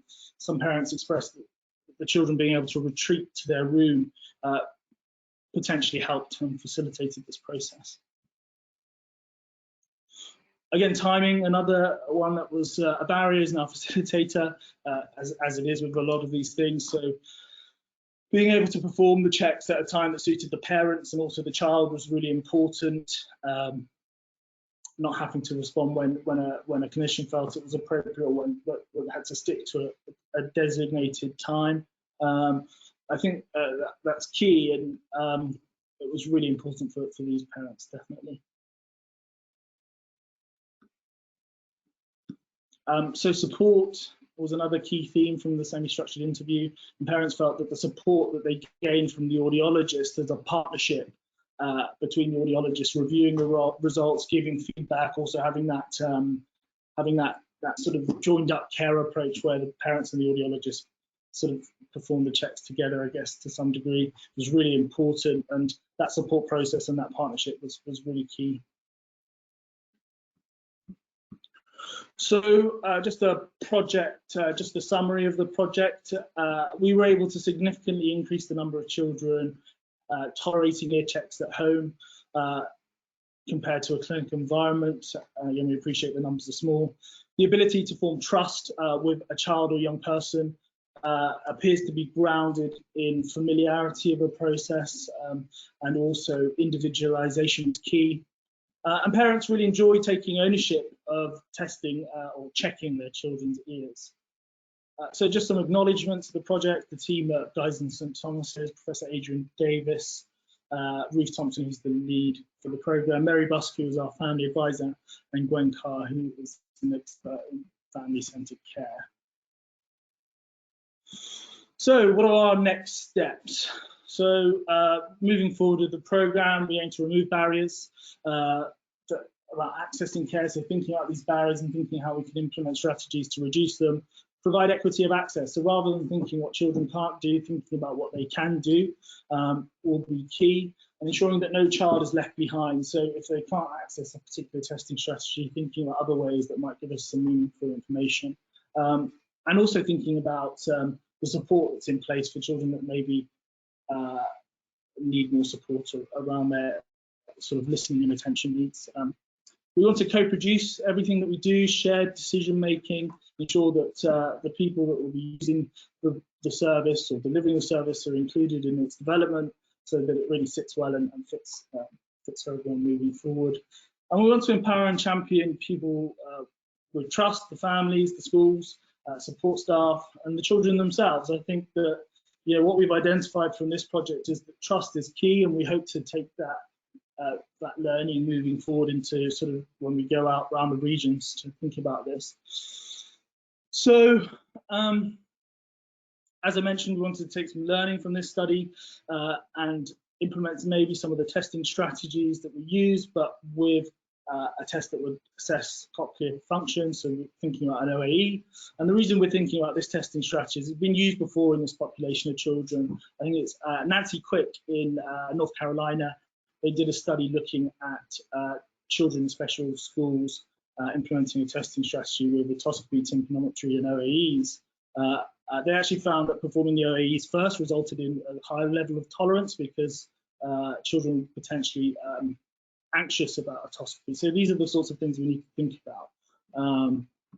I think also, we've spoken about familiarity, and Lindsay McShay in Sunderland has implemented a similar strategy with looking at the ear tympanometry and OAEs as part of annual health checks. And that familiarity of having that process the same as you move into adulthood, I think will be really key to ensuring children or young people and young adults feel comfortable.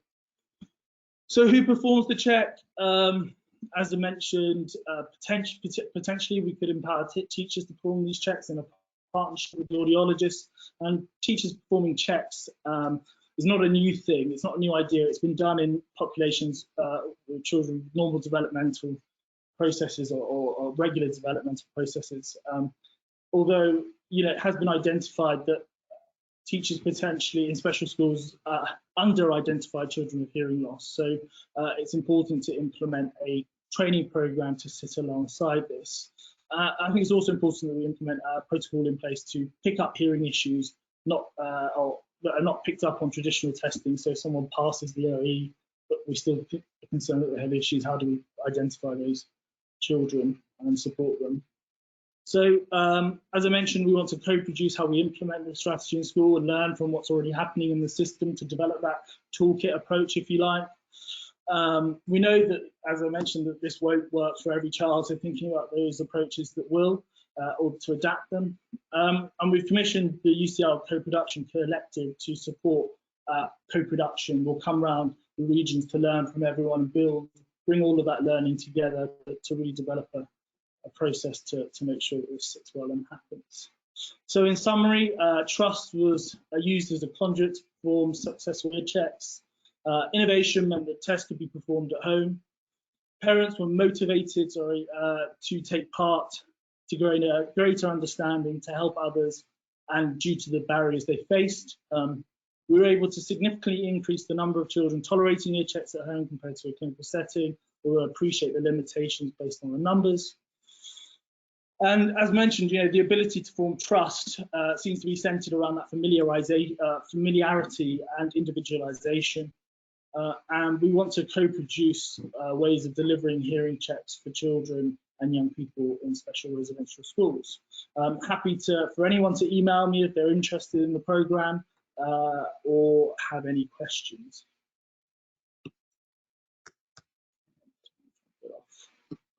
All right. We, again, nice and thorough. We haven't had any questions, which is interesting. I can see that there might be even a broader use for some of the technologies that you were just talking about for all different age ranges. This is pretty exciting.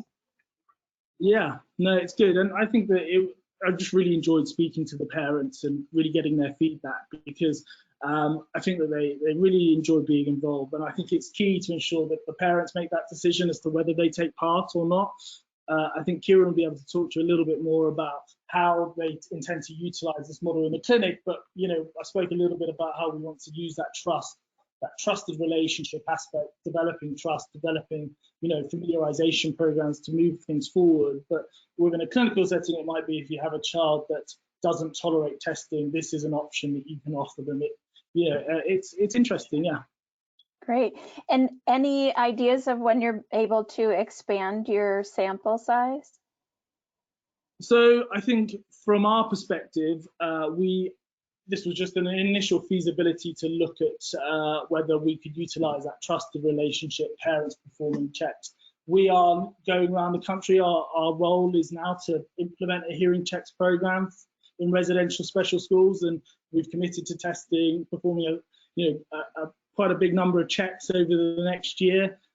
So that will increase, but not necessarily in a similar way to this. It might be that that the teachers perform the checks, or the school nurse, or an audiologist comes in, but they develop that familiarization, that sort of process of engaging with the school. So we really want to co-produce it. So rather than say this is how we do it, speak to partners in the local areas within their regions to think about the best way to do it, especially with the schools, and see how that suits them.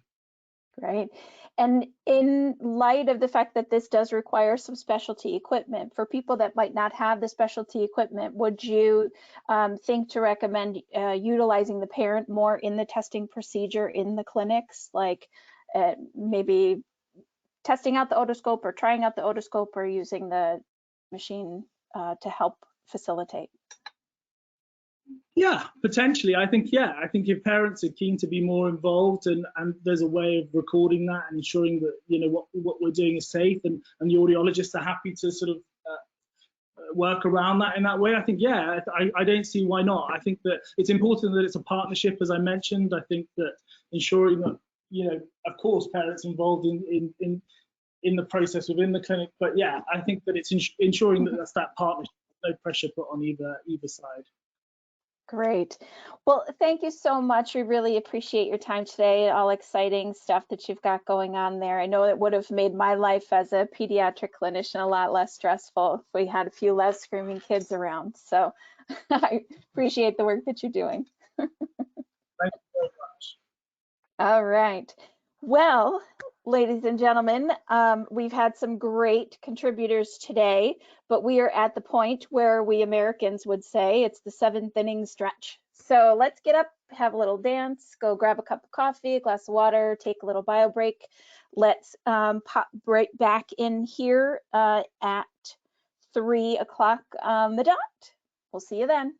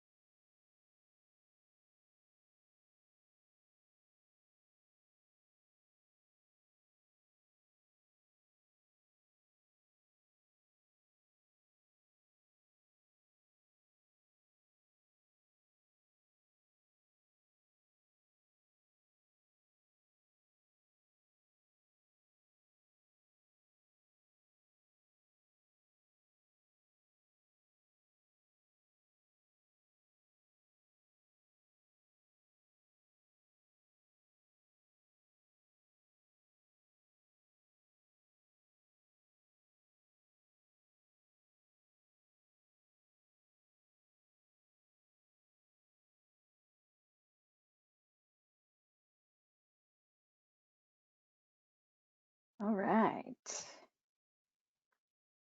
I think we should have everybody back from our break. All right, we've got a really exciting last few sessions. We've got some stuff on some hearing aid fine tuning. We've got some work with efficacy on adaptive gain receivers. And of course, we've got all the buzz about Danalogic and BioSmart. So stay tuned for all of that fun stuff. But first, let's check out our poll.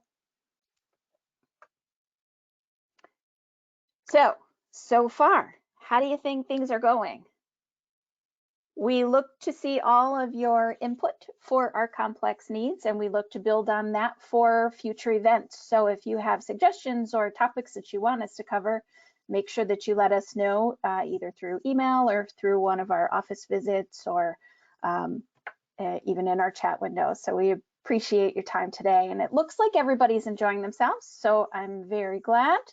As I said, there was going to be a little of something for everybody, so appreciate your time today.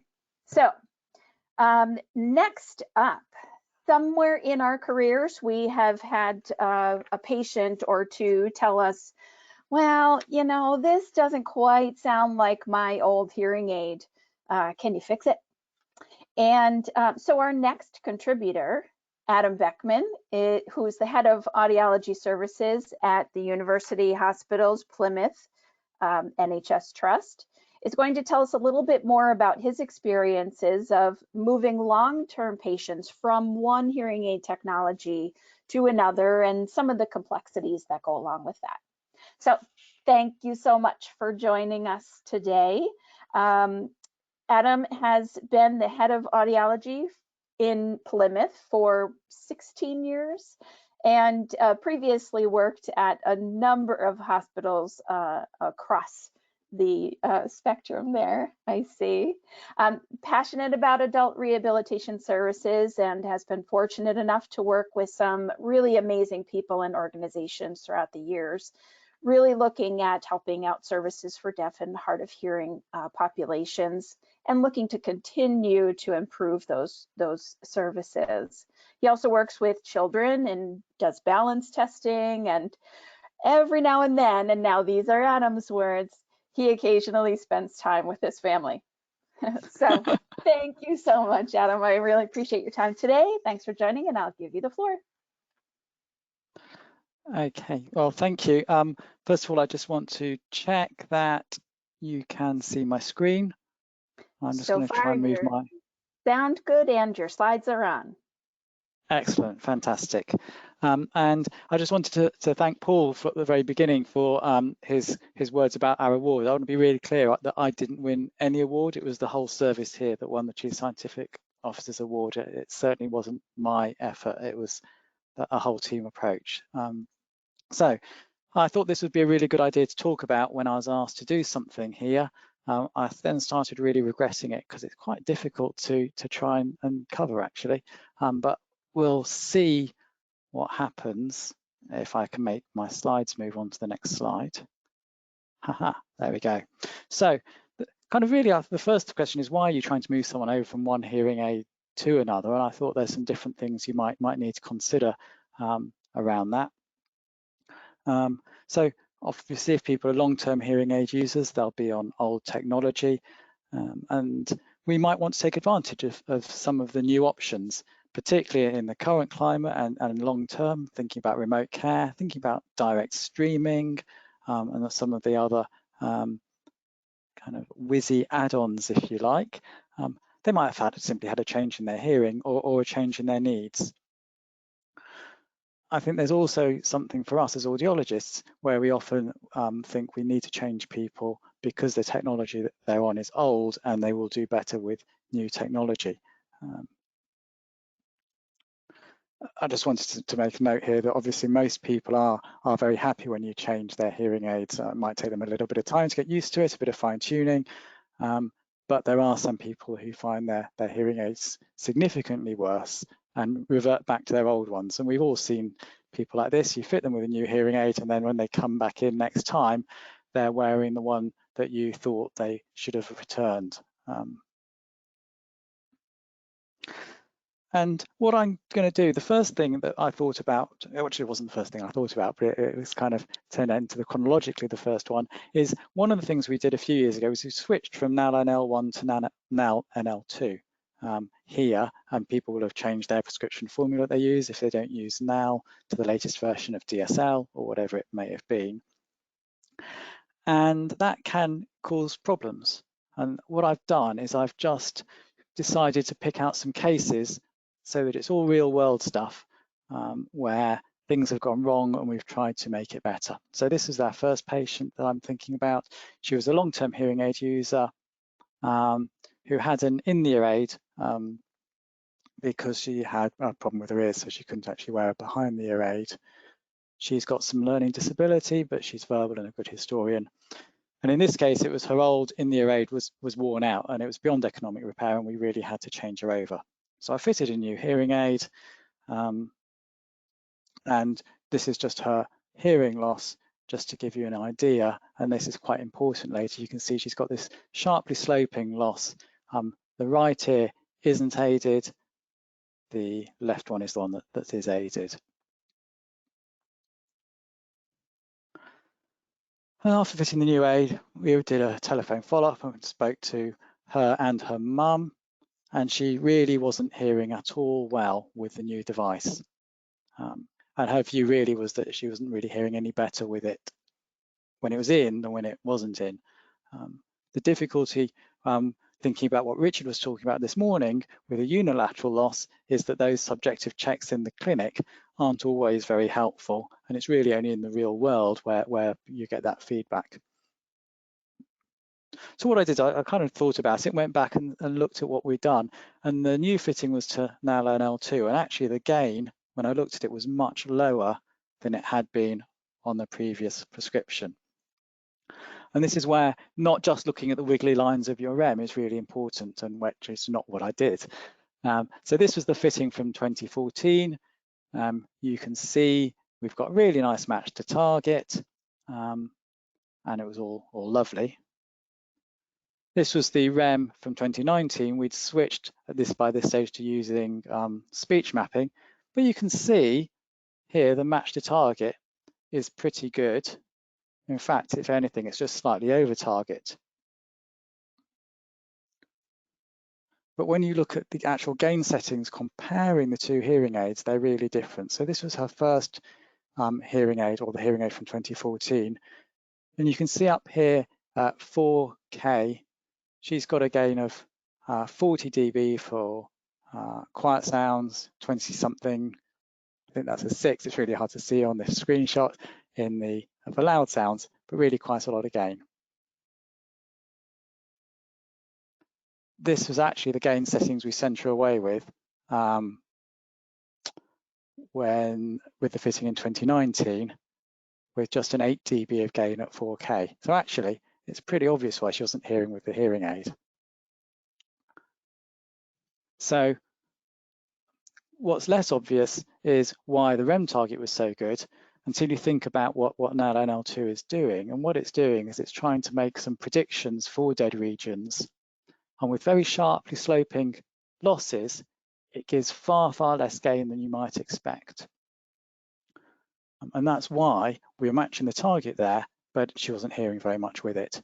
So I reset the hearing aid to NAL-NL1, gain here, in this case, of 430 at 4 kilohertz, and she's hearing much better, and she's happy with it. In a way, that was a really simple one, but it's something that you really need to always do, is just think about what the hearing aid is doing, thinking about the gain and output. And I know gain and output isn't everything, as we'll talk about in a minute, but the device has to be audible. One of the things that we used to do more often than I like to think about when we were changing people from analog to digital aids, for those of you that remember that, was use the test box to actually match the previous settings. And that can still be a useful approach when you're changing people over. Then at least you know they're getting roughly the same volume as they're getting before, which is very important. First point, if people are struggling to adapt. But the other things that are really important are some of these active features. And I'm really thinking about compression speeds, and Richard talked really nicely about that. And I have to say it's really pleasing that someone else is thinking about compression speeds and the importance of them. My colleagues at GN, well, now I've been talking, banging on about it really for at least the last 10 or 12 years. And it was with great delight that I found out that they actually started giving you the option to change that in their hearing aids. Anyway, these are the things we're going to talk about: compression speeds, noise reduction, directional microphones, some of these active features that people can be really sensitive to. And this was the second case. She's got no useful hearing in her right ear, and she had a sudden change of hearing in her left ear, which went from, you see this first audio here, down to this second option, or second test here, with a really quite sudden change. She'd been an existing user of a hearing aid, her hearing had changed, and she's fitted with a new device. Obviously, in fact, her previous hearing aid could have fitted her new audio, but it had been a few years, so upgrade at the same time. So she's changed from an Oticon Synergy to a Danalogic Ambio 88. I'm using the exact hearing aids names and types here. I don't work for GN, I've never worked for GN, but these are the devices that we're using at the moment, so that's what we're doing. We saw her, and her original fitting was done by RECD, her new fit, that is, because that's our protocol with COVID.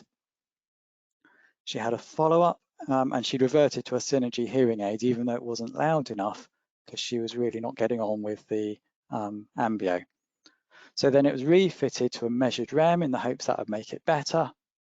And at the follow-up, she had still reverted back to her Synergy again, which she was just turning up as much as she could, because she was finding her new aid was not as clear, even though the new aid was louder, which was kind of the first point that we needed. So this is what her gain was, or the hearing aid's gain was, when she was fitted with the RECD, and then when that was changed to a REM, it was a little bit different. Actually, there's a bit more gain, you can see here, but clearly that wasn't what solving her problem. And this is where the issue actually, we think, is. So she's had a sudden loss, and when you have a sudden loss, often your cochlear function is clearly impaired. That's why you've had a sudden loss of hearing, but we often know that the ability to process sounds isn't as good as you might have it in the same audiogram with different hearing, different cores. So thinking about compression speeds, we would fit that to a slow time constant, to slow compression, because generally cochlears with poor resolution, temporal and frequency resolution, can't take advantage of the fast or syllabic speeds. So that's what we've done, and that's what we normally think would be the right thing to do. Her Synergy that she'd had fitted previously was fitted to exact, which is their fastest speeds, fastest compression, and that's what she was used to, and that's what she was finding really helped her in terms of hearing clearly, and that's why she was finding it wasn't clear and sharp as she was used to. So we changed those compression speeds on the Ambio to fast, and she found that it was better for her, and she's much happier with it that way, finds that sharpness there. So we know that there's a trade-off in compression speeds between clarity and comfort, and the evidence for that's been around for a very long time. And there are different reasons why people might do differently with different strategies. But if they're used to one strategy and they're happy with it, changing them to another one can be a problem.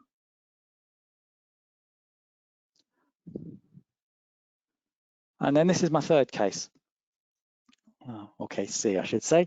So this patient has been using a reflex, Siemens reflex in his ears, reflex M and DP.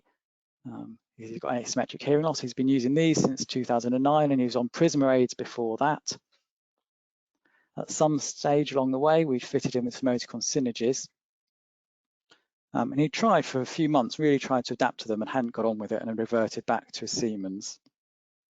And then he was fitted with Ambios in 2021 and had again reverted back to his Siemens aids. So this is kind of his complaints. You know, a lot of them, he's quite clear about them. The aids just cut out too much sound. He feels that they're telling him what he should hear. And he was really quite dismissive. No use at all for me. They're too clever. They're too clever for me, too clever for my hearing. So again, we looked at the active features to try and see what was going on. This was his fitting originally with the Siemens aids. So you can see this is the noise, speech and noise system, which is at a mild here. And the directional microphone on omnidirectional mode. And this is what he's been used to for a very long time.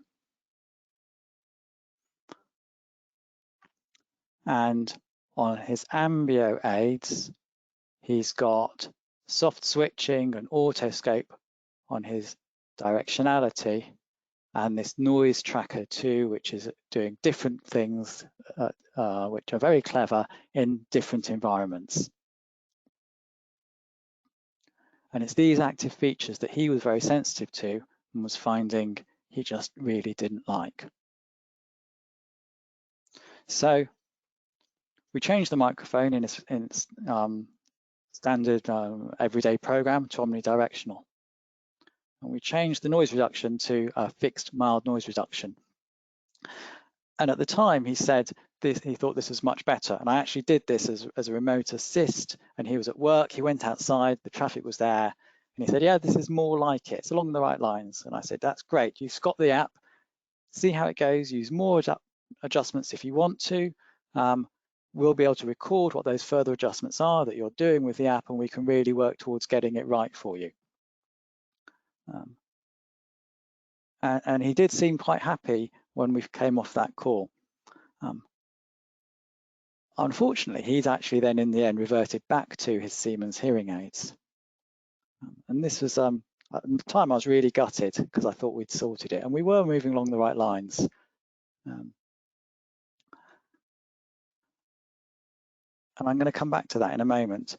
One of the reasons I wanted to put this in though is because I meant to say at the beginning, I'm not some great expert in this, and I don't think anyone is.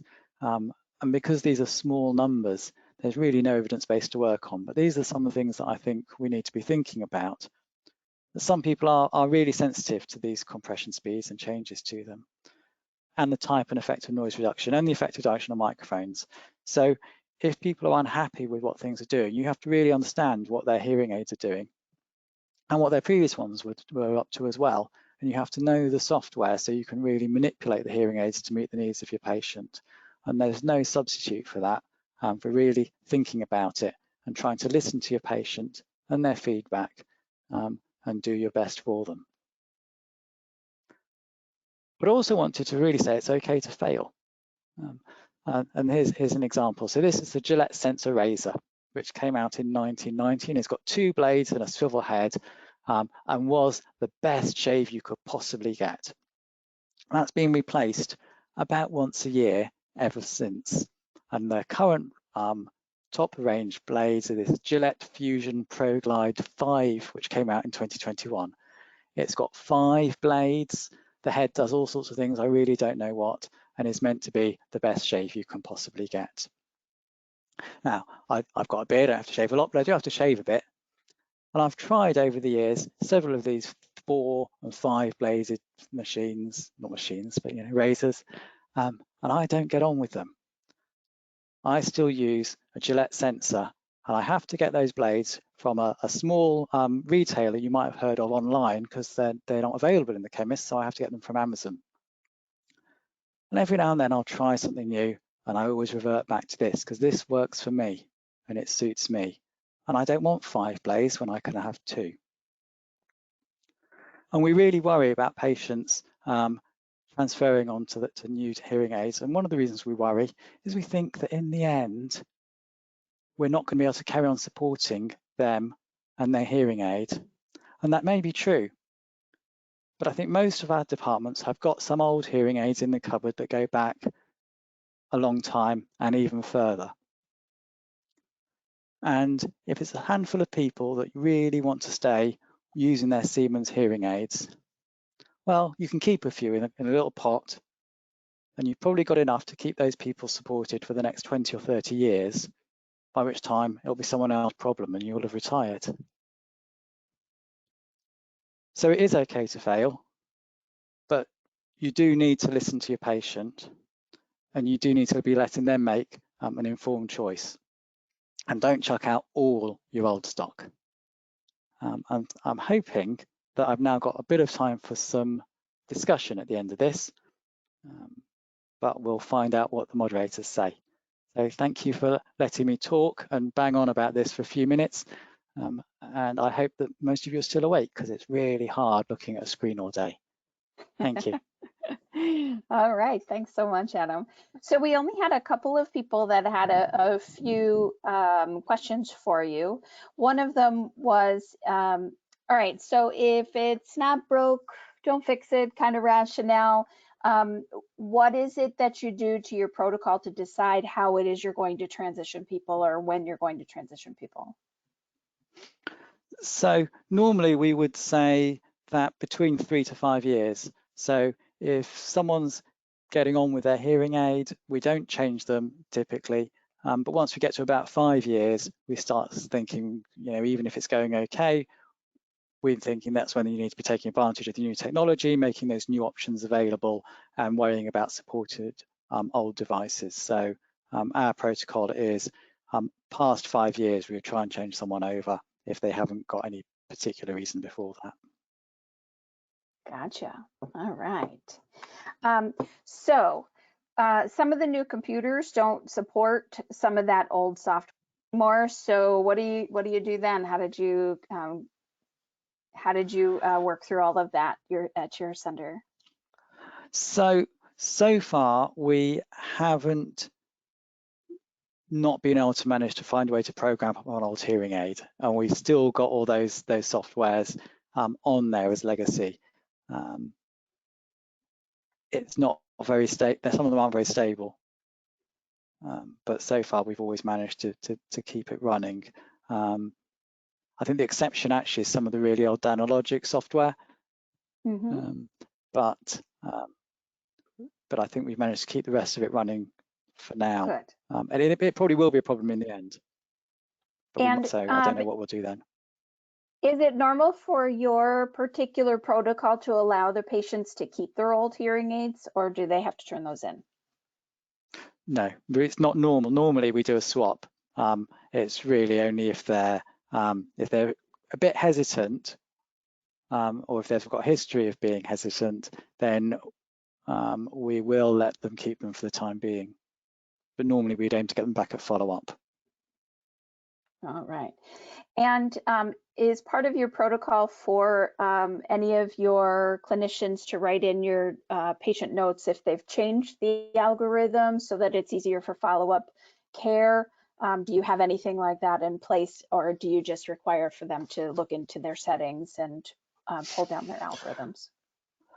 I think we would hope that the clinicians, if they're doing something significantly off, would write it down, but normally I think it's probably fair to say that most of the time we probably don't if we're making those changes, although we're pretty good at documentation compared with a lot of places, I think, but we're not perfect. All right. All right. And we do have somebody that was asking about cookie bite audiograms, and if you've got any tips or tricks that would be able to help with those cookie bite audiograms. Do you like NL1? Do you like NL2? How do you make manipulations for that? I think, to be honest, it's more just around the gain side and keeping the fitting as open as you can. If it was a cookie bite, the fact that they pick up in the high frequencies isn't a big problem. I don't think. It's really just making sure that you're keeping it open to not include those low frequencies. And we pretty much always default to NAL NL2 for anything, unless there's something that leaps out at us like that case which I talked about before. All right. And then I think one of the last ones was just a bit of an observation. If you've got some patients that you know are going to really cling to the old hearing aids and are really hard to budge, you just go ahead and order whatever you can that is like that manufacturer's next available product. So you mean just don't keep them on the same manufacturer rather than try and change? No, I think if they revert into their old ones, normally we would just say you can keep the old one rather than buy in the new version of that, unless it's a type of device that we would be fitting to more than a few patients. I think if you're only fitting one or two of any type of device, you're never going to be very good at it because the software is always different and things like that. So I think if you start, if you say, well, we're going to fit 2 Savantos hearing aids this year, I just don't think you'll fit them very well. Gotcha. All right. Any question was about reverse slopes? Do you have any tips for reverse slopes? Or do you find that very similar to a cookie bite? Reverse slopes are really difficult. I think my advice is start by counselling your patient that it's going to be difficult, and start off with really good counselling, because outcomes are variable, but they can be quite poor. So I think start with that, so you set your expectations really carefully at the beginning, and then you can get people to have a pleasant surprise rather than the other way around, and listen to what they're saying. Whilst the evidence for REM as a fitting tool might be limited, I think you really need to, it's a really good starting point to know what your hearing aid is doing, because if you know with confidence what the hearing aid is doing in someone's ear, then you can make subjective adjustments to it based on their feedback with confidence. So if they then say it's too boomy or too much echo, you can adjust the hearing aid knowing what your starting point is, so knowing what those adjustments are. But then it is a case of really listen to your patient and adjust according to what they're telling you. But no, reverse slope hearing losses always fill me with a bit of dread when they're new, I'll be honest. All right. As a person that suffered with a reverse slope, I can definitely feel your pain. I personally just fit my own, because if I explained what I needed to someone else, they'd be like, that's crazy. So definitely listen to your patient. Listen to your patient. All right. Well, thank you so much for joining us. We really appreciate your time today.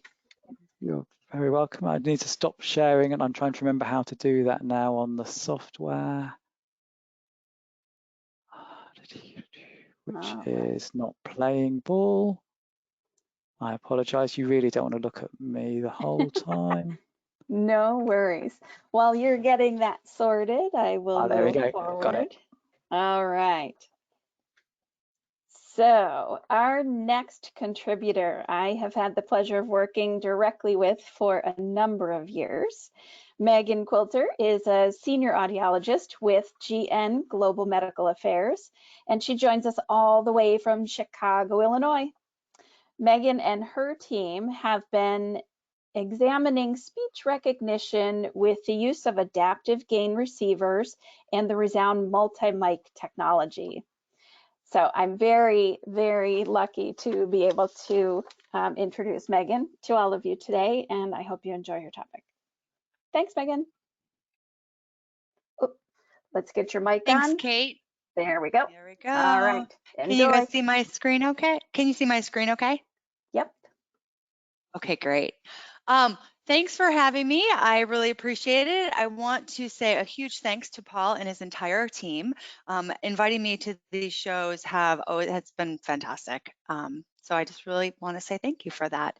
Today we are going to talk about some microphone accessories.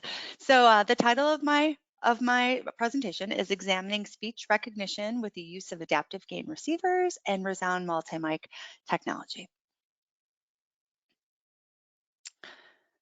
There we go. This is a really super exciting study for us. I did this in conjunction with a colleague of mine named Neil Wright, and I had asked him to actually be able to join in with me today, but he was unable to. So here I am to talk about this. This study actually took place in 2 phases. We did a validation of 2 systems in 2 phases, and one was more interesting than the other, and you'll understand why shortly. If you haven't seen the dates on that, you could probably piece that together. Again, we did this in 2 phases. We did phase 1 back in 2017. And what we wanted to do was look at the objective validation of equipment. So this was just going to be equipment only. And then we took that one step further into phase 2, which we'll talk about towards the end of this presentation. And that was in 2021. And you can probably guess that what made it extremely interesting was doing a study in a pandemic. So we'll talk about that a little bit later. But phase 1 happened in 2017. We do have an article that is out in, I think it's on Audiology Online, as well as maybe Hearing Review, discussing that, what we found. But you'll get that today. So let's move on. And I want to talk about phase 1 first. So phase 1, what we wanted to do was validate 2 systems. We wanted to check and see if equipment was essentially compatible between different manufacturers. So for the validation, we looked at adaptive gain advantages and whether or not that exists or if the benefit is reserved for users with particular manufacturers' hearing aids. The equipment that we used was a ResoundLink Squared, a Phonak Sky VM13, a Roger 15 integrated receiver, so that would be the hearing instrument with the integrated receiver at the bottom. We also used a Phonak X Roger X universal receiver, a Resound Audio Shoe. In order to test all these things together and make sure that the equipment was compatible, we did use an Odometrics Oracle Hitbox. We used the Roger Pen transmitter and the Resound multi-mic. So let me go ahead and show you what the first part of the setup was. And let me revisit with you why we did this. We had a number of people who would call in and have questions about whether or not the devices were compatible with one another. If you could take a competitor's device being the transmitter and it will work with our receivers, if it will work with our hearing aids, if we could combine receivers and hearing aid, etc. The point being was that we would get a lot of phone calls about an adaptive gain and the benefits of the adaptive gain that come from the receivers and the transmitters. We wanted to test whether or not we could mix and match equipment and keep that good adaptive gain benefit that we know is proven out there. So I did my best to highlight here in red circles some of the equipment because I have been told that it's a little bit difficult to see, so I hope that's okay. And this is our test setup. You can see we have the Oracle Hitbox here, and all the way to the left, you can see the Phonak Roger Pen. And then to the right, on this particular first setup, we used the Phonak Sky V, and then it's a little difficult to tell, but you can barely see the integrated receiver there. We used an ISTS Babel at 75 dB SPL input that was presented with pink noise at 75. We did this twice. We did it first for a 5-second interval just to capture the gain settings prior to seeing that the adaptive gain increase. And then we did it a second time after 30 seconds. We did it after 30 seconds because it takes approximately 30 seconds for that adaptive gain to kick in. So the devices have to measure the noise in the background and they have to really tell each other, hey, it's getting loud in here, let's hike up a little bit. So we needed to wait a good 30 seconds in order to capture that.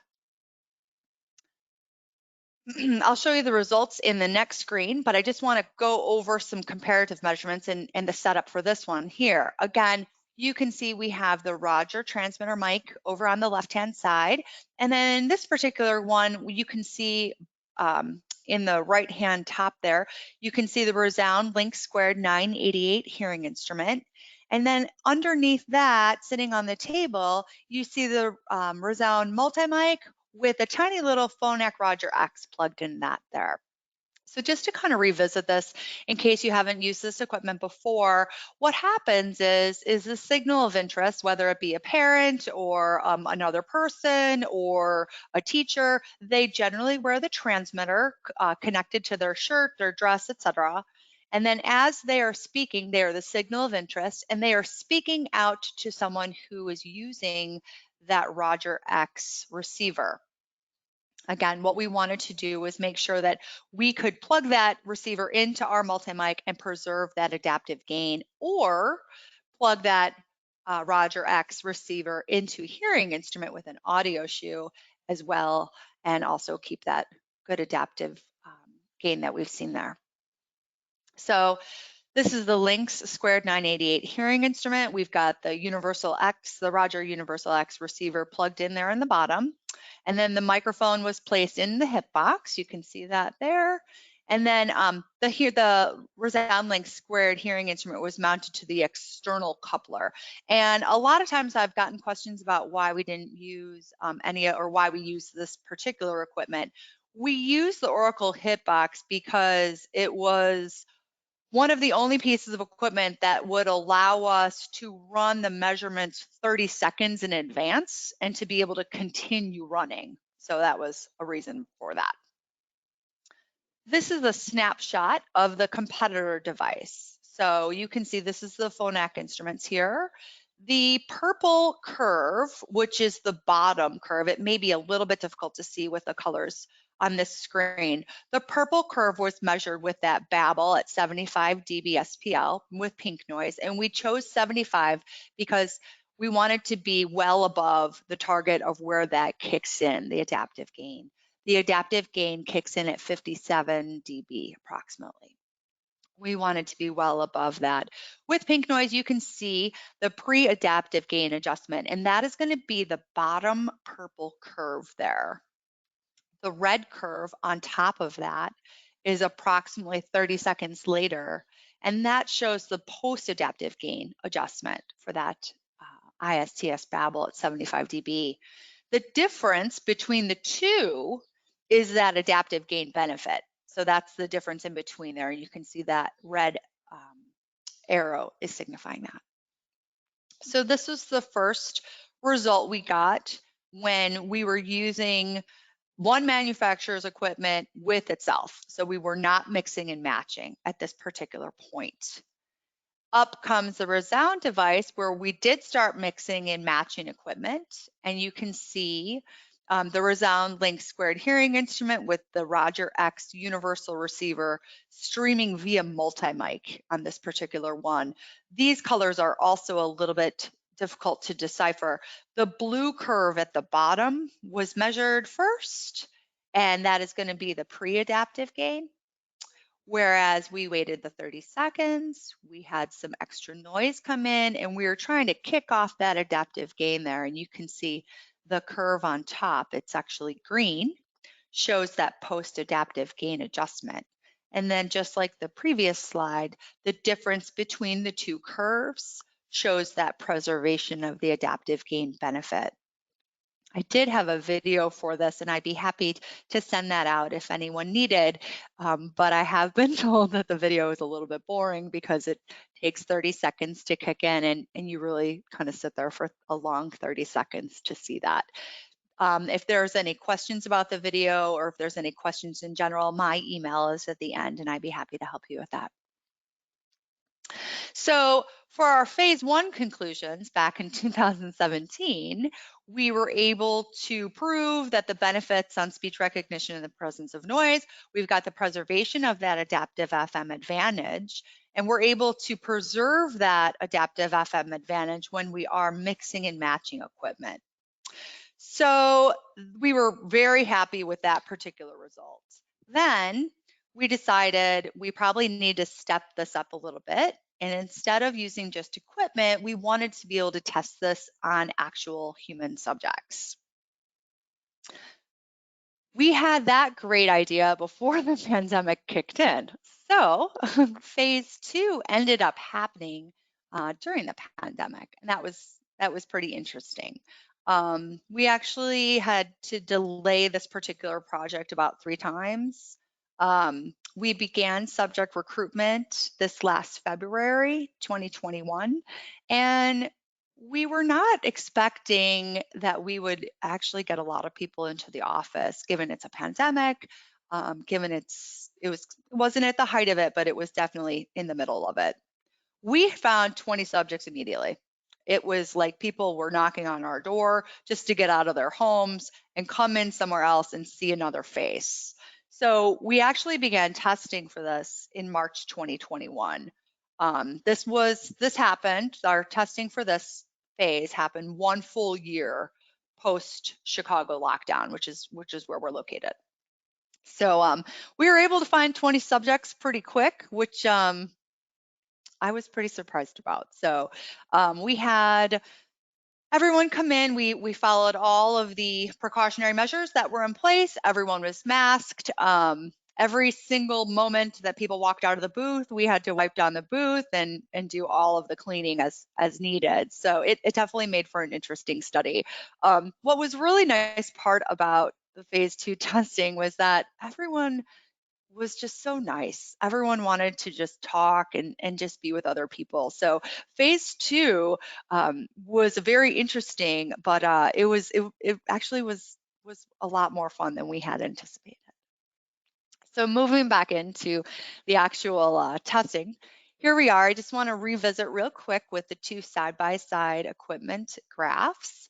You can see on the left-hand side, this is just the regular equipment, not mixing and matching. And then on the right-hand side, you can see we are mixing and matching different manufacturers' equipment. We did get the adaptive gain result that we were looking for. And so now we move on to patients. This was our test setup. We did this in our booth in Chicago. It's a fairly well-sized booth. What we used was a Danalogic 2 test setup. And this was where we presented speech from the front. We had a starting level at 65 dB. And then that speech level, if you're not familiar with the Danalogic 2 setup, the speech level varied with performance. So as they did better, the test got harder. We used 65 dB of static noise. And this particular test setup was double blind. So the tester and the operator had absolutely no idea what condition they were in. We did 4 different conditions. We counterbalanced them in randomized order. We did hearing aid only. We did adaptive gain receivers, and we did this through the audio shoes.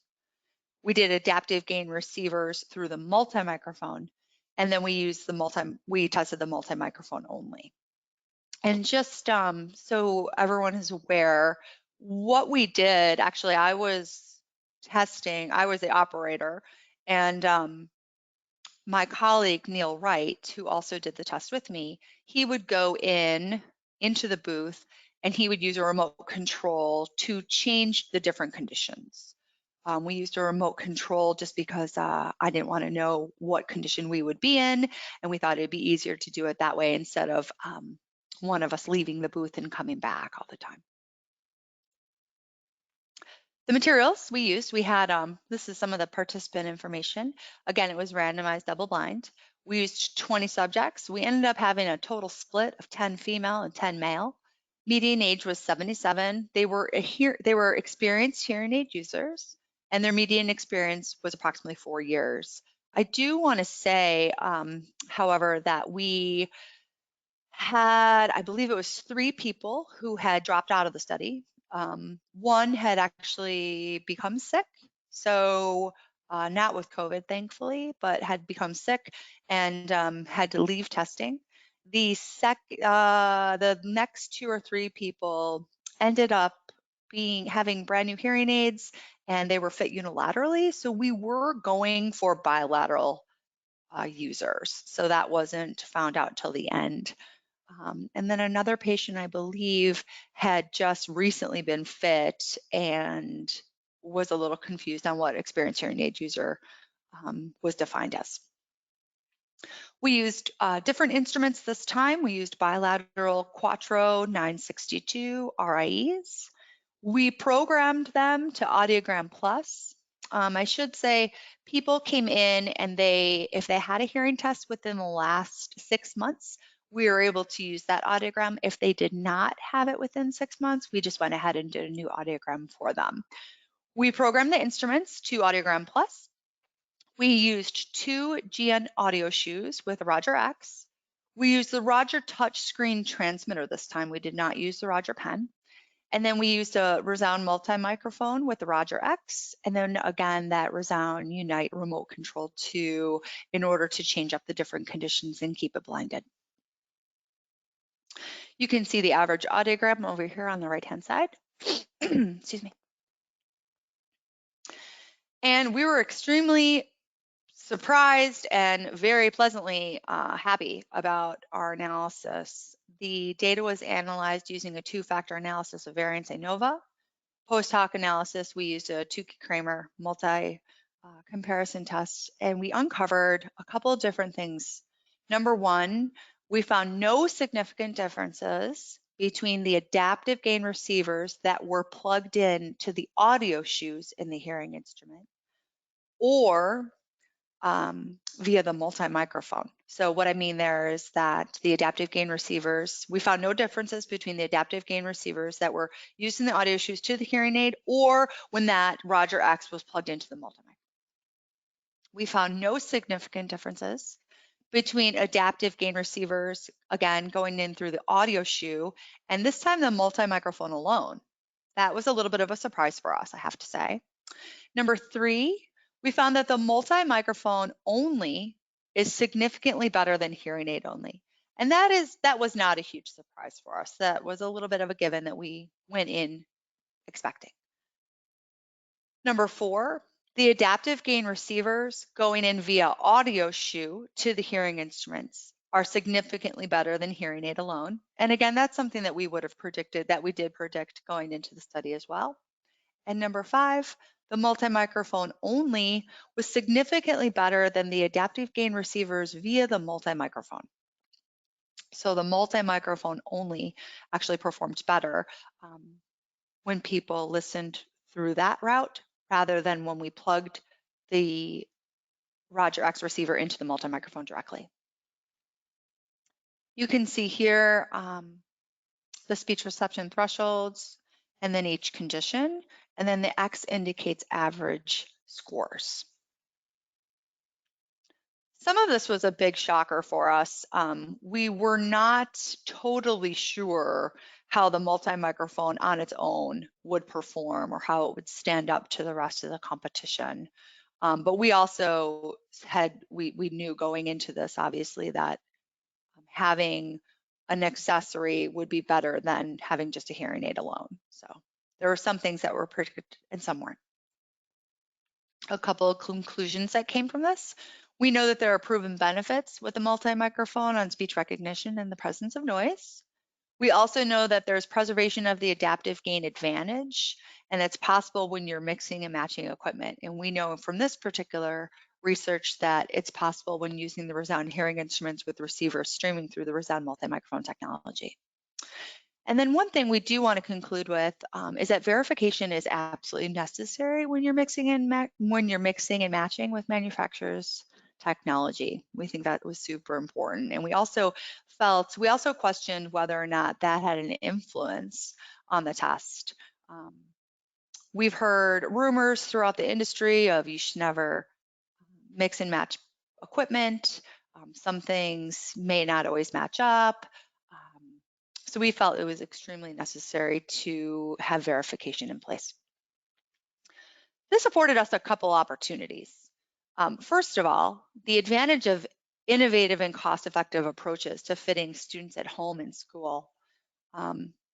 We do have an advantage here when you are mixing and matching with adaptive gain receivers by plugging in the Roger X, for example, into the multi-mic is a cost-effective approach because you no longer have to purchase 2 receivers, one for each ear. You could purchase one and then again plug right into that multi-mic.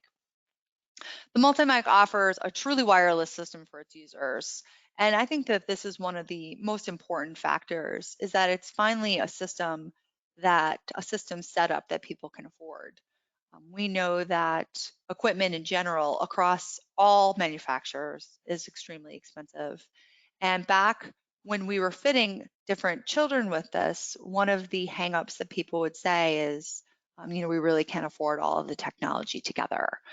In the United States, we don't necessarily have insurance to pay for this. So being able to come up with cost-effective approaches was really important for not just for us as a company, but for being able to stand up and tell people that we want to be able to help people in an affordable way. Number 3, we have several alternative solutions that can be connected to virtually any device when you're working with a multi-mic. You can use a telecoil, a line-in, and the DAI. What I also think is important is that you can stream to any number of children when you're using this type of equipment, and it doesn't just have to be GN. We know that Cochlear and the Smart Hearing Alliance also use the multi-microphone technology as well. And you can do all of this binaurally with a single receiver. I think the 5th point here is one of the most important next to being a cost-effective approach. But when you're working, especially with children and teenagers, having FM equipment off the ear is really important to reduce the negative social impact that kids experience. We know from tons of literature out there that there is a negative social impact when children and teenagers, and even adults for that matter, wear hearing instruments and wear hearing accessories. We want to be able to take that stigma away. And if it means just taking something off the ear level to make someone feel better, I think that the job is done right there. That's my presentation for today. I'm happy to open this up for a discussion. And if anyone has any questions, feel free to ask away. And if you don't want to ask now or cannot ask now, my email address is up there and I'd be happy to take any of those via email. Also, if you just want to reach out with any comments or anything, or just have my email, that's fine too. Thank you. All right, so we just have a couple of quick questions. Sure. For those that may not have as much experience using some of these companion mics or some of the assistive listening technologies, can you just give a brief explanation of what you mean by adaptive gain technology and adaptive gain advantage? Yeah, the adaptive gain advantage is when you have the adaptive gain advantage happens when Phonak and Oticon are known for it. And basically what happens is you have the signal of interest. And let's take a typical classroom as an example. You have the teacher being the signal of interest and they be wearing the transmitter. And then you have maybe a child who's off in a far corner. We know that not everyone sits in the front row. But when you have the signal of interest and you're trying to get your message out there in a very noisy classroom or a very noisy environment, you still are challenged with the amount of noise in the environment, or in the background noise for that matter.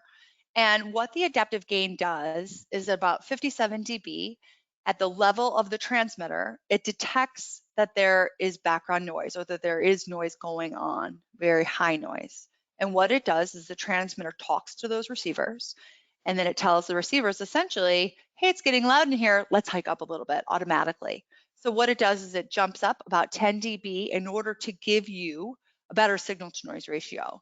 And then again, this happens at the level of the transmitter. Some manufacturers have it happen at the level of the receiver. The particular one that we tested was at the level of the transmitter. So if there's background noise around the signal of interest and that transmitter, that's what kicks that adaptive gain off. The adaptive gain allows, I don't want to say temporary, but until that noise quiets down a little bit, it does allow that shift in gain about 10 dB over what they're already getting, so that they just hear that signal of interest a little bit better. And again, what happened was we would get a lot of comments on whether or not we get that proven adaptive gain benefit when we're mixing and matching the different technologies. All right. And within that study, did you have to consider any kind of cumulative time delay in using the Roger receiver with the multi-mic? Not really. What do you mean by a cumulative delay? Was there any delay in the transmission to the patient just because they had to overcome the transmission from the transmitter to the receiver and the receiver to the mic and the mic to the hearing aid? No. Not that we were able to measure. Okay. Next question is, we are currently offering Ambio hearing aids with the multi-mic technology as a treatment option for single-sided deafness. Are there any tests or verification methods that you would recommend for us to consider in utilizing this option? When you want to verify the different technologies together? Using, using the technology that you were just describing with patients that have single-sided deafness, especially considering that you're putting this new technology on an ear that might have some there is a verification procedure out there, and whoever's question that was, if you want to email me, I can email that out, or if you'd like, I can email that to, I don't know if you guys are sharing different documents at the end, but I could be happy to get that out to you guys so you have it. It's a step-by-step. It does, I believe the step-by-step that I have uses the audio scan as a verification measurement or equipment for them. Let me see if we've got all our questions answered. I do believe we do. All right. Well, thanks so much. That was a great presentation. I know that I was in the beginning part of things. I was participating on a lot of the beginning part, and now it's nice to see it kind of come to fruition. So yeah, absolutely. Thanks for having me. And if anyone has any questions about the presentation, please feel free to email me. If you have any questions in general, I'd be happy to take anyone's email, and we'll go from there. Great. Thanks so much. Have a great afternoon. Thanks. Have a great day, guys. All right. So we are in the home stretch. Last but not least, I would really like to introduce for the final session my teammate, Louise Wakely, who is part of our NHS business development team here at GN. And is going to highlight for us all of the really exciting fun things about the Danalogic Ambio Smart.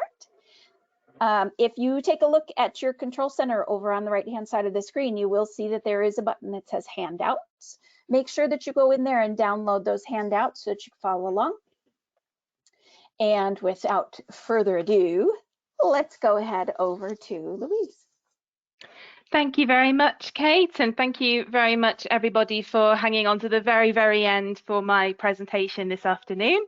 So as Kate mentioned, my name is Louise. I'm one of the NHS development managers, and I'm responsible for the Southwest region of the UK.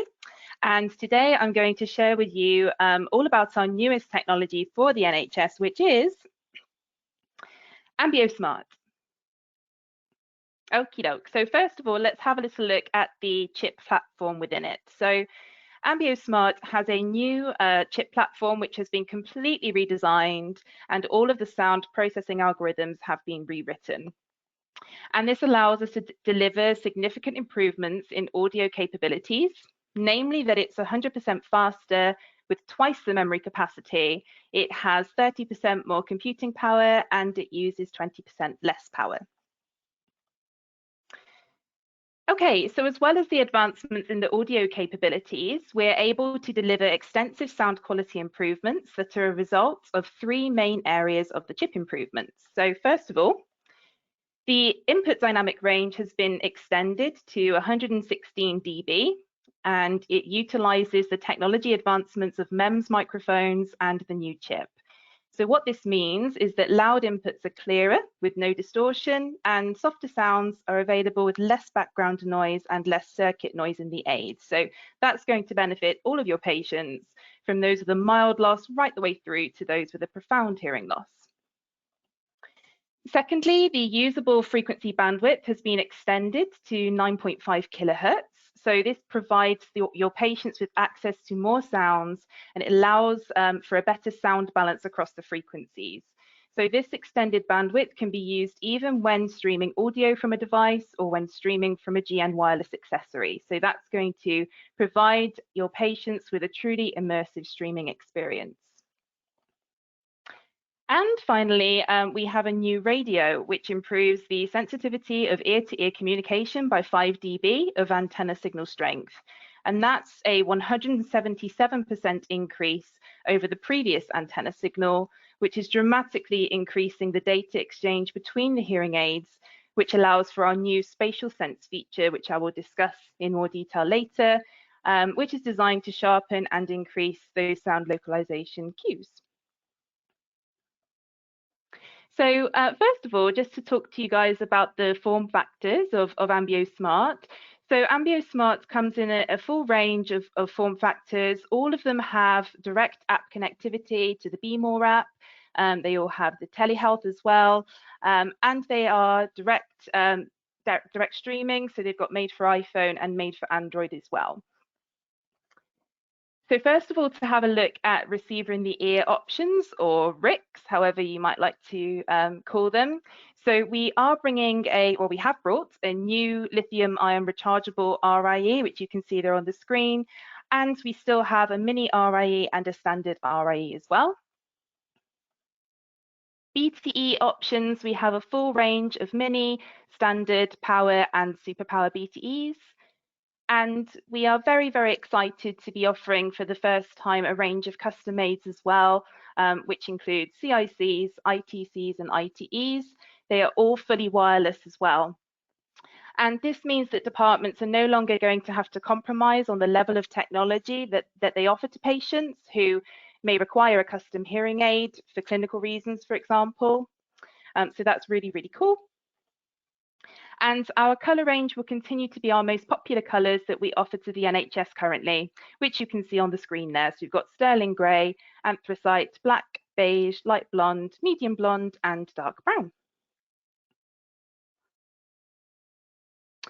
Okay, we understand the value of new technology, but of course the importance of compatibility with legacy products for our existing patients. So therefore, Ambio Smarts will use the same consumables as Ambio and all the existing legacy products on the current framework. So that's things like the thin tubes and domes, and etc.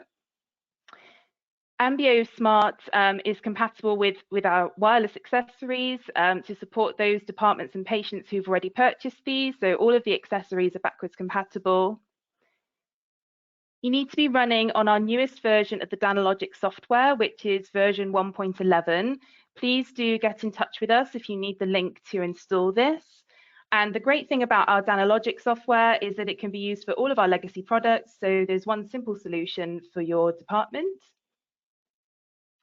And we do have a copy and paste function, which is available from all of the existing legacy products in order to allow departments to import these settings onto the new devices. So our aim here is to bring innovation to the NHS in a context which is usable for our NHS partners with minimal disruption to your services. And as I mentioned a few slides back, we're really excited to be adding the rechargeable lithium-ion solution to our portfolio. The devices themselves are in a completely sealed unit with inductive charging, so there's no need for metal contacts. What you can see on the screen there is our desktop charger, which you can have with it. So it offers very quick charging. So 30 minutes in a charger would get you 8 hours of use. 1 hour in a charger would provide 16 hours of use. So, you know, if you were going to be seeing your patient and you forgot to charge the hearing aids up that morning, they should have more than enough to get through the rest of the appointment and possibly the rest of the day as well. A full charge from zero takes around 3 hours, and a full charge will give you 30 hours of use. Or if your patient is streaming for 50% of the time, it can provide 24 hours of use, which is really, really fantastic. It's industry leading in terms of use. It has a very simple way to sort of be switched on and off. So obviously everything's completely encased. So if the charger was plugged into a power source, the patient could take the hearing aids out in the evening, pop them into the charger, they will automatically switch off and start charging up. And when they're ready to wear them in the morning, they simply take them out of the charger and the hearing aids will automatically switch on. So now I'm just going to give you an overview of some of the key updated features within Ambio Smart. So we're not taking away any features from Ambio, for example, our industry-leading feedback management system. We're simply adding and improving to these. So firstly, let's have a look at binaural directionality 3 and spatial sense. Now, research suggests that at least a third of the time, the signal that we want to listen to is not coming from the front. And we know that hearing aids cannot predict what our patients want to listen to. So for these non-front situations, what binaural directionality 3 allows us to do is provide a directional benefit while still maintaining the awareness of the environment around the patient. So with binaural directionality 3, the input from the hearing aid microphones is analysed, and the system then uses the 2.4 gigahertz wireless radio to change the directional patterns of the hearing aid microphones. And this is in order to optimise speech understanding and noise, give environmental awareness, and also, of course, sound quality. So the patterns that you can see on the screen, we've got both hearing aids in an omni mode, one in omni, one in directional, and vice versa, and both in directional. And due to the new chip in the Ambio smart devices and the improved ear-to-ear sensitivity of the wireless radio antenna, the processing is faster and it's more stable. And this is going to enable the hearing aid to process more audiologically relevant data via ear-to-ear in the most efficient way. So this will result in a clearer, more natural sound for our patients, and it improves the ability of patients to stay aware of sounds to the side and to the back. And in addition to our upgrades to binaural directionality, we are also introducing a new feature which is called spatial sense. Hopefully the video will start playing now, which helps to describe what it's for. So in the natural ear, a 3D auditory image of the environment is formed using the spatial cues, including interaural time differences and interaural level differences.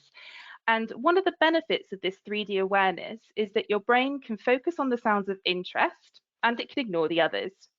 Now, with traditional amplification, spatial cues are lost, and then patients can have a bit of difficulty matching what they hear with their visual image of the environment.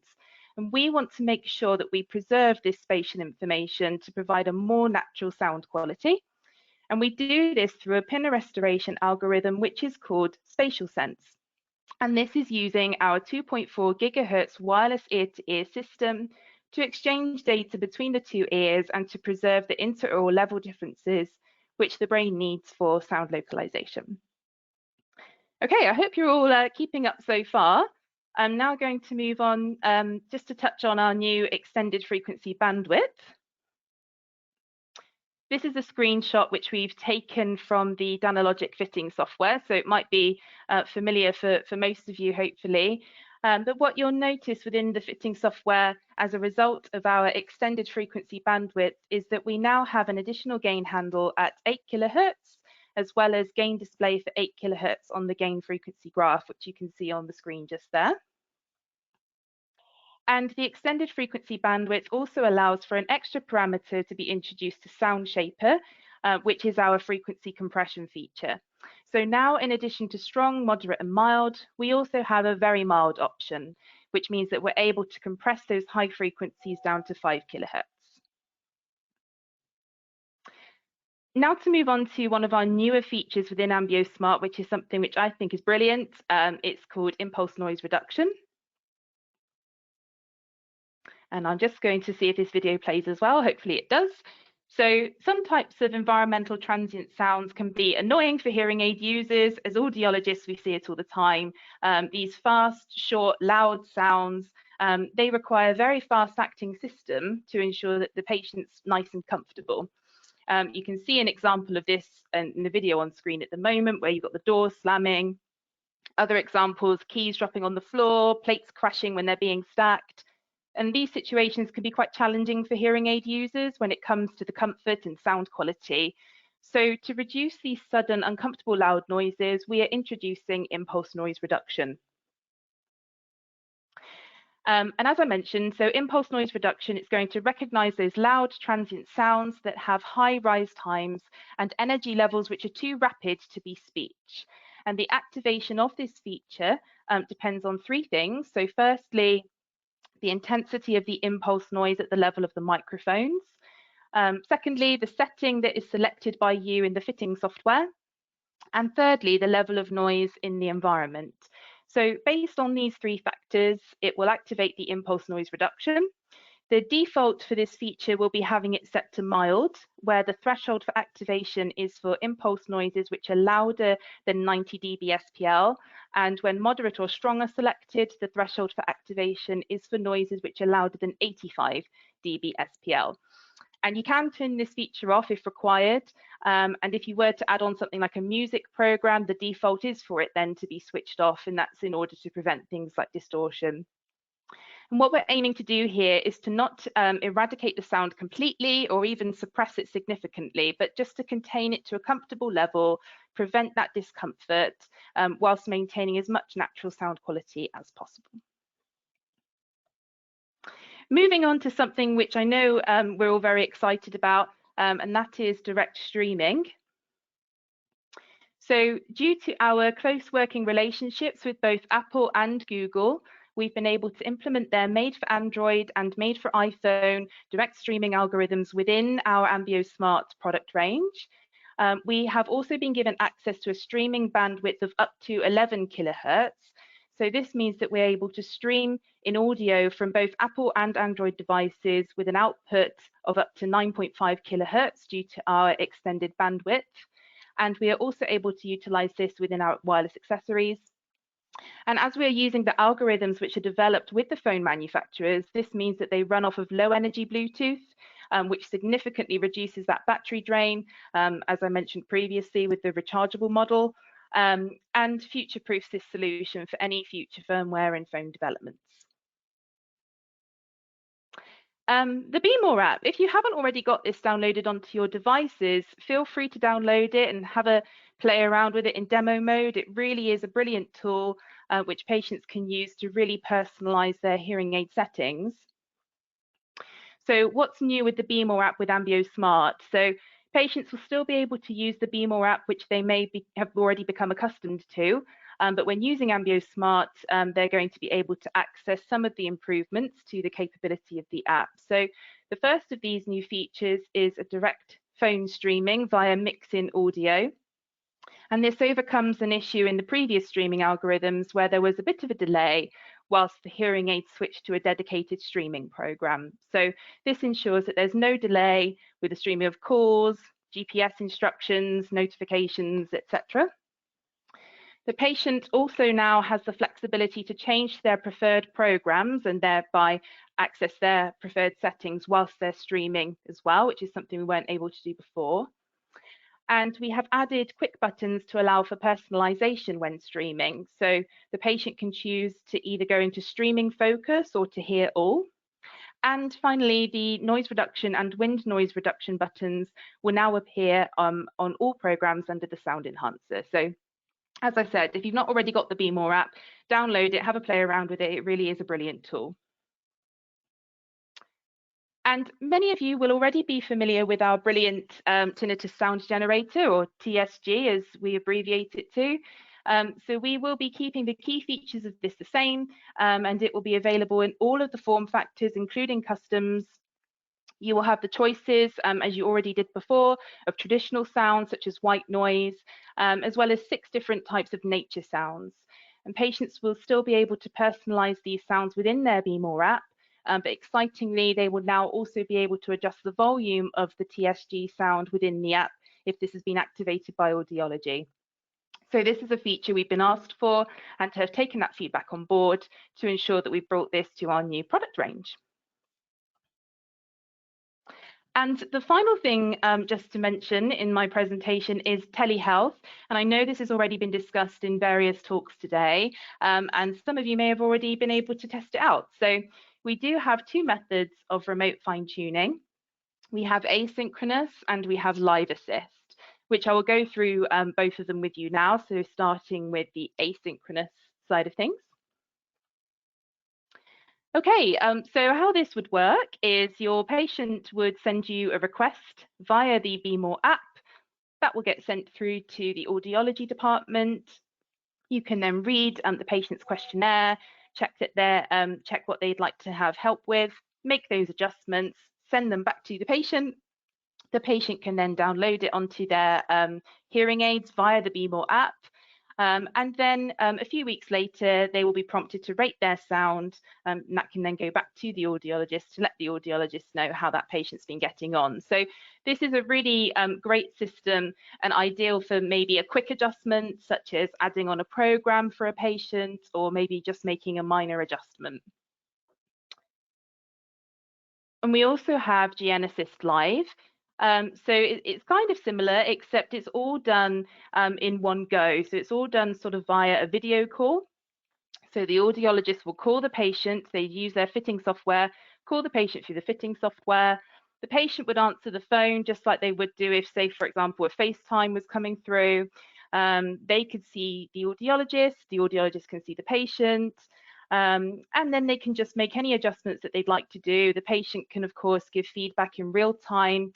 It's all saved there and then to the hearing aid. So the great thing about Live Assist is that it's almost like having the patient in the room with you. And in fact, you're even able to do things like running a feedback test as well. You can also do things like in situ audiometry using Assist Live. So you can almost do everything that you might want to do when you've got that patient in the room with you. Okay, that brings me to the end of my short and sweet presentation. I know I'm well ahead of time, so if anybody does have any questions, feel free to ask. I know we've got a few other members of the GN team sort of hovering around as well, so if there's anything I'm not sure about, I can always pass it on. I think, Louise, you might have been so thorough, everyone's been stunned into silence. We don't have any specific questions. I will pop a little message in the chat box just with our contact detail on in case anybody thinks of anything afterwards. I just want to say thank you very much to everybody for giving up your time to attend today. We've still got loads of people on despite the fact it's now 4:15. We really appreciate you giving up the time and hopefully you've found things useful today. And also a big thank you to all of our speakers, obviously, who've given up their time to present today. Any questions, anything at all, drop us an email and we're more than happy to either follow up with speakers or provide you with the information ourselves. You will all be sent a link to the recordings and the presentations at some point soon, so don't worry about that. And then hopefully we might all be able to see you face to face next year. But that's it for today. So thanks again, everyone, and I hope you have a good rest of the week. Thank you. Bye, everyone.